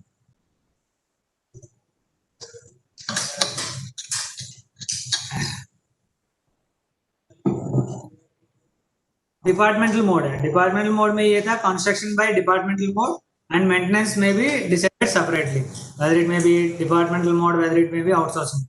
मतलब construction of washery consist of majorly 4 different construction models. One is BOM, another one is BOO, third one is turnkey, fourth one is departmental mode. ये as on date maximum अभी हम लोग का बहुत सारा washers MCL, BCCL में BOM में चल रहा है, अभी तक BOO में अभी तक नहीं आया। ओके, वॉशरी जब वॉशरी इकोनॉमिक्स बनाना है, मतलब आपका वॉशरी इकोनॉमिक्स बनाने में आउटपुट क्या है, इनपुट क्या है। ओके, मतलब आपका रियलाइजेशन क्या है, आपको जितना प्रोडक्ट्स वॉशरी से आएगा। एग्जांपल 3 प्रोडक्ट वॉशरी है, मतलब middling, clean coal, middling, rejects है। 2 प्रोडक्ट होने से क्लीन कोल, मिडलिंग है। इस दोनों का, तीनों का रियलाइजेशन रेट होगा। ओके, जब रियलाइजेशन रेट अलग अलग है एंड आपको क्वांटिटी पता है, then you derive a realisation inflow.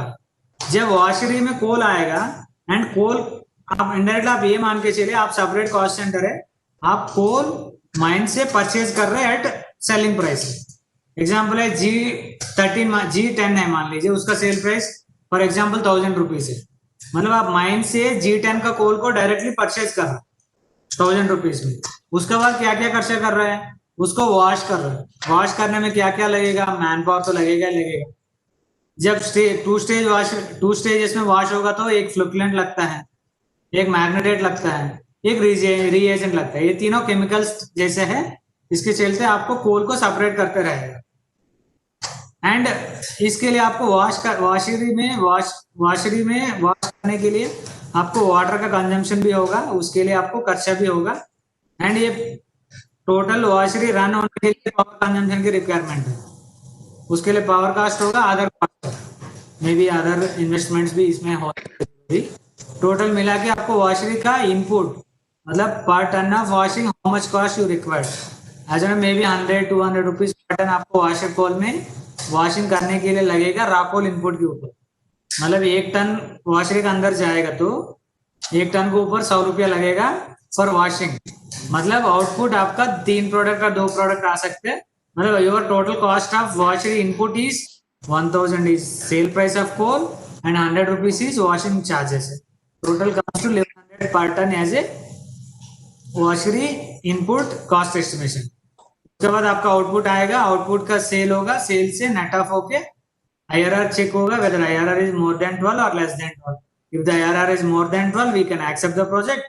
If IRR is less than project, we may reject the project. Sensitivity analysis, इसको और एक नाम है रिस्क एनालिसिस। रिस्क एनालिसिस मतलब आपका आईआरआर का बिहेवियर इस चारों एलिमेंट को चेंज करने के चलते जैसे होगा। मतलब आप कैपिटल इंक्रीज हुआ 5%, मतलब कैपिटल का जितना भी आप एक्सपेंडिचर एस्टिमेट किया उस एस्टिमेशन से 5% ज्यादा गया, तब आपका आईआरआर कितना होगा। जब 10% ज्यादा गया तब आईआरआर कितना होगा। जब 15% ज्यादा होगा देन आईआरआर कितना है, देन 20% ज्यादा होगा देन आईआरआर कितना है। मतलब एक फैक्टर है कैपिटल, सेकंड फैक्टर ऑपरेटिंग है। मतलब आपको माइन को मेंटेन करने के लिए आप एस्टिमेट किया, वो एस्टिमेशन का एक्सपेंडिचर में भी एक्चुअली वैरी हो सकते हैं। वो 5% ज्यादा होगा तो what is the impact on IRR, 10% होने से what is the impact of IRR, 15 होने से व्हाट वाज द इम्पैक्ट, 20 होने से what was the impact. Like capacity utilisation, जब टोटल माइन 100% कैपेसिटी, मतलब आप प्लान किया था 5 MTY की प्रोजेक्ट, वो project 5 MTY production every year देते गए, मतलब project was at 100% capacity utilisation, but वो 5 नहीं दिया 4 ही दे रहा है, मतलब 80%। मतलब हम डिफरेंट कैपेसिटी यूटिलाइजेशन को भी चेक करेंगे। हम 80% कैपेसिटी में जाएंगे तो व्हाट इज द आईआरआर, जब 85 कैपेसिटी होगा तो व्हाट इज द आईआरआर, जब 90% कैपेसिटी होगा तो what was the IRR of the project. ठीक है। And fourth one is selling price. Selling price 5% decrease होगा तो what is the impact on IRR, जब 10% डिक्रीज होगा तो what is the impact, 15 is the what is impact, 20 was the what is the impact। मतलब these are the 4 main elements directly impacts the IRR of the project।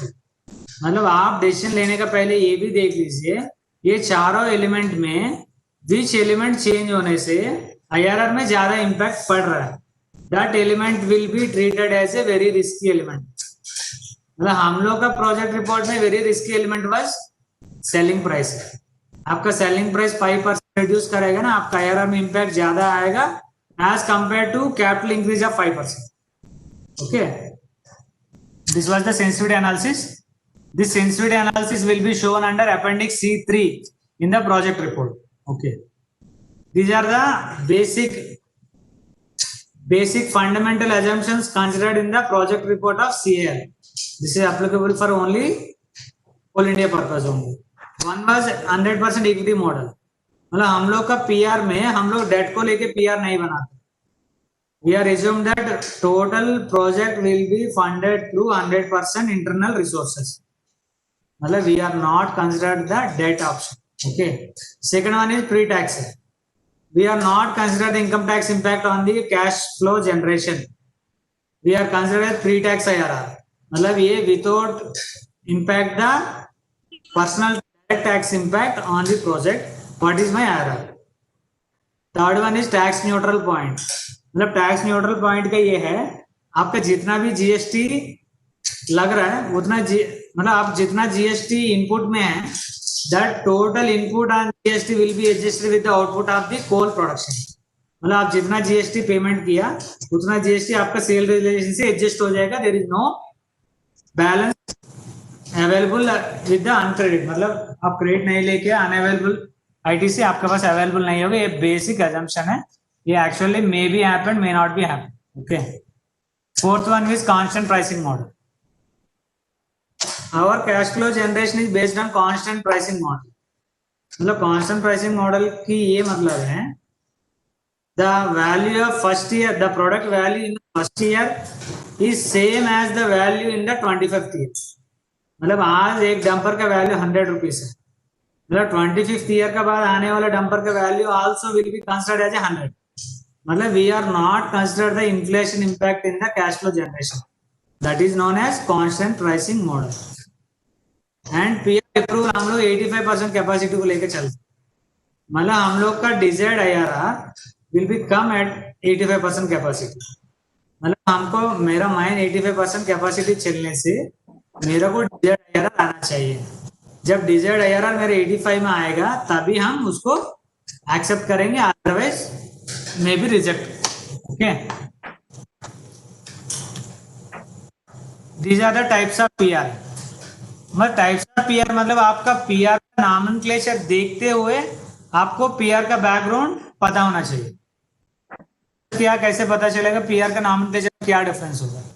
All PR का नाम same नहीं होता है। PR मतलब project report है। Project report का nomenclature differentiate करता है ये प्रोजेक्ट रिपोर्ट का बैकग्राउंड क्या है। ओके, ये है project report, simply x project report है। एक्स प्रोजेक्ट रिपोर्ट का मतलब this was a new capital investment proposal है। इसका पहले कभी कुछ इसका बारे में कुछ हुआ नहीं। This was the first time we are preparing the project report, that is known as project report. जब ये प्रोजेक्ट रिपोर्ट बना के हम सब्सिडरी को मतलब कोल कंपनी को सबमिट किया, सबमिट करने के बाद बहुत सारा डिस्कशन हुआ। डिस्कशन के बाद कुछ ऑब्जर्वेशन आया, उस ऑब्जर्वेशन को उसमें इनकॉर्पोरेट करने के लिए बोला। मतलब before approval there is a substantial changes in the PR, उस पीआर को बोलते हैं रिकास्ट पीआर। नॉर्मल पीआर पहले ड्राफ्ट सबमिट होता है, जब ड्राफ्ट सबमिट होने से नॉर्मल ऑब्जर्वेशन कुछ भी होता है ना, उस पीआर में फाइनल पीआर में इनकॉर्पोरेट कर लेते हैं। ओके, बट पीआर में मेजर एग्जांपल आप ओपन कास्ट माइन बना के लेके गया, बाद में डिस्कशन के बाद पता चले अंडरग्राउंड माइनिंग की बेटर ऑप्शन, तब आपको पीआर टोटली रिकास्ट हो जाए। मतलब रिकास्ट पीआर का मतलब ये है जब आपका कभी भी प्रोजेक्ट रिपोर्ट हेडिंग देखा है रिकास्ट ऑफ एक्स पीआर, मतलब ये पीआर पहले बन चुका है, ये अप्रूवल के लिए आया है, बट अप्रूवल का आने के पहले इवैल्यूएशन के टाइम में सब्सटेंशियल चेंजेस रिकमेंड किया है, उसके चलते रिपोर्ट को रिकास्ट करना पड़ा, इसलिए इस प्रोजेक्ट का नाम है recast PR. Okay, and revised PR, ये पीआर रिवाइज क्या, रिकास्ट रिवाइज का डिफरेंस क्या है? एक ही डिफरेंस है, दोनों में सब्सटेंशियल चेंजेस हो सकते हैं, बट रिकास्ट में पीआर अप्रूव नहीं हुआ, पहले कॉम्पिटेंट अथॉरिटी उसको अप्रूव नहीं किया। बट रिवाइज पीआर में क्या होता है, PR was already approved by the competent authority. मान लीजिए अप्रूव ये एक्सपीआर को कॉम्पिटेंट अथॉरिटी अप्रूव कर दिया विदाउट रेलवे साइडिंग, विदाउट सीएचपीआर कभी पहले, बट बाद में रिसेंट अमेंडमेंट के चलते, रिसेंट अपडेशन के चलते एंड रेगुलेशंस के चलते आपको उसमें सीएचपी एंड रेलवे साइडिंग बनाना पड़ रहा है। मतलब आपको पीआर को क्या करना पड़ेगा, रिवाइज करना पड़ेगा, उसको बोलते हैं रिवाइज्ड पीआर। मतलब any PR with the nomenclature of revised PR of x, मतलब ये PR was earlier already approved है, उसमें कुछ सब्सटेंशियल चेंजेस हुआ, इसलिए अभी फिर रिवाइज हो रहा है। Fourth one was expansion PR, मतलब पीआर वाज ऑलरेडी अप्रूव्ड, उसका लाइफ ऑलरेडी कंटिन्यू कर रहा है, बट उसका कैपेसिटी 5 से 7 करना चाह रहा है। मतलब already the production capacity per year was 5 MTY, उस 5 MTY को आप इंक्रीज करके 7 MTY तक लेके जाना चाहते हैं। मतलब आप increase in the target capacity of an approved PR, मतलब पीआर ऑलरेडी अप्रूव हो चुका, already project is under running stage, उसका प्रोडक्शन आप बढ़ाना चाह रहे हैं, that is known as expansion PR. मतलब अप्रूव्ड पीआर का टारगेट कैपेसिटी इंक्रीज करना चाह रहे हैं, that PR will be noted as a expansion PR. And fifth one was RCE and UC. RCE मतलब revised cost estimate, UC मतलब updated cost estimate. Updated cost estimate कब होता है, PR अप्रूवल के लिए गया, बट अप्रूवल का actually हम लोग का अपडेशन होता है, एवरी कोई भी कॉस्ट है, कोई भी कॉस्ट एलिमेंट है, बोर्ड में अप्रूव करने के पहले 6 महीने से ज्यादा होल्ड नहीं होना चाहिए। मतलब ये है कभी भी रिपोर्ट अप्रूव होने के समय उसका कॉस्ट एलिमेंट 6 महीने से ज्यादा ओल्ड वाला नहीं होना चाहिए। तब क्या होता है, अपडेट करना पड़ता, cost updating before approval of PR. मतलब कभी पीआर अप्रूव होने के पहले कुछ लेट हो गया, 6 महीना पार हो गया, देन अपडेट करके लेके जाना। Okay, fifth one was RC. RC मतलब increase in capital estimates and no major scope and no target. मतलब कैपिटल एस्टिमेट्स में इंक्रीज है, स्कोप में there is no change in the target capacity. जब target capacity में change होता है उसका नाम है एक्सपेंशन पीआर है। जब चेंजेस में स्कोप ऑफ वर्क में चेंज होता है उसको बोलता है रिवाइज्ड पीआर है। बट हम दोनों कुछ चेंज नहीं कर रहे, ओनली पहले हम रेलवे साइडिंग के लिए 100 रुपीज लिया था at same scope, as on date वो 100 रुपीज कम्स टू 200 हो गए। मतलब 200 के चलते मेरे को पीआर रिवाइज करना पड़ रहा है, इसलिए उसको बोलते हैं रिकास्ट रिवाइज कॉस्ट एस्टिमेट बोलते हैं। इसलिए नाम है cost estimate, not PR. Cost estimation को हम रिवाइज कर रहे हैं, यूसी मतलब कॉस्ट एस्टिमेशन को अपडेट कर रहे हैं। And next one was reorganisation PR. Reorganising PR का मतलब ये है आपके पास दो पीआर है, दोनों को मिला के बना लो, दोनों के अमालगमेट करो, अदरवाइज एक को दो कर दो। Reorganise, amalgamation, reorganisation of existing mines और कंप्लीटेड माइंस, कोई भी अर्लियर माइंड को और एग्जिस्टिंग माइंड को रीऑर्गेनाइज कर लीजिए। And last one but not least, extension PR. Extension expansion में क्या डिफरेंस है? एक्सपेंशन में टारगेट कैपेसिटी बढ़ेगा, ओके। एक्सटेंशन में क्या ना, लाइफ इंक्रीज करेगा।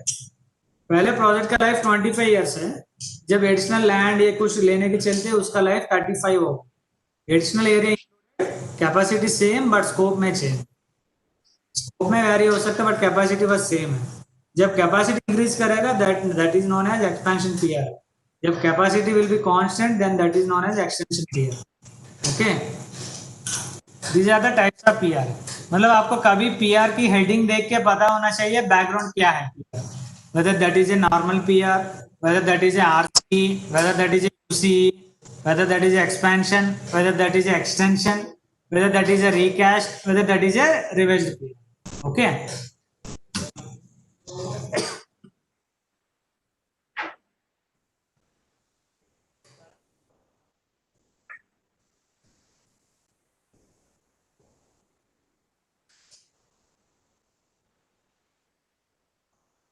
अभी हम क्या क्या कवर किए एक बार चेक कर लेते हैं।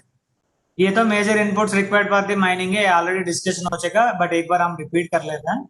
जियोलॉजिकल कंडीशन के ऊपर मेथड ऑफ माइनिंग डिसाइड होगा। मतलब आप जीआर की कंडीशन के हिसाब से whether we go for open, whether we go for underground, it will be decide. जब मेथड ऑफ माइनिंग डिसाइड होगा उसके चलते कैपिटल एक्सपेंडिचर डिसाइड होगा एंड मैन पावर डिसाइड होगा एंड कोल एंड ओबी का एक्सकवेशन क्वांटिटी डिसाइड होगा if that is open cast mine. And grade and operating expenses and replacement schedule, cash flow estimation, life of mine, stripping ratio. These are the major inputs regarding any mining project report. ये PR preparation process है, ये decision making। मतलब हम अभी क्या क्या cover किया एक बार हम रिवाइज कर ले रहे हैं। पहले decision making tools है। decision making tools में हम 4 डिस्कस किया। One is IRR, NPV, profitability index and payback period। हम लोग नॉर्मली IRR को यूज करते हैं। Benchmark IRR was 12% at 85% capacity utilisation. मतलब पीआर का IRR 12% 85 में आना चाहिए, मोर देन 12। जब मोर देन 12 नहीं आएगा तब प्रोजेक्ट को हम फाइनेंशियली एक्सेप्ट नहीं करेंगे। Whether it may be technically acceptable for me but financially it is not acceptable for me, okay. Third one was PR preparation process. PR preparation में पहले जीआर, उसके बाद method suitable method of mining, then different cost estimation का preparation estimation, then finally cash flow generation, then decision making, using the decision making tool we will give the answers, then evaluation and approval and input feasibility report preparation। मतलब हमको feasibility report बनाने में what are the basic background inputs required। major capital adds में 8 capital adds आ रहा है। land, building, P&M, furniture fittings, railway siding, mine development, prospecting, boring and revenue expenditure capital। Operating head में क्या क्या आ रहा है? Salary, wages, store, miscellaneous, power, mine closure, administrative cost, outsourcing cost, interest on working capital, interest on loan capital, depreciation. Major variants में क्या क्या आ रहा है? Departmental, outsourcing, partial and MDO। Equity versus debt है। इक्विटी वर्सेस डेट में हम equity में जाएंगे तो क्या होगा, डेट में जाने से क्या होगा, इसमें हम डिस्कस किया equity IRR versus project IRR। Equity IRR मतलब आपका इन्वेस्टमेंट हाउ मच रिटर्न, मतलब what is the return earned by your investment, that is equity IRR। How much return earned by the total project without consideration of the cash flow where it comes, okay, that is known as project IRR। Washery economics and construction model है। Washery construction में क्या क्या model है? BOM, BOO, turnkey and fourth one is departmental mode. And washery economics में क्या क्या requirement है? What is the input raw coal cost and what are the flocculant requirement, magnetite requirement, reagent requirement, power cost, water consumption and other expenditure। And inflow में क्या क्या है? May be 2 product washery, may be 3 product washery. 2 product में clean coal and rejects होगा, 3 product में clean coal, power grade कोल और middling and third one is rejects, okay. And next one sensitivity analysis. Normally हम लोग 4 element का sensitivity देखते हैं. One is capital increase और decrease, because decrease is not a risky, decrease is a beneficial for the project. इसलिए we will take the increase of capital and increase of operating cost and decrease or increase of capacity utilization and decrease of sale price. Decrease of sale price is a very sensitive for the project, इसलिए हम मेरा concentration sale price में होना चाहिए. मतलब sale price में होना चाहिए मतलब ग्रेड के ऊपर होना चाहिए. ग्रेड के ऊपर होना मतलब ग्रेड में ज्यादा स्लीपेज नहीं होना चाहिए. मतलब ग्रेड में कभी ज्यादा अंतर पड़ेगा तो आपका प्रोजेक्ट जितना एस्टिमेट किया उससे डूब जाएगा. Okay. And practice in the PR, मतलब हम लोग का कोल इंडिया प्रोजेक्ट रिपोर्ट्स में क्या क्या बेसिक अजम्पशंस है. One is we are preparing 100% equity model. Okay. We are on constant pricing model. We are prepared on pre tax and tax neutral position and IRR will be checked at 85% capacity utilization. Okay. And next one was types of PR. Types of PR में क्या? PR, recast PR, revised PR, project report, recast project report, revised project report, expansion project report, revised cost estimate, updated cost estimate, reorganization PR and extension PR. ये total 8 to 9 different project reports prepared in our industry. Okay, nomenclature wise. Next one is washer economic inputs. Already discussed flocculant magnetite का consumption है. And important checks for PR evaluation. मतलब हम कभी भी project report को evaluate करने से what are the check points, whether it is okay और not. This was already discussed. क्या क्या है? मेन तो ग्रेड देखना है, सेलिंग प्राइस देखना है, additional charges, sizing, RLS, transportation charges, evacuation charges, whether it was considered और नॉट. ईयर वाइज ग्रेड लेना है, अदरवाइज एवरेज ग्रेड लिया हुआ है. And what is the cash flow trend, what was the coal and OB excavation trend, etc. Okay, these are the total. already इस मेरा presentation में total cover, जितना content cover करना चाहिए तो उतना कंटेंट कवर कर चुका है. अभी एक ही पेंडिंग है. मेरा प्रोजेक्ट रिपोर्ट में एक एक अपेंडिसेस का एक नंबर है. नंबर मतलब डिफरेंट नेम. मतलब आपको अपेंडिक्स नाम कोई भी बोलेगा, मतलब अपेंडिक्स और एनेक्सर, उस नाम से आपको पता होना चाहिए उसमें क्या इंफॉर्मेशन, फाइनेंशियल इंफॉर्मेशन मिलेगा. ठीक है, वो अभी आपको एक बार बता देते हैं. This is a last slide.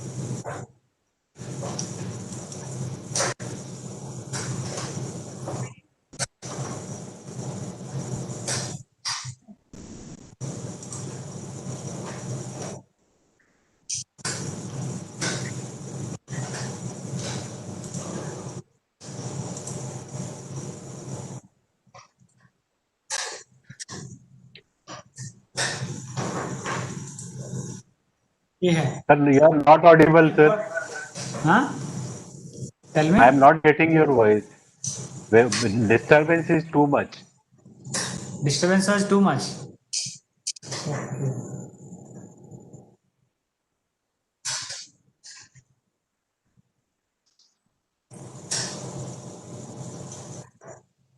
Sir, whether it was okay at present? Okay. Okay, no, sir. Okay. Yes, sir. Voice is audible.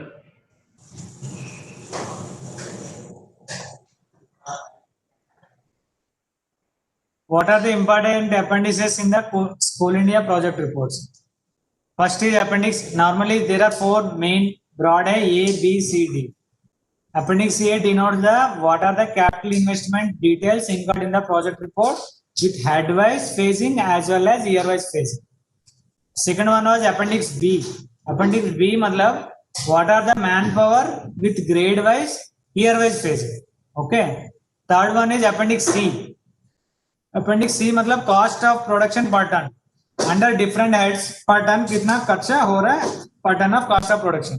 Different heads में सैलरी वेजेस पर टन कितना है, स्टोर कितना है, मिसलेनियस कितना है, पावर कॉस्ट कितना है, total cost of production per ton project में कितना आ रहा है। And fourth one was appendix C1 that is cost of production at 100% capacity. C2 मतलब 85 है, इधर थोड़ा गलत हो गया, this is not 100, this is 85%। मतलब 100% कैपेसिटी यूटिलाइजेशन में what is my operating cash flow and 85% capacity utilization में what is my operating cash flow. Third one is cost and profitability analysis, मतलब मेरे को 100% में पर टन में कितना प्रॉफिट आ रहा है, 85 में पर टन में कितना प्रॉफिट पर टन आ रहा है, what is my break even point, what is the return on investment, ये टोटल एंड रिजल्ट का डिटेल्स इसमें रहता है। C4 वाज सेंसिटिविटी एनालिसिस, हम ऑलरेडी डिस्कस किया था ना, capital, operating, sale price, capacity, ये 4 एलिमेंट में हम रिस्क एनालिसिस करते हैं, उसका रिजल्ट अपेंडिक्स C4 में आता है। एंड D1 D2 मतलब हमको मेन कोई भी रिजल्ट निकालने के लिए कैश फ्लो को जनरेट करना पड़ेगा। हम लोग नॉर्मली PR में एट 2 डिफरेंट कैपेसिटी यूटिलाइजेशन में कैश फ्लो जनरेट करते हैं, one is at 100%, another one is at 85%। Okay, उसमें दोनों कैश फ्लो जनरेट करके IRR डिराइव करके देता है, उसके चलते पता चलेगा वेदर 85 में IRR है नहीं है। These are the major important appendices in the all project reports prepared for our company, our industry. Okay.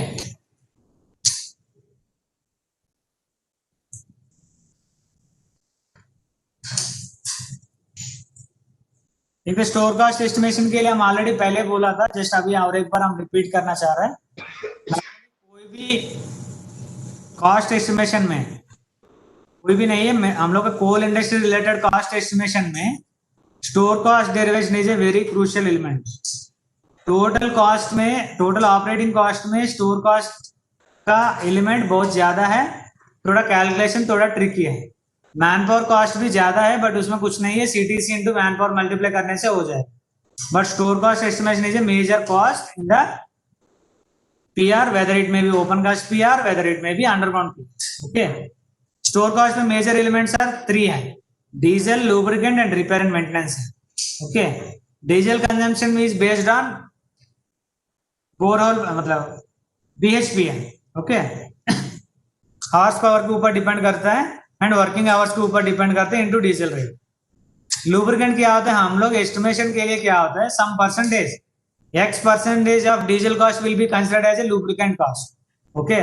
Third one is repair and maintenance. मतलब ये HEMM और अदर देन HEMM को मेंटेन करने के लिए एवरी ईयर मेरे को expenditure होगा ना, that expenditure will be considered as X% on depreciation और capital cost of the equipment. ये तीनों major elements in the store cost estimation. ये है टोटल मेरा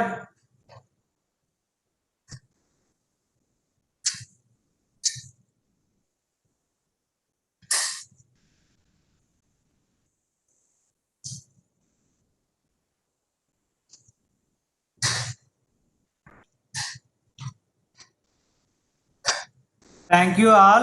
मेरा प्रेजेंटेशन तो खत्म हो गया, बट किसी को कुछ डाउट होगा तो थोड़ा पूछ सकते। Okay, one by one.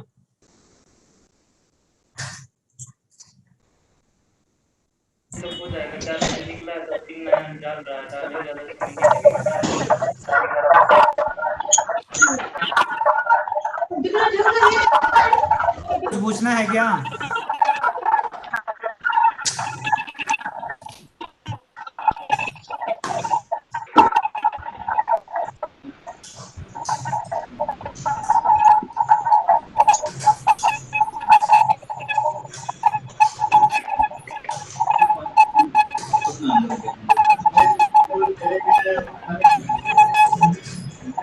I hope जितना भी मेरा क्लास है सबको समझ में आया करके हम एक्सपेक्ट कर रहे हैं।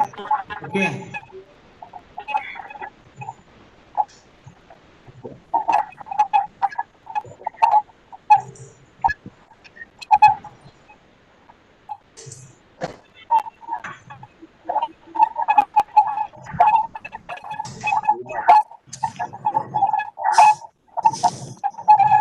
कोई कुछ पूछना है तो पता नहीं चल रहा।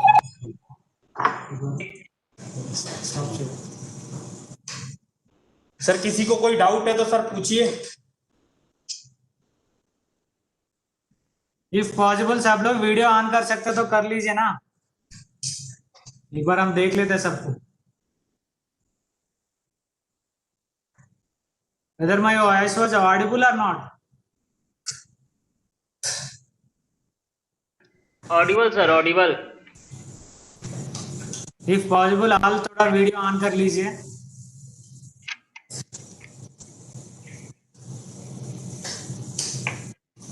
ये 4 हो गए, 4 टाइम में।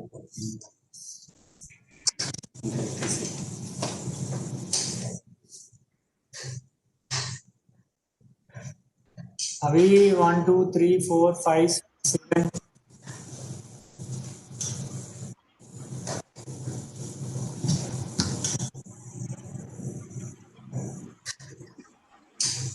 त्रिनाथ साहू सर ऑन कर सकते तो कर लीजिए।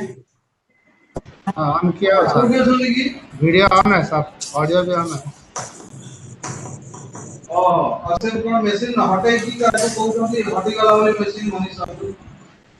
क्या अभी किसी को कुछ डाउट, एक्चुअली मेरे क्लास में किसी को कुछ डाउट होने से थोड़ा पूछ सकते। पहले ये क्वेश्चन बोल दीजिए, पहले समझ में आया नहीं आया? समझ में तो आ गया है। मतलब लिंक कुछ मिला है नहीं मिला, मतलब टोटल क्लास में एक पॉइंट भी इसलिए बोल रहा हूँ, because all are I think non finance background है, इसलिए थोड़ा दिक्कत हो सकता है, बट ब्रॉड आइडिया होने से बेटर होगा, बस इतना ही। Okay. Yes. Any specific doubt है? Otherwise we can close the class.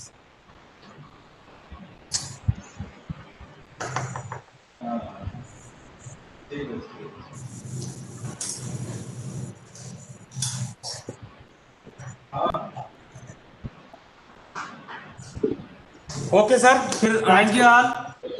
खत्म करते हैं, कल हम लोग 10 बजे मिलते हैं sir. Okay, sir. Okay. Okay Thank you, sir. It was a nice class. Thank you. Thank you thank you.